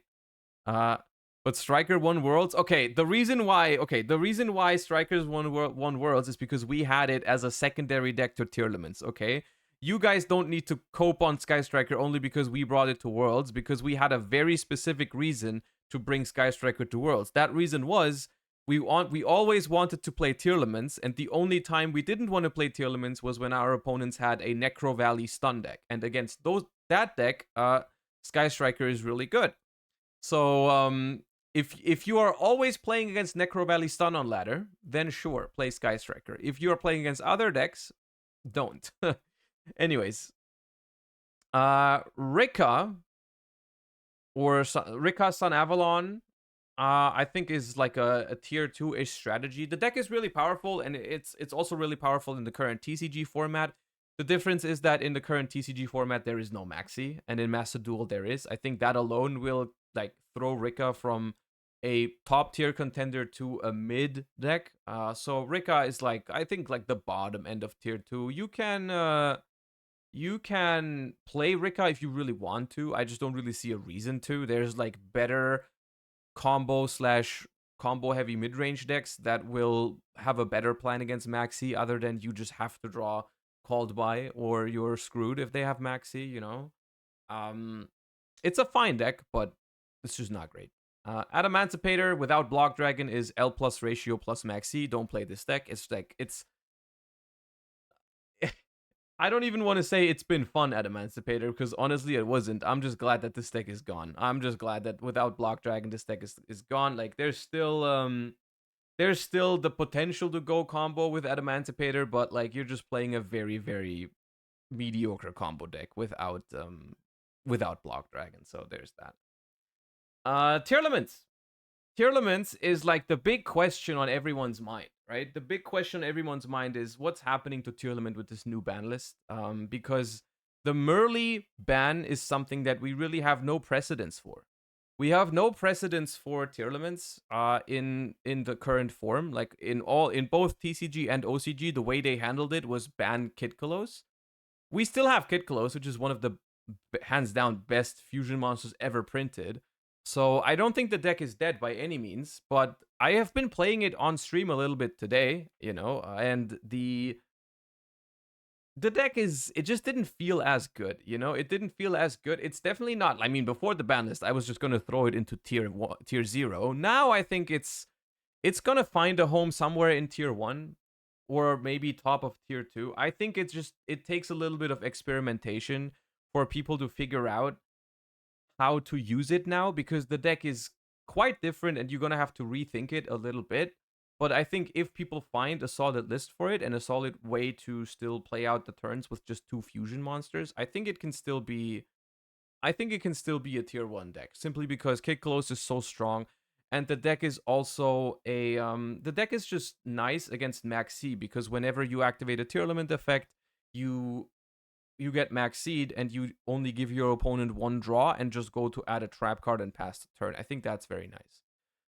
Also keep in mind that there's a lot of tools for Tearlaments in Master Duel that people can explore with now. Like, we still have Chaos Ruler, which is pretty much keeping Tearlaments alive single-handedly in the OCG. We have potential versions like Punk Tearlaments that can make Chaos Ruler to get the engine going and end on some extra disruptions from synchros. I think there is potential in tier. I just don't know how exactly you're going to do it. Drytron is L plus ratio plus Max C. The only thing that's worth noting about Drytron is that it could benefit slightly from the fact that if tier falls off a little bit, if tier falls off just a little bit, people might be inclined to play less Bystials. But it still, I think, is a copium deck. Branded now only has 1 branded fusion, and I'm gonna be honest with you, I was already not happy with the consistency of the branded deck beforehand. That was the reason why we did not bring it to Master Duel Worlds. We did not think the deck was consistent enough, and it was kind of just all right. It wasn't great. I think the deck is playable for sure. I'm gonna give it a high tier 2. I'm not a huge fan of branded, but I don't think it's dead. I think you can still play it. It's just gonna break a decent amount of its games, which I don't think is a great feeling, but you can play it, because if you do find that branded fusion and your opponent does not have that Ash Blossom, the deck is pretty good as always. Now to an interesting one, which is branded Tearlaments. I think these 2 decks in combination could be nice. Although, 1 branded fusion also hurts the hybrid version quite a lot, but you can still play you can just play fusion deployment to get to your Rhino Heart consistently. You can branded fuse to send Tearlament names if you don't find another way to start the game off. I think this deck has some solid potential. I think this deck has some very, very solid potential to just be like more than the sum of its parts, basically, right? It's like Tearlaments itself might not be that great anymore, even though it's probably still good.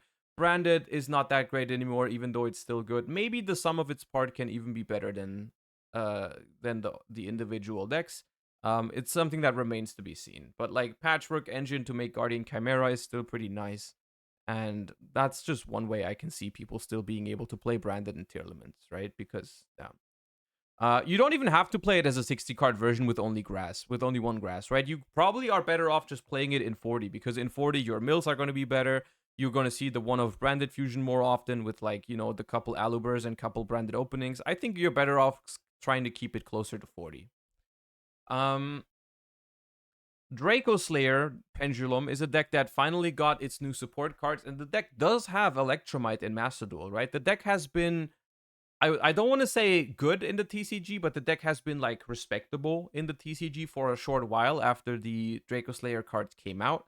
In Master Duel, we even have Electromite, so I think the deck is at least somewhat something worth looking at. I think it's alright, and it does have some very solid 1 or 2 card combos. It does struggle a little bit with Max C, and it also does struggle with, you know, Kashtira or Rysart locking your Kashtira locking your pendulum scales, which could happen now that Shangri-Ira is in the game, and we're expecting more Kashtira support soon.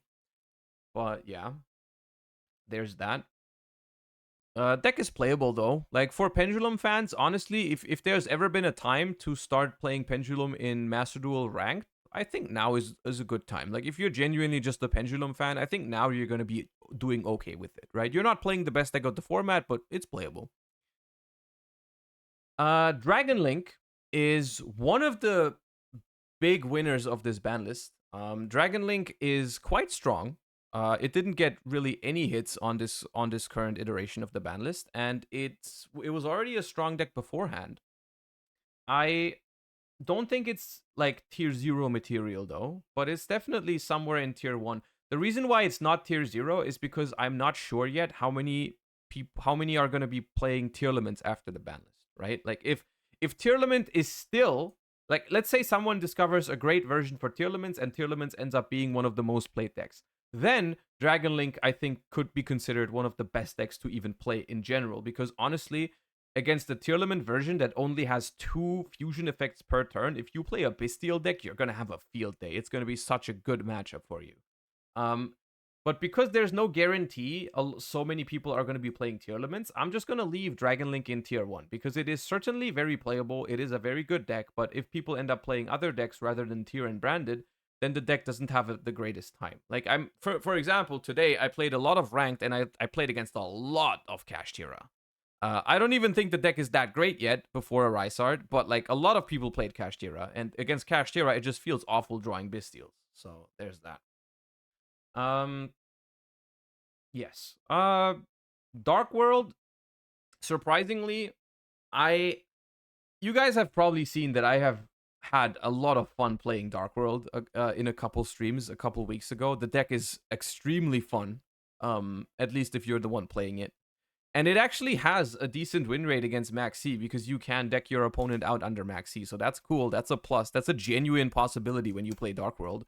So that's nice. The deck is fairly weak when you go second, though, in some matchups. Not in all matchups, but in some. I'm going to put Dark World somewhere in tier 2, probably around here. I think the deck is viable. I think the deck is very underrepresented. Like, people are just not really playing the deck as much, but I think it's solid. I want to say that this will change once we get Kashtira or Rysart. I don't know exactly when that happens, but as soon as we get Kashtira or Rysart and Kashtira becomes one of the most played decks in Master Duel, which it will, I think Dark World will fall off heavily, for sure. Exo Sister is a deck that I have not been super fond of in the past. You guys know I'm not the biggest Exo Sister fan, but after we brought it to Worlds and it's been performing quite well, I've kind of been, I've been respecting the deck a little bit more. I think it's a solid deck.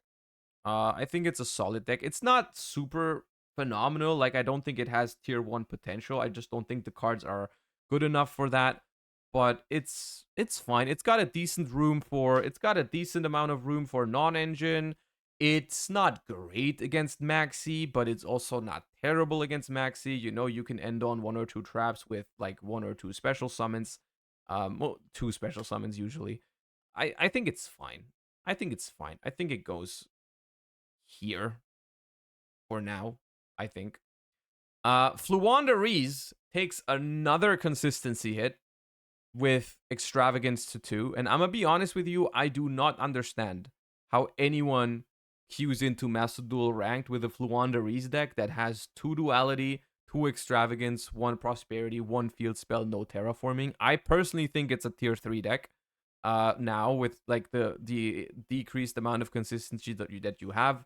As soon as we get freaking a Rysart and Kashtira, you're not even gonna have much benefit from Dimension Shifter in that matchup. I just don't like Fluandereeze. Maybe it's a tier 2 deck. Maybe I'm being biased right now, but like, I just hate Fluandereeze, and I don't think it's consistent enough to keep up. Labyrinth is a very strong deck and is expecting even more support in the future. Not in the near future, but in the TCG right now, we're expecting Labyrinth support in the next set, which means in Master Duel, it's going to be quite a while until we get it. But for now, I think Labyrinth is just very solid. It doesn't have any... I don't think it has many matchups that it completely dominates, even though you can build it in a way how it can beat Kashtira fairly consistently once that comes around. But the deck is just solid, right? The deck also just got Chaos Angel, which is a phenomenal card in Labyrinth. The deck only lost one Extravagance on the ban list, and the deck is also very good against Maxi because you only give them 1 or 2 draws usually. And that is very nice, especially since often they don't even draw on your first turn, they draw on turn 2 or 3. So I think Labyrinth is a good deck moving forward. It's definitely very solid. It's like for the people that enjoy trap decks, this deck is definitely a very, very good option in the upcoming format. Marincess, I guess Marincess and Mathmech, as they are kind of the same principle of decks. They are just a bunch of cybers, combos, and hand traps. I don't think that's the greatest concept right now. I think Marincess is about a tier 3 deck. It's playable. It just is very fair. And it's like, it's very weak to Maxi for not much payoff. You know what I mean? And then Mathmech, as much as I hate it, I think is slightly better than Marincess. And it's going to be in tier 2 simply because it still has all 3 circulars. Mathmech also very weak to Maxi, but I think it is playable. Like, it's not weaker to Maxi than something like Rika or Pendulum is. Like, all those decks are weak to Maxi, right? So they're kind of like on the same thing. It does suffer from Bystials a lot, but I'm kind of predicting Bystial usage to go back a little bit because I think Tearlament usage is going to go back a little bit. On the other hand, as soon as we get a Rysart, Mathmech also can't deal with that. So as soon as we get a Rysart, the deck probably demotes to rank 3 or something, to tier 3. But yeah, for now, Mathmech is playable, as much as I hate to say it. In my opinion, one of the biggest winners of this current ban list is Naturia Runick, a deck that has been criminally underrated, I think, in the last couple of months in Master Duel. A deck that is actually just completely phenomenal. I've been very happy with its performance at Worlds. I brought it to Worlds, and it's just, the deck is very, very strong.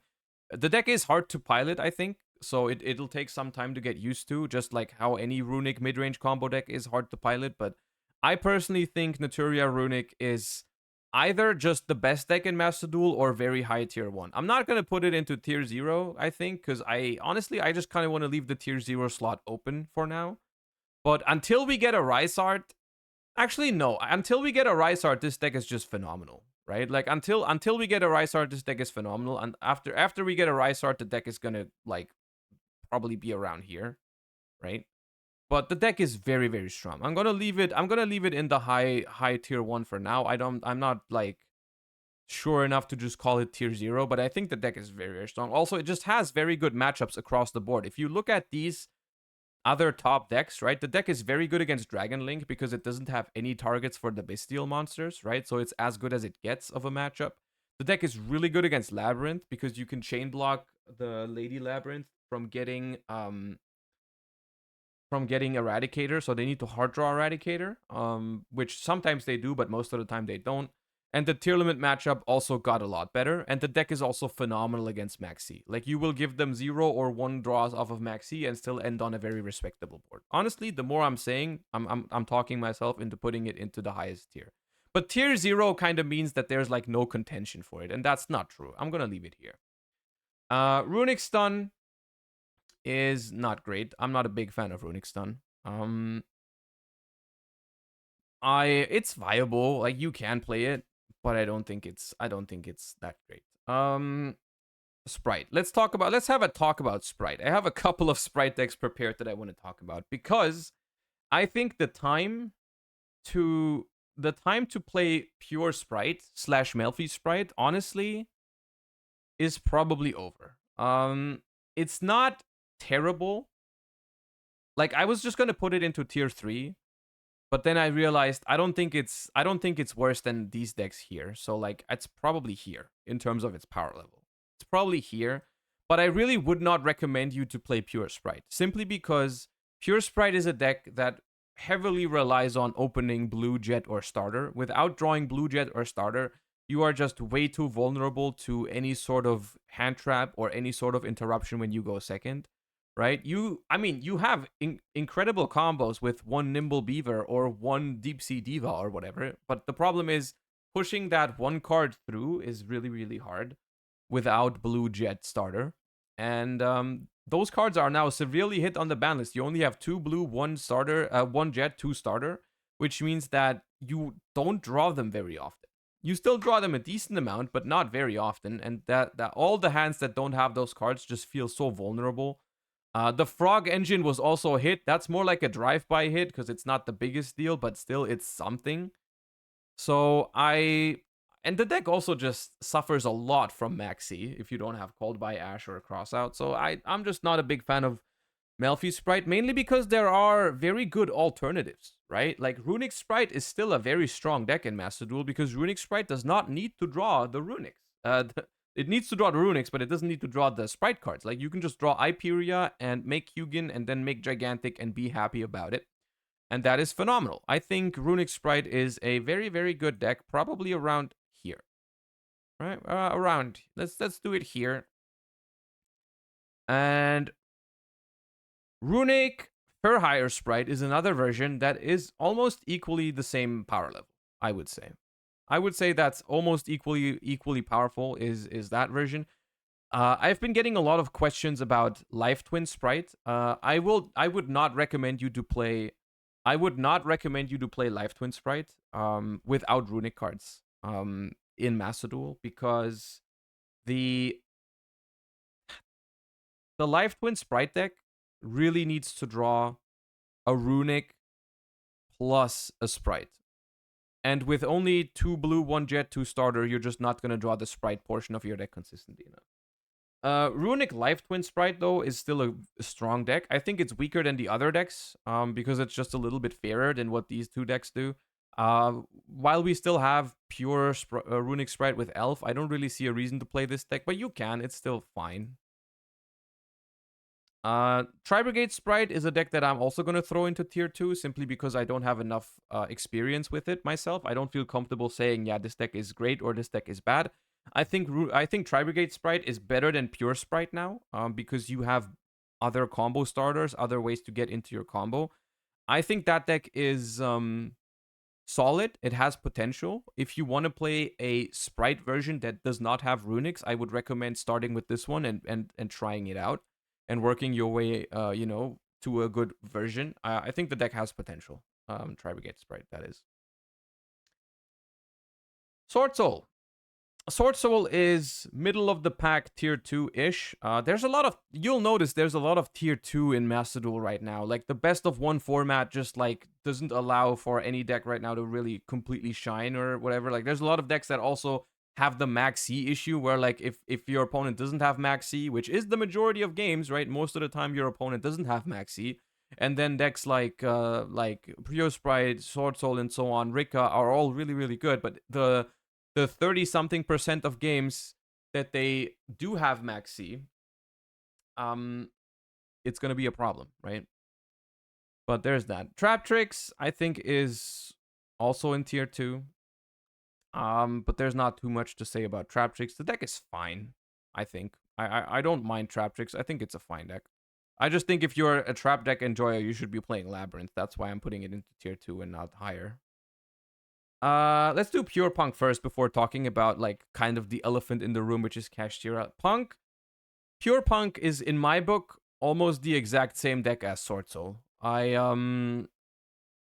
think these two decks are very, very similar, where like if they go first and they don't get Max Seed, they can do very strong stuff, but they also have nice synergy with like playing hand traps, playing non-engine, which is like, I think that's one advantage for decks like Sword Soul and Punk and Spright over decks like, I don't know, the more all-in decks like Drytron at Emancipator. Like, all those decks lose to Max C, but those decks up here at least have decent room for non-engine and can sometimes, if I get Max Seed, I can pass and maybe throw 2 hand traps at my opponent and be fine. That's something that decks like Drytron and Adamancipator usually can't do because they simply don't play enough hand traps.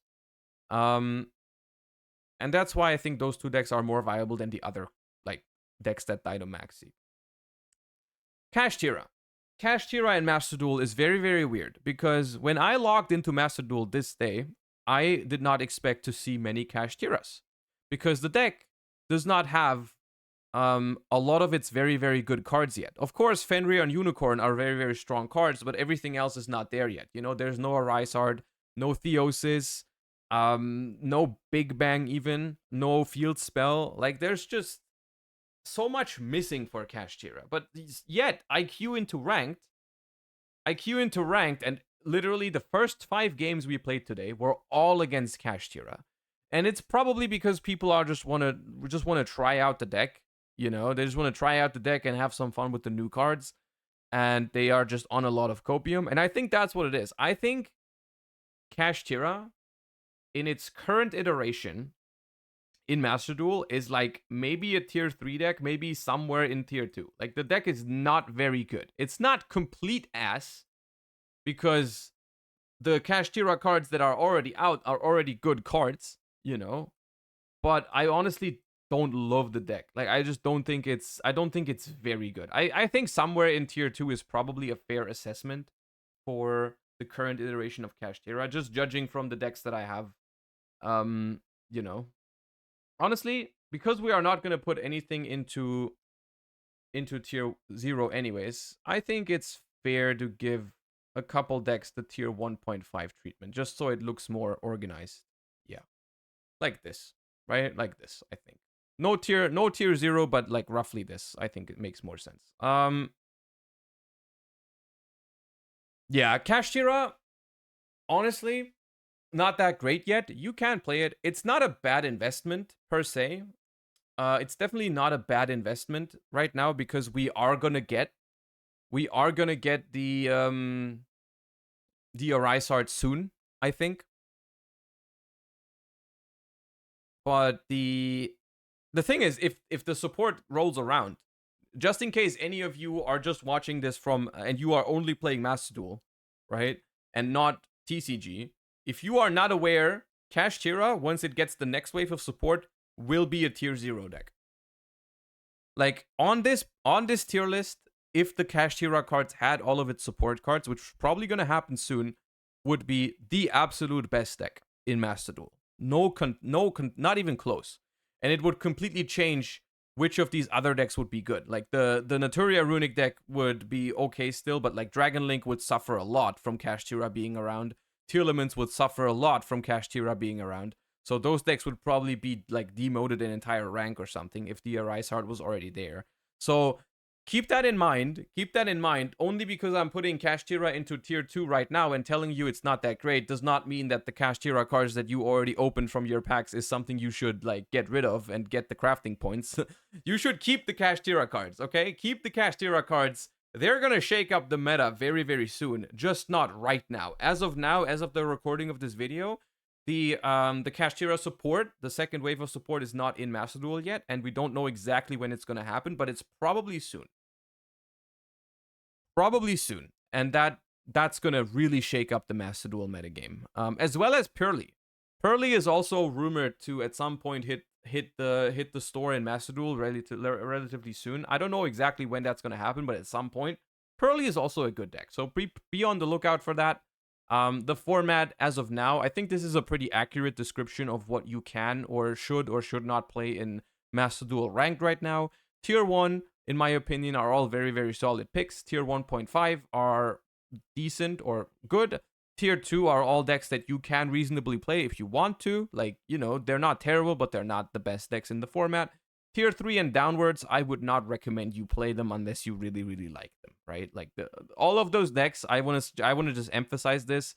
All of the decks on here are playable decks, right? You can play those decks in Master Duel Ranked and do okay with them, right? None of those decks are completely garbage. Most of the decks that I think are like absolutely unplayable, I don't even include in those tier lists, right? And so, yeah, that's that.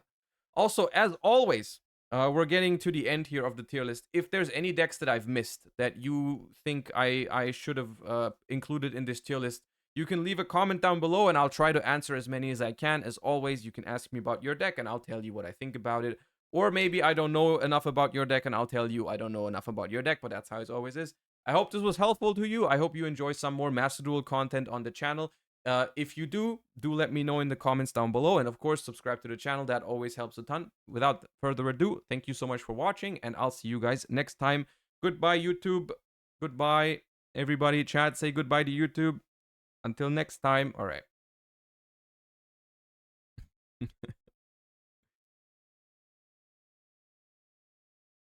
And that is that.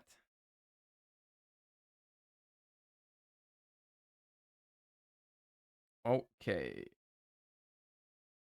That was good, I think. I think the Master Duel format right now is kind of cool. It's looking to be interesting, in my opinion. It's looking to be interesting. All right, and we still have about 40 minutes. That means we just play some more Yu-Gi-Oh games. Bella Kalak, thank you for the Prime. Appreciate you. Getting closer and closer to that 1,000 Andy mark again. Merkster getting us one step closer. Thank you for the 8 months. Appreciate that. I did want to... The entire time while we were playing Runick for Hire, I was just... By the way, I want to say one thing. All of the Runick decks, all of the Runick Spright decks that we've been playing recently, whenever I play them, I'm just thinking, dude, Runick Naturia is so much better than this.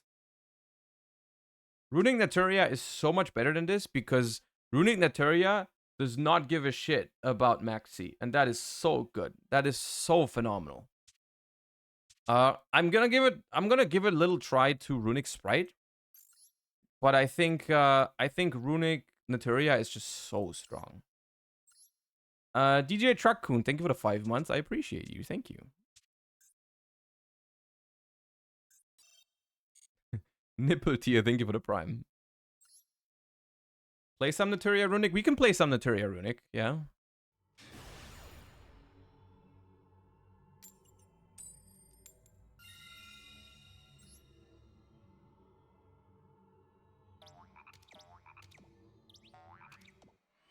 What do you think about Orchest and Master Duel? Orchest is a deck that's not designed, in my opinion, to exist in a Maxi environment. The deck is just way too fair.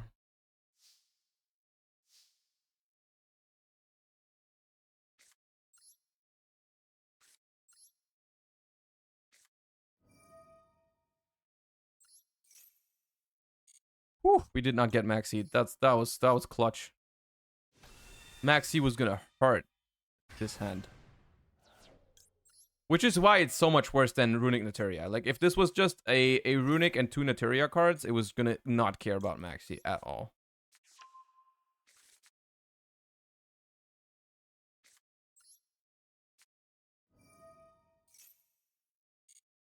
Orchest is hype in the Dark Light event. You know why?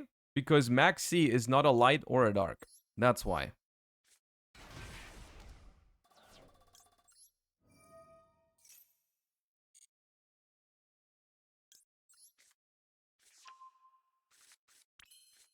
Oops. I almost normal summoned Jet.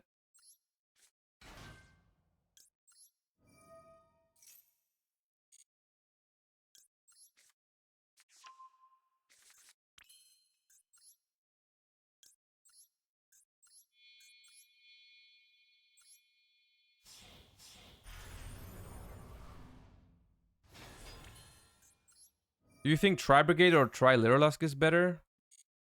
In the TCGs, I could see the Literlusk version being a little bit better. Although I think both of them are, like, not that great.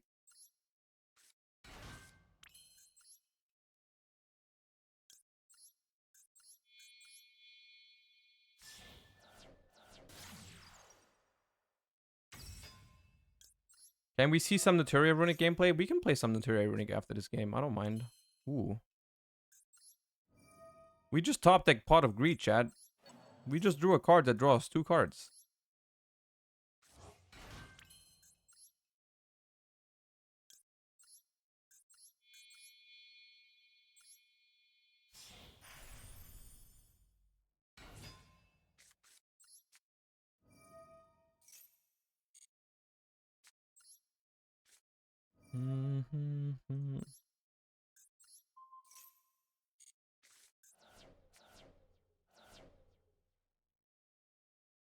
Okay, I thought for a second we hit a card that they could activate.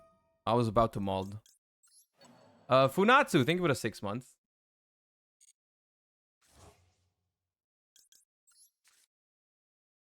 All right.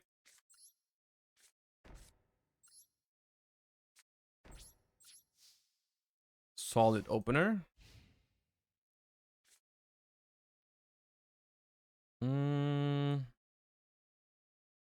I don't think their deck can beat Maxi, honestly. I'm just gonna start her for Carrot. That way I can stop Maxi. I can stop anything that stops Maxi. Right? I can stop Ash and I can stop Called By. They draw Maxi.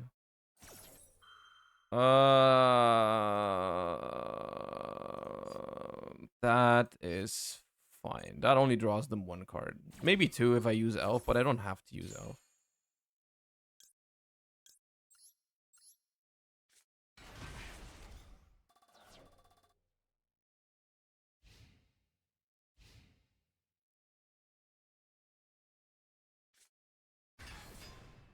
Maybe I should have used Maxi right away.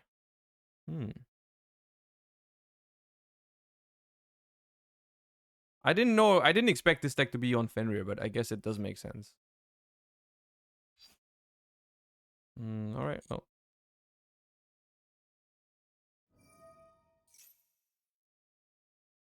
One problem with shotgunning Maxi in Runick Spright is that you will never be able to kill them next turn because you don't have a battle phase, so the punishment for just passing is not as high.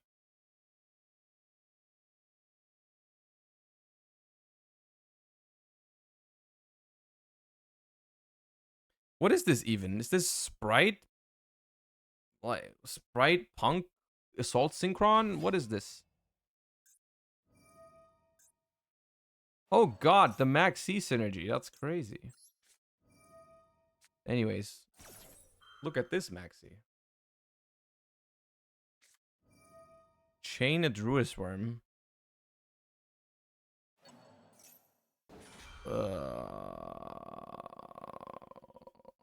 Targeting a blue. I'll chain Elf. They draw a card, but it's Ite.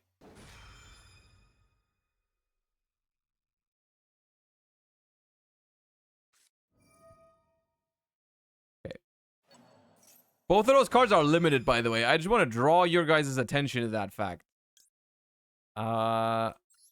Chain Smashers.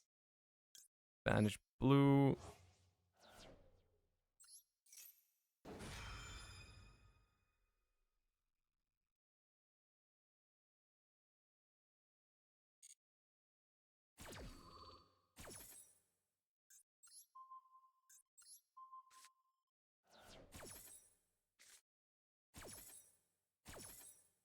Okay, 2 Bestials in hand. And a Fenrir.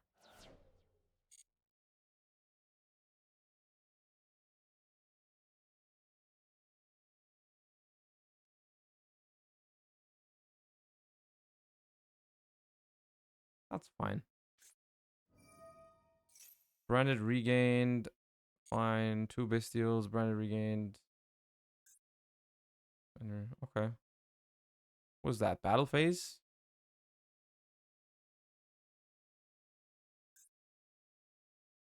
Smells like battle phase to me.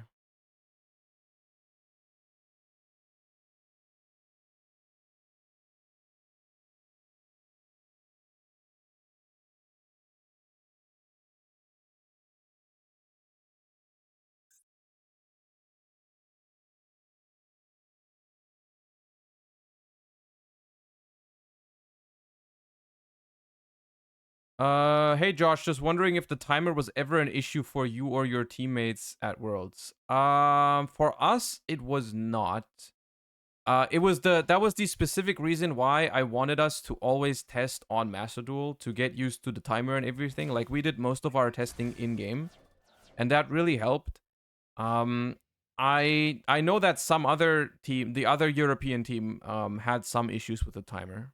Like Bowden, for example, who's Obviously a phenomenal player, but I don't think Bowden did as much testing in game and ended up losing. I think it was 2 games to timing out. I don't know if he was gonna win those games without the timer, but I know he timed out twice. So Jesse said he was low on time permanently. I did not experience that. I was not. Oh, hello. I was not low on time most games. It was fine usually. What was the time duration? It was exactly the same timer as in ranked. Which, looking back on it, I mean, like I said, it wasn't an issue for me, so it didn't feel bad for me.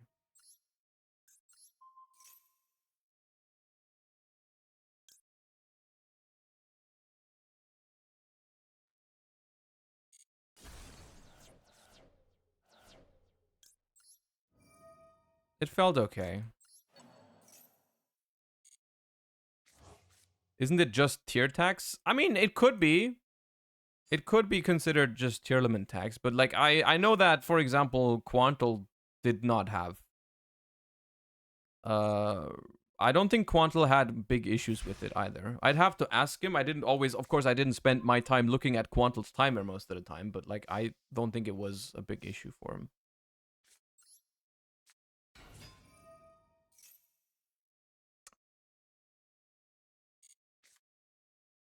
This game is over, by the way. It's just a matter of when will our opponent accept the fact that it is over.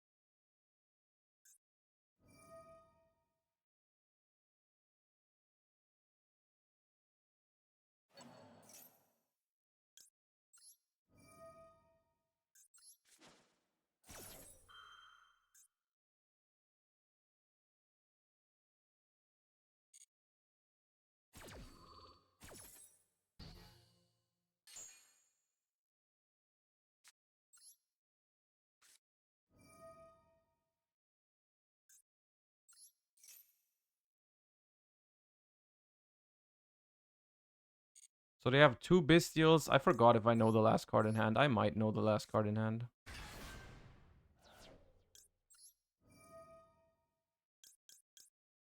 Oh, Fenrir. Right. It's Fenrir.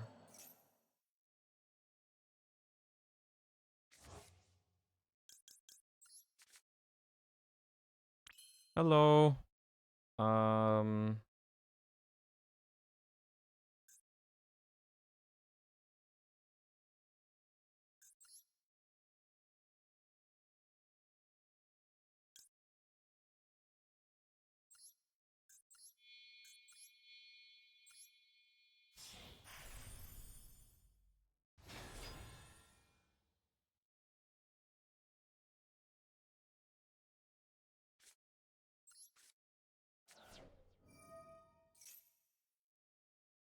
Were you allowed to make notes during the games at Worlds? I don't think so. I don't remember asking them, but I don't think we did. I don't think we were allowed to do that.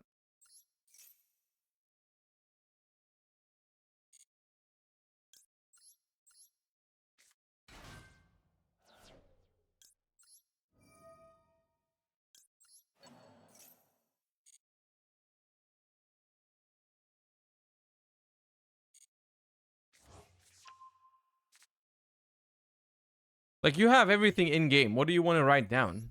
Like, you have the log and everything like that. Like, the stuff that is mandatory to keep track of, you can keep track of. So, yeah.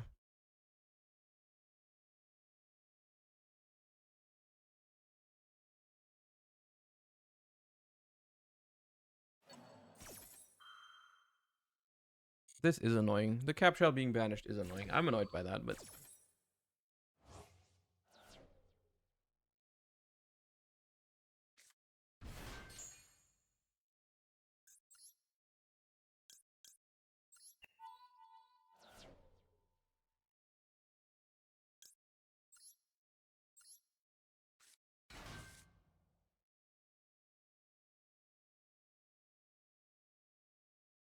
Talents reveals aren't kept in the logs. Well, yeah, but like you wouldn't even be allowed to. You would not be allowed to write those down even in like TCG.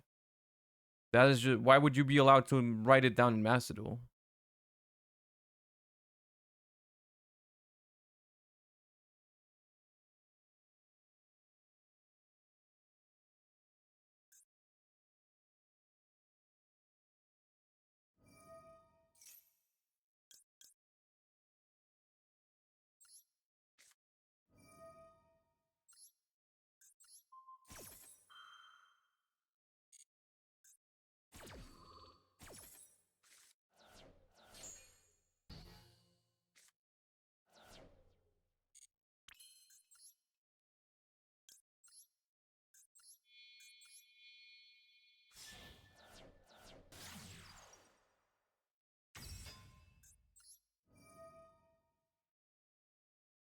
Mm.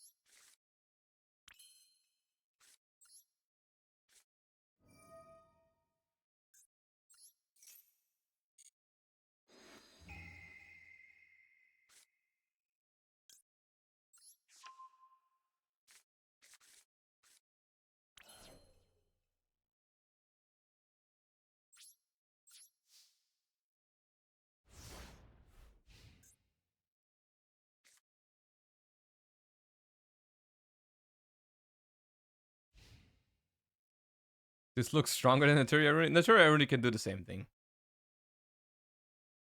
I think both of those decks, their game plans is pretty much the same, but like the Naturia Runick deck is better against Maxi. That's I think what it is. I think you're in a relatively strong position. Oh, really? That is wonderful. That is so good to know.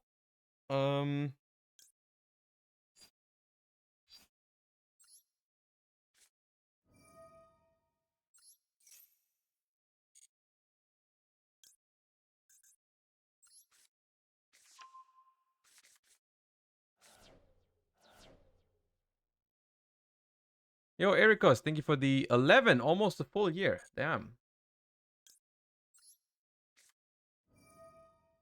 I like how I sometimes just dodge the light or dark banishes. Yeah, like I just don't banish lights or darks for regain to draw extra cards.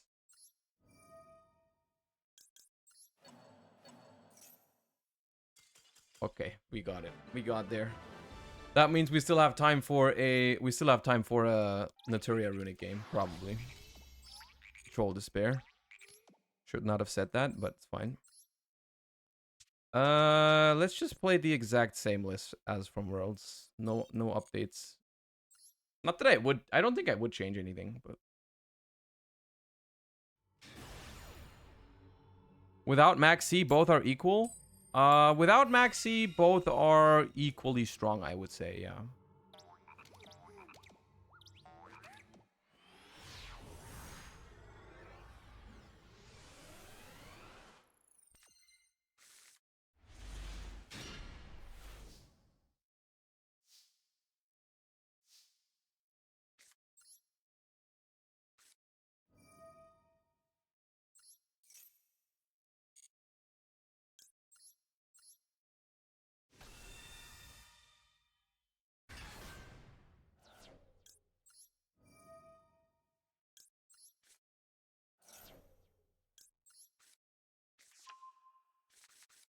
Would you add Bestials to the Naturia Runick build? Not really, no.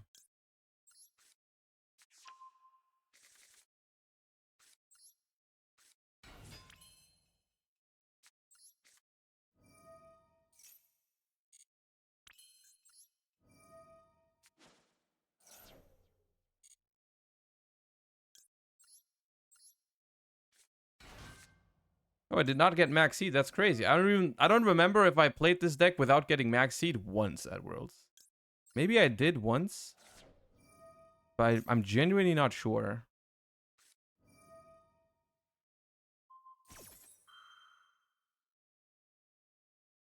Okay.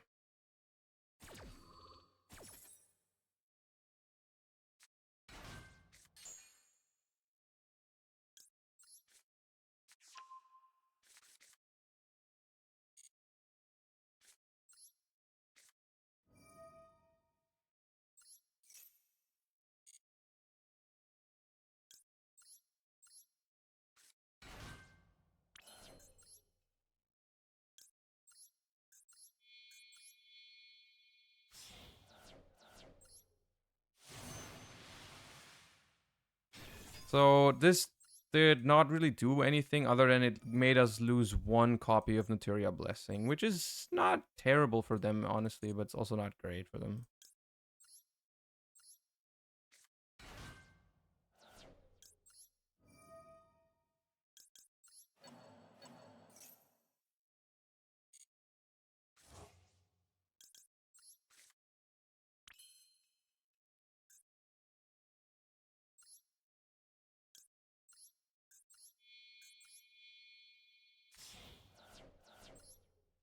I was about to complain that they drew the one Kelbeck, and then I remembered we're playing old Banlist. Like, we're putting ourselves at a disadvantage for no reason. But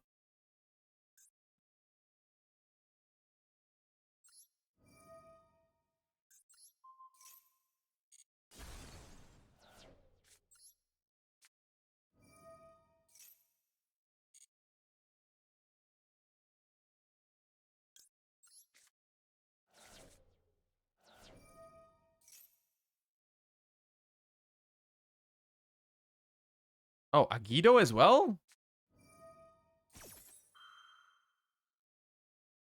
Uh,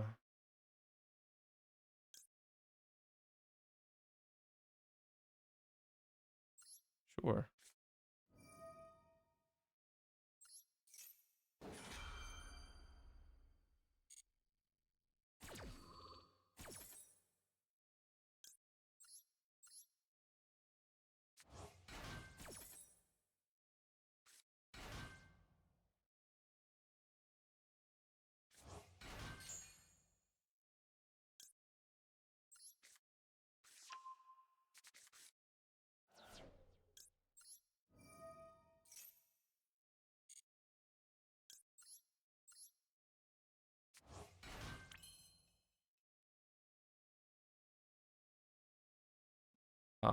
I could Trish them.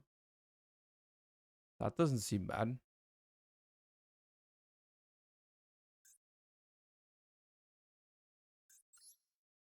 But if I Trish them, I don't get Nat Beast.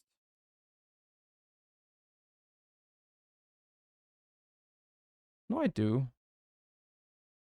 Nat Beast, this. It's my last blessing if I do that.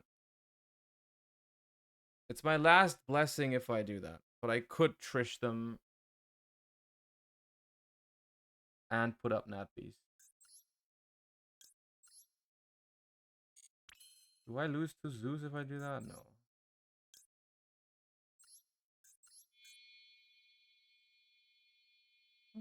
Do I need Nat Beast against 3 cards in hand? Probably not.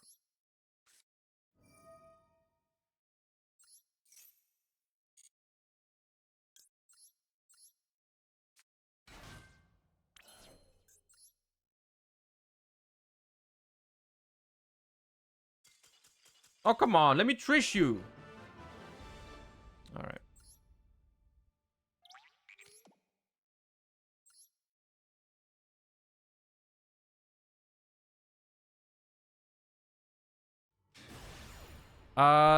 Mudora and Keldo are... You can put Mudora and Keldo into this deck. They are good in this deck. The reason why we did not have it was because we had the shared card pool, of course. And the Shizu cards had to go into Tearlaments. That's why we did not have that option at Worlds. We did obviously not put the Shizu cards in there. But you could play them. The only issue is I genuinely don't know what I would take out. I like everything else in the deck as well, so I'm not sure what I would cut. Do you prefer TTD over Evenly or choose Talents because of the Worlds format? I think Talents is just better when you go first. I mean, obviously. So I preferred it. But Evenly is also fine.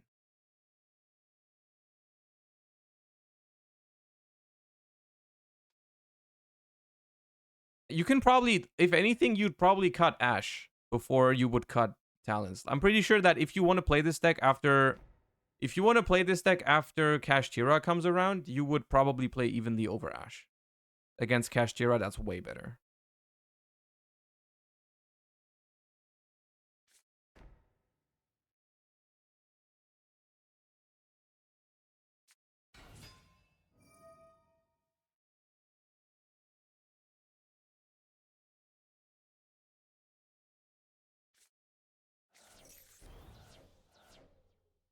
We lost 3 semi-limited... No, this one's not semi-limited. We lost Tip and Freezing Curses. That's annoying. But at least their opener is kind of shit.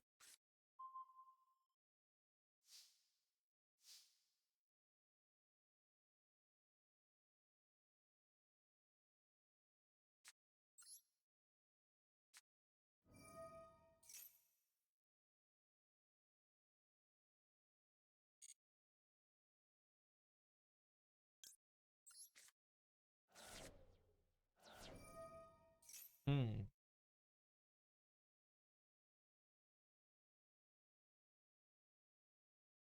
Do you think Kashtira plays Called by the Grave? Because I would not expect them to. Because Mole Cricket is insane if it resolves. Mole Cricket is crazy if there's no Called by.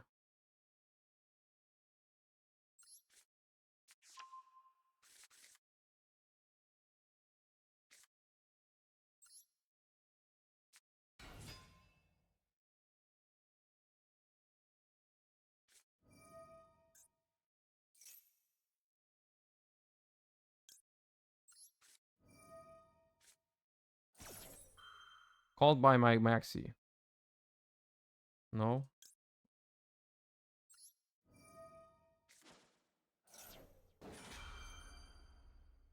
Okay, thank God.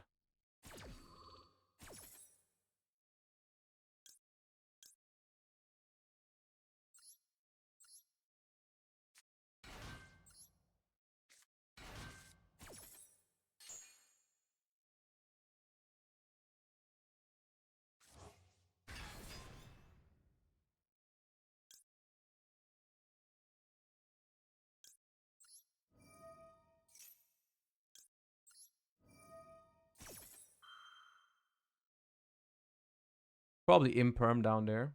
Looks like it.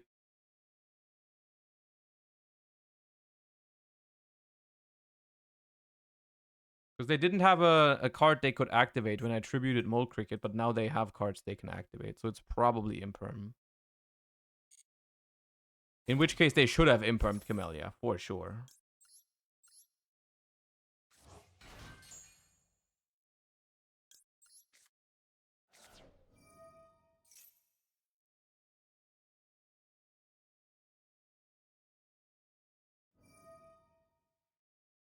So what we're going to do here is we're going to activate Sunflower, but we're not going to mill instead, which normally you would always do this, but if I do it, it stays on the field and they get to Imperm it. This way it's off the field and they will not be able to Imperm it.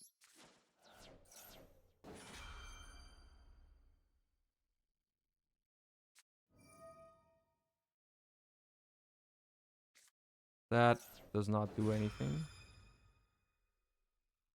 But sure, be my guest.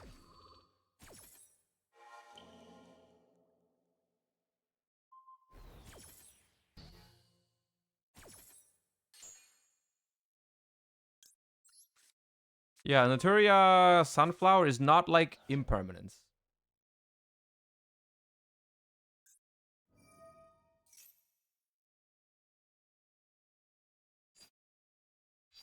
I mean, yeah, look at my hand. Look at it. And then you can leave.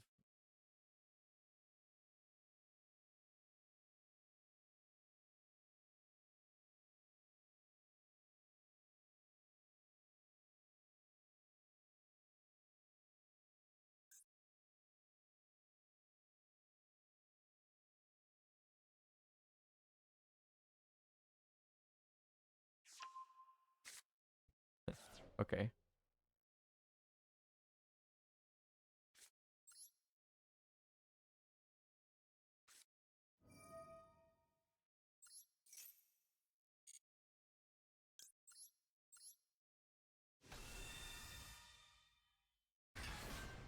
You don't play Psychic and Punisher in this deck. You don't need it. Talents can go.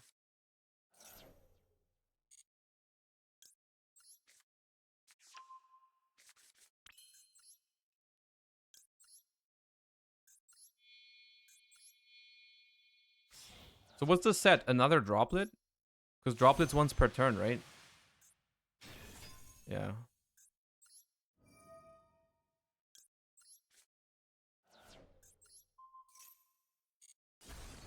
Oh, evenly. Okay.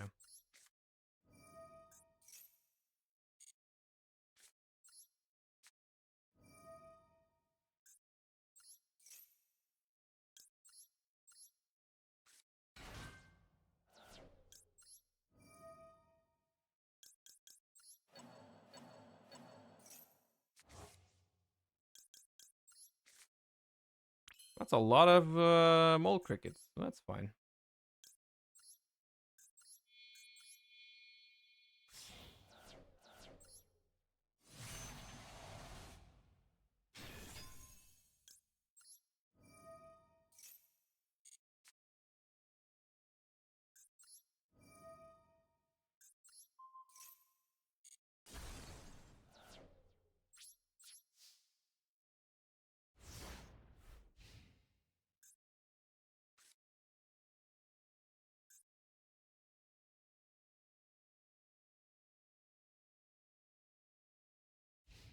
They just have a Rise Heart on the field that just stops them from doing anything. Because you can't use Rise Heart again this turn. It just sits there and stops them from summoning like Unicorn and shit. They basically need Birth, but I just Baron the Birth, right? Baron in defense so he can't crash Rise Heart. You could have done that. Yeah, could have done that. Probably a correct play. Yeah. I don't think it matters because I can just slumber to stop the Rise Heart from dying. Or also I can just let them crash and Baron negate if they have a Fenrir, right? So in that sense, kind of pointless. But okay. End phase, we will just cycle slumber.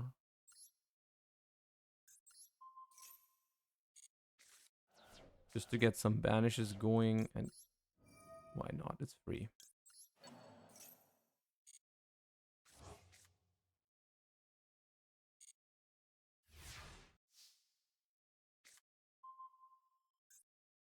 All right, we have 2 trees in the graveyard. We have... Okay, so we want to go with this. Returns YGO. Thank you for the 3 months. Appreciate that. Pepe D in 3. True. Pepe D in 3. Last minute Pepe D potentially.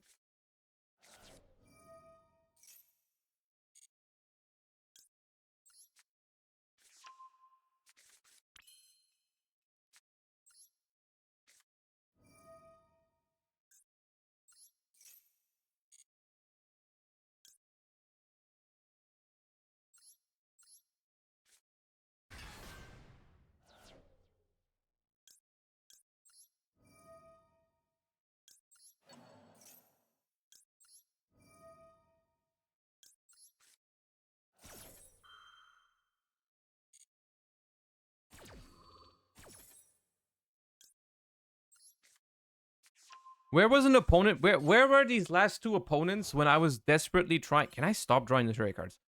When I was desperately trying to draw 3 with Folgo, like where were these opponents then that just never scoop?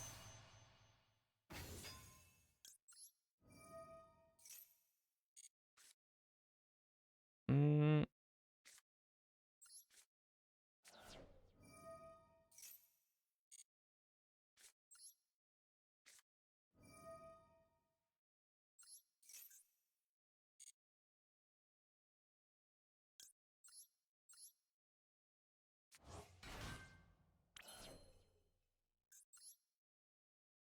I'm almost inclined to just leave this on the board because it's so insane when they summon and I get Camellia back. Let's do that.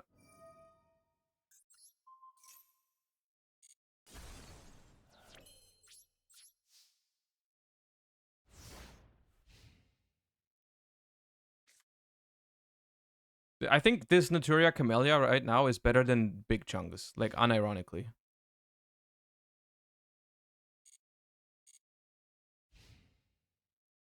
You have a title if you deck out your opponent 20 times, he's helping you. We've already done that. We've already done all the challenges. What the hell is that card? I've never seen that. When your monster declares an attack, you can target a spell and trap your opponent controls. Negate the attack. If you do, destroy that card. Each player can only set one spell and trap per turn.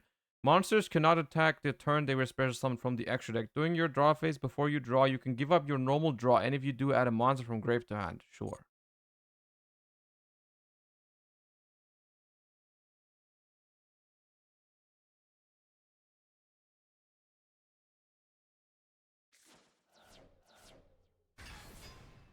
Why did you tribute Charge Warrior?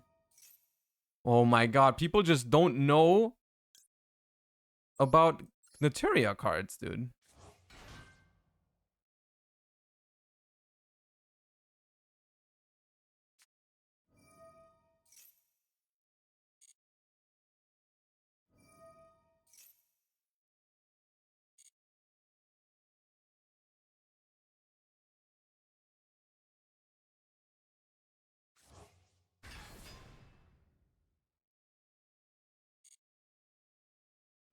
Oh my god, you did not just activate that. Oh, come on. Read my card at least. Come on, do me that favor. You're not even respecting my cards enough to just give them a simple read.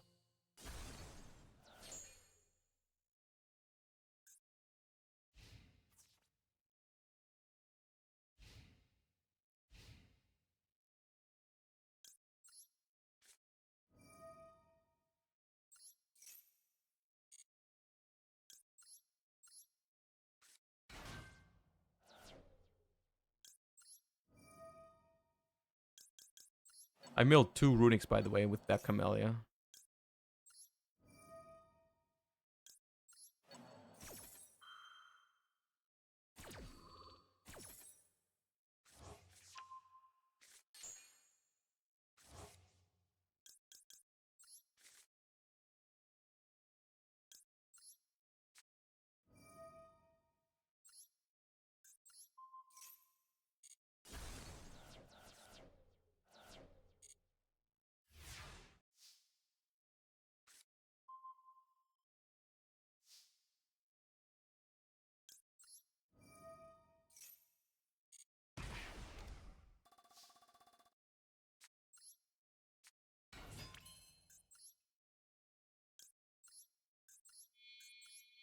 It's just because I can.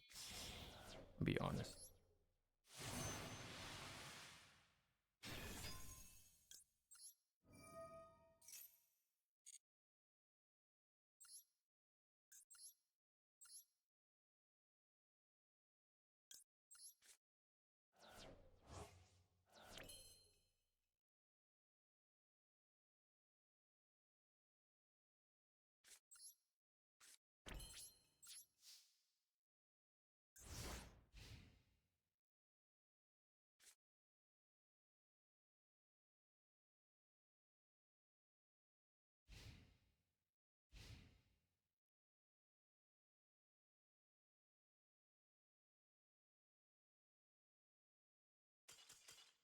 There we go.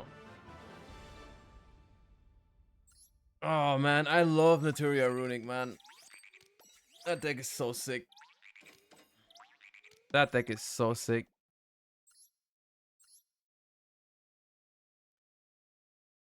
I don't even know what I would change for like Master Duel format. I think once Kashtira is at full power, you probably don't play Ash.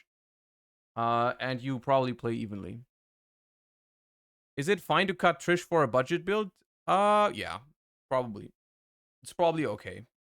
Kurikara would also be good. Yeah, Kurikara is nice. Kurikara is nice. And instead of Trish, you can play... What's an option I was considering? Let me think. Barkion is something that most people played Barkion in this deck, but when I tested it, I didn't really understand why. Like, I never made it. Because, like, against Labyrinth, if you ever get to play to the point where you can make Barkion, you already have everything. Like, it's literally like you're not losing. If you can make Barkion against Labyrinth, you're probably winning anyways.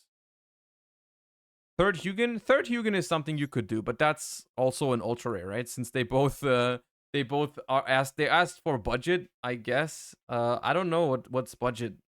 One card. I think it's also an ultra rare. I think, but like this one is also pretty good. But if you randomly pulled this one at some point, you could use this one. This one is not bad. Like it's like once per turn, if a spell card's activated, it just bounces a monster, which is nice because you can do it multiple times over multiple turns. Right? That's a fine card. I would probably replace the Scarlight with that, honestly, moving forward. I like Scarlight. Scarlight, in my eyes, I thought Scarlight was nice. I made Scarlight a couple times for a game, but like you can probably just play the Cyber Harpy Lady instead. That's also good for this deck. All right, it's almost 5 p.m., which means there might be Megatin reveals. I don't know if it's confirmed or not that we get those today. It's possible. It's possible that we get those in just under a minute.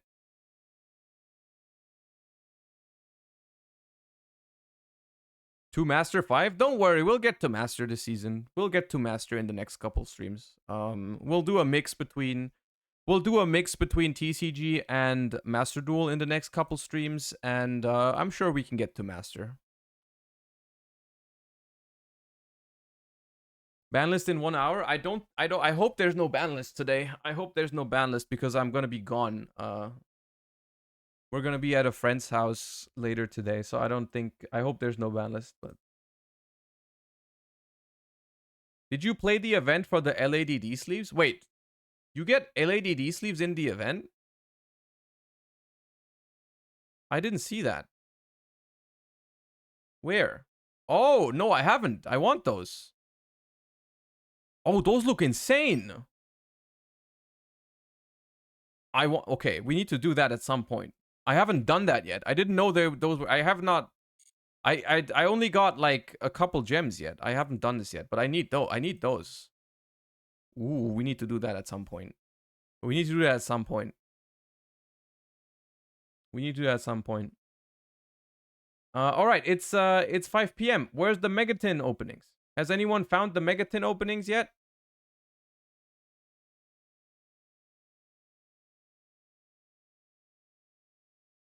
Sam Not Samuel, thank you for the 9 months. Last minute sub. Dude, we're on 998. 998. Am I really gonna have to end a sad man with 998? Probably. I don't see any Megatin videos. Chat. I don't see any Megatin videos. Unfortunately. Maybe we've been lied to once more. We just keep getting lied to. We keep getting lied to. Yo, Chaggles and Cards and Coffee, thank you for the subs. Appreciate you guys. We are now a 1000 Andy again, I think.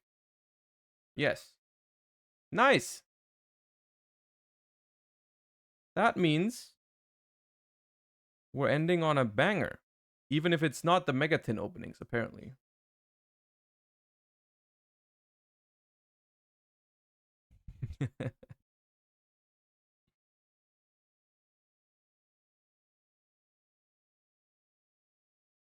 Get those PPDs in chat for the last moments.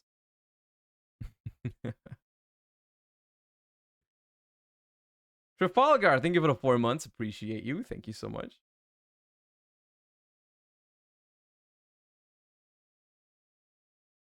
All right. Chat, it looks like there is no Megatins.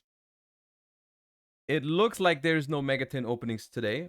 We have been debated once more But anyways, with that little banger, right there, we are coming to a close on the stream. Let me see where I can send you guys to. Oh, Farfa is live. All right. Thank you guys so much for watching. I hope you enjoyed the stream. I certainly did. I hope you have a wonderful rest of the day, and I will see you again the next time. Bye bye, everybody. Say hello to Farfa, and I will see you guys around. Peace. And 3, 2, 1. Bye bye.